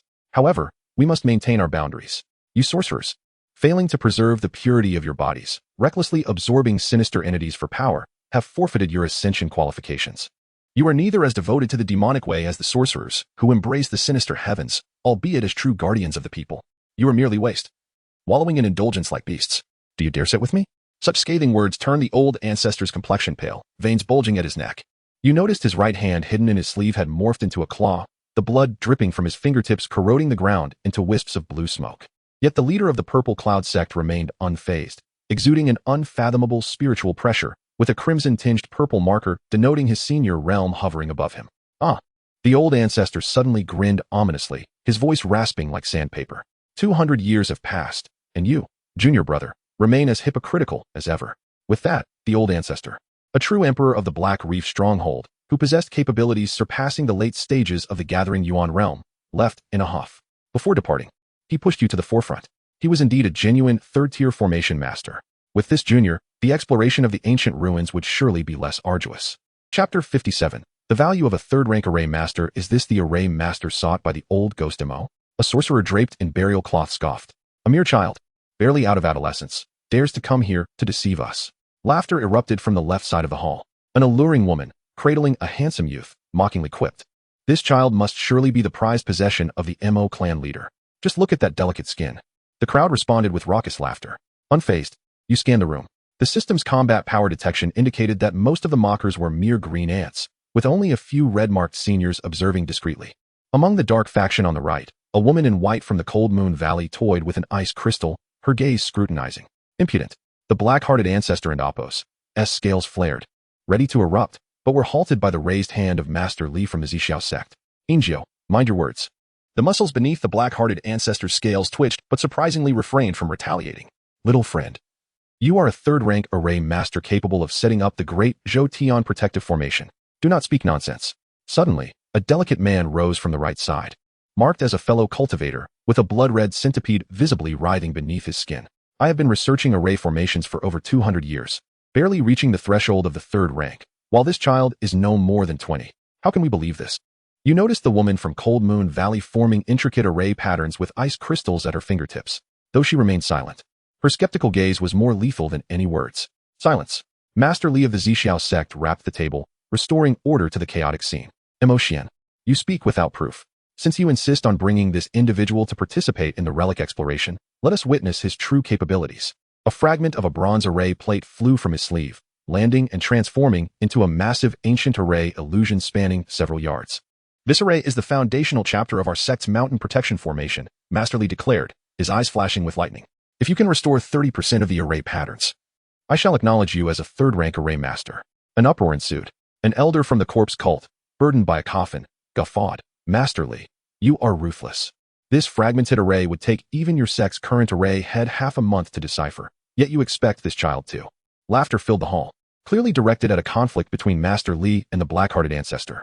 While you had no interest in their animosities, it appeared that possessing the credentials of a third-rank array master would allow participation in the ancient relic treasure hunt coveted by various dark sections. Your curiosity was piqued. The narrative of cultivation must include treasure hunting within relics. It was perfectly aligned with your aspirations. You approached the array platform with measured steps, closing your eyes and focus as a torrent of information flooded your mind. This formation required thunder as its backbone, profound water as its essence, and a delicate balance of yin and yang. Marvelous. Though this array surpassed the third rank, its principles were straightforward enough that your current array skills could decipher it. Enthralled, you observed the array closely. Suddenly, you discovered an exceedingly concealed ancient flaw at the array eye, likely a fatal error left from repairs made centuries ago. Your brow furrowed in concern. What now, little one? The alluring woman caressed the youth in her arms, her eyes shimmering with a predatory glint. If you cannot manage it, kneel and beg your sister. I am not one to deny you the role of a pet. Enough. Your eyes flared open, the pressure of your foundational cultivation erupting forth. Unlike the oppressive force of typical cultivators, the aura of the 9 nether earth veins was supreme. Its unique, abyssal weight forced all present into labored breaths. Everyone's eyes widened in terror, astonished that this youth, seemingly no older than 20, was already a foundational cultivator. The intensity of your aura was truly terrifying. Even Master Li of the Zixiao sect and the woman from Cold Moon Valley regarded you with newfound respect. The enchanting woman, previously marked as an insignificant ant, was now visibly shaken by your aura, and a pool of liquid pooled beneath her robes. The black-hearted ancestor stood aside, feeling quite pleased with himself. For you were indeed a talent he had painstakingly unearthed. You focused intently on the ancient array, undistracted by the surrounding chaos. Yet, none dared to interrupt your concentration any longer. On the 173rd day, you had spent 3 days merely observing and comprehending this ancient array. Just as impatience began to stir, you suddenly exclaimed, "I have comprehended it." You bit your tongue, letting a drop of your essence blood fall into the center of the array plate. The mist of blood coalesced with the aura of the 9 nether earth veins, perfectly merging with the Zixiao thunder patterns. The fragmented array patterns began to mend at a visible rate. When the final pattern illuminated, the entire array burst forth with blinding radiance, the energies swirling no longer mere spiritual power, but infused with the profound essence of the Zixiao divine thunder. The array manifested its sanctity. The woman from Cold Moon Valley turned pale, the ice crystal in her hand clattering to the ground. This must be at least a 4th rank. The black-hearted ancestor erupted in laughter, the sound chilling to the bone. Now, who dares question my judgment? Master Li was the first to rise, bowing respectfully, his demeanor completely transformed. Your array mastery is astonishing, Taoist Su. I have been remiss in my previous actions. He produced a leather map from his sleeve, stating, "This is a detailed map of the relic, marking 3 potential forbidden areas where true methods may reside." As you took the parchment, your eyes instantly caught critical information. The ancient battlefield was sought after by many due to the fragments of laws buried within, capable of being directly refined. Even the most rudimentary laws could allow foundational cultivators to challenge those of the Golden Core stage. I, of the Corpse Cult, am willing to provide 3 golden corpses to ensure your safety. The elder, who had been laughing heartily, now wore a face of deference. Mu Qingxuang can make the decision to grant you the Cold Moon Valley's secret ice heart protection pill, effective against soul attacks. The white-clad woman introduced herself as Mu Qingxuang, offering you a secret elixir. In an instant, you became an exceedingly sought-after figure, with various factions eager to present you with valuable offers. You noted that the black-hearted ancestor remained aloof, observing with a cold smile. As discussions ensued regarding who should escort you into the relic, he suddenly whispered, "Kid, do you think they genuinely care about your array mastery?" You were taken aback, quickly realizing these sorcerers and dark factions might be vying for your allegiance merely to undermine one another. It was akin to a saying, not fearing hardship for a brother, but fearing a brother driving a Land Rover. No, it was more accurate to say that smaller sects did not want to see larger sects grow stronger. Otherwise, before the Order of Shuntian could arrive to eradicate them, these major sects would have already swallowed and consolidated their resources. It seemed that these sorcerers and dark factions, pressed by the Order of Shuntian, had not yet turned on each other. Perhaps this was the breakthrough point you could exploit. Chapter 58. Delving into the ancient battlefield ruins at this moment, it is indeed imprudent to side with any faction, for you are brought here by the malevolent old ancestor. Do not be deceived by the current feigned timidity of the old ghost. As the saying goes, the barking dog seldom bites. It is wiser to proceed with caution. You declare your allegiance to the Black Reef stronghold, and upon witnessing your resolute stance, the malevolent old ancestor is quite pleased, leaving others with little room for dissent. The Tao Banquet, invigorated by your presence as a 3rd-tier formation master, quickly reaches a conclusion. It is at this juncture that you uncover the truth of the ancient battlefield ruins, revealing the mirage of a great battle you once beheld in the Crimson Wilderness. Countless years have gone by, transforming the battlefield ruins into a treacherous forbidden zone, rife with peril and evolving into a realm of the uncanny. Within this strange domain, the equilibrium of laws is precarious. Consequently, to enter and exit safely, a cultivator's realm must not exceed the foundation establishment stage. Should one surpass this limit, the laws of the strange domain may shift, potentially leading to certain death. The most dreadful consequence could be the emergence of the things housed within. On the 190th day, remember, you have only 3 days. The voice of the malevolent old ancestor echoes from the flying vessel. If you do not return with the law before the hour of the rat, 3 days hence, the blood path will inevitably close. You catch a glimpse of Master Li from the Zixiao sect whispering to a disciple, who nods frequently. The jade pendant at your waist resonates subtly with the divine scroll of Zixiao you hold. Further away, Mu Qingxuang, a woman in white from the Cold Moon Valley, is driving an ice crystal into the forehead of a female cultivator. Meanwhile, an ancient being from the Corpse sect has taken out a zombie resembling you from a coffin. Fellow Taoist, I am Lu Wuchen from the Xianin sect. My master instructed me before departure. A gentle voice suddenly graces your ears, and turning, you see a young scholar. Before he can finish, the enchanting Jiao abruptly squeezes herself between you two, her ample curves almost brushing against your face. Young master, I apologize for my earlier offenses. Shall we have a chat upon our return from this expedition? I assure you, you shall feel right at home. Heh. Though her words are sweet, she discreetly slips you a jade slip stained with blood, simultaneously communicating, should you assist in bringing out some goodies from the ruins. The furnace of the Harmony sect will be at your disposal. Before you can respond, a sudden chill grips your chest. Looking down, you discover an ice crystal lotus now nestled within your robes. Mu Qingshuang's voice resonates in your consciousness. This item can withstand a strike from a golden core cultivator. If you encounter a stone tablet inscribed with lunar patterns within the ruins, please activate it with your essence blood. Time is of the essence. Masterly of the Zixio sect bellows, interrupting all covert exchanges as he forms hand seals. The blood path at the cliff's edge suddenly surges with life. The grotesque human-headed fish monsters supporting the path wail in unison, and the runes on the bronze gate shimmer with a crimson glow. The instant you step onto the blood path, a familiar dizziness envelopes you. You have grown desensitized to the sensation of teleportation. As your vision clears, you find yourself standing on a cracked wasteland, precisely the ancient battlefield you once witnessed in the Crimson Wilderness. However, the once mighty cultivators have long since crumbled into bones. The desiccated blood rivers have congealed into purple-black crystals, while the ruins of distant city walls are entwined with writhing vines. Before your party can steady themselves, a scream erupts from behind. A certain spirit master is ensnared by a shadow emerging from a fissure, and his prideful black resentment-grade wardrobe is devoured as a mere snack. Upon closer examination, you realize it is the lingering sword energy from the great battle of yore, which, after countless years of being steeped in the strange sky's aura, has transformed into a living entity. Stay close to me. Lu Wuchen of the Xian sect brandishes a bronze lamp. The shadows crawling on the ground retreat from its light. This lamp oil is refined from the essence of spirit masters, temporarily allowing them to perceive us as kin. You feel enlightened by this newfound knowledge. Suddenly, you utilize the wind-treading technique. An invisible sword energy grazes your hair, cleaving a Tinjong chasm where you once stood, revealing a metallic glimmer within the crevice. What in the world? This lamp is too, before you can finish your complaints, a shard of an ancient artifact. A female disciple from the Harmony sect lunges toward the rift. Yet, the moment her hand touches the metal, her entire arm withers instantly. To the horror of all, the earthbound Kuan cultivator is swiftly drained of life, becoming a desiccated corpse. By heavens, are all the things here merely sinister artifacts? You swiftly deploy the 9 nether dragon binding rope to seal off the area surrounding the artifact fragment, while simultaneously hastily unfurling a simple confinement array. The metallic shard rages within the chains and the array, ultimately revealing its true form, a rusted sword tip, its surface veined with a network resembling blood vessels. The ice lotus gifted by Mu Qingshuang instinctively shields you. It is then that you notice the air around you is filled with nearly imperceptible metallic dust, which, as if alive, converges toward the living. The Harmony sect and Appos' female disciple was just infiltrated by these particles into her meridians. All of you, activate your protective auras. As you shout, you promptly unleash the bull and horse red pattern. These are golden sha, specifically designed to breach a cultivator's dantian.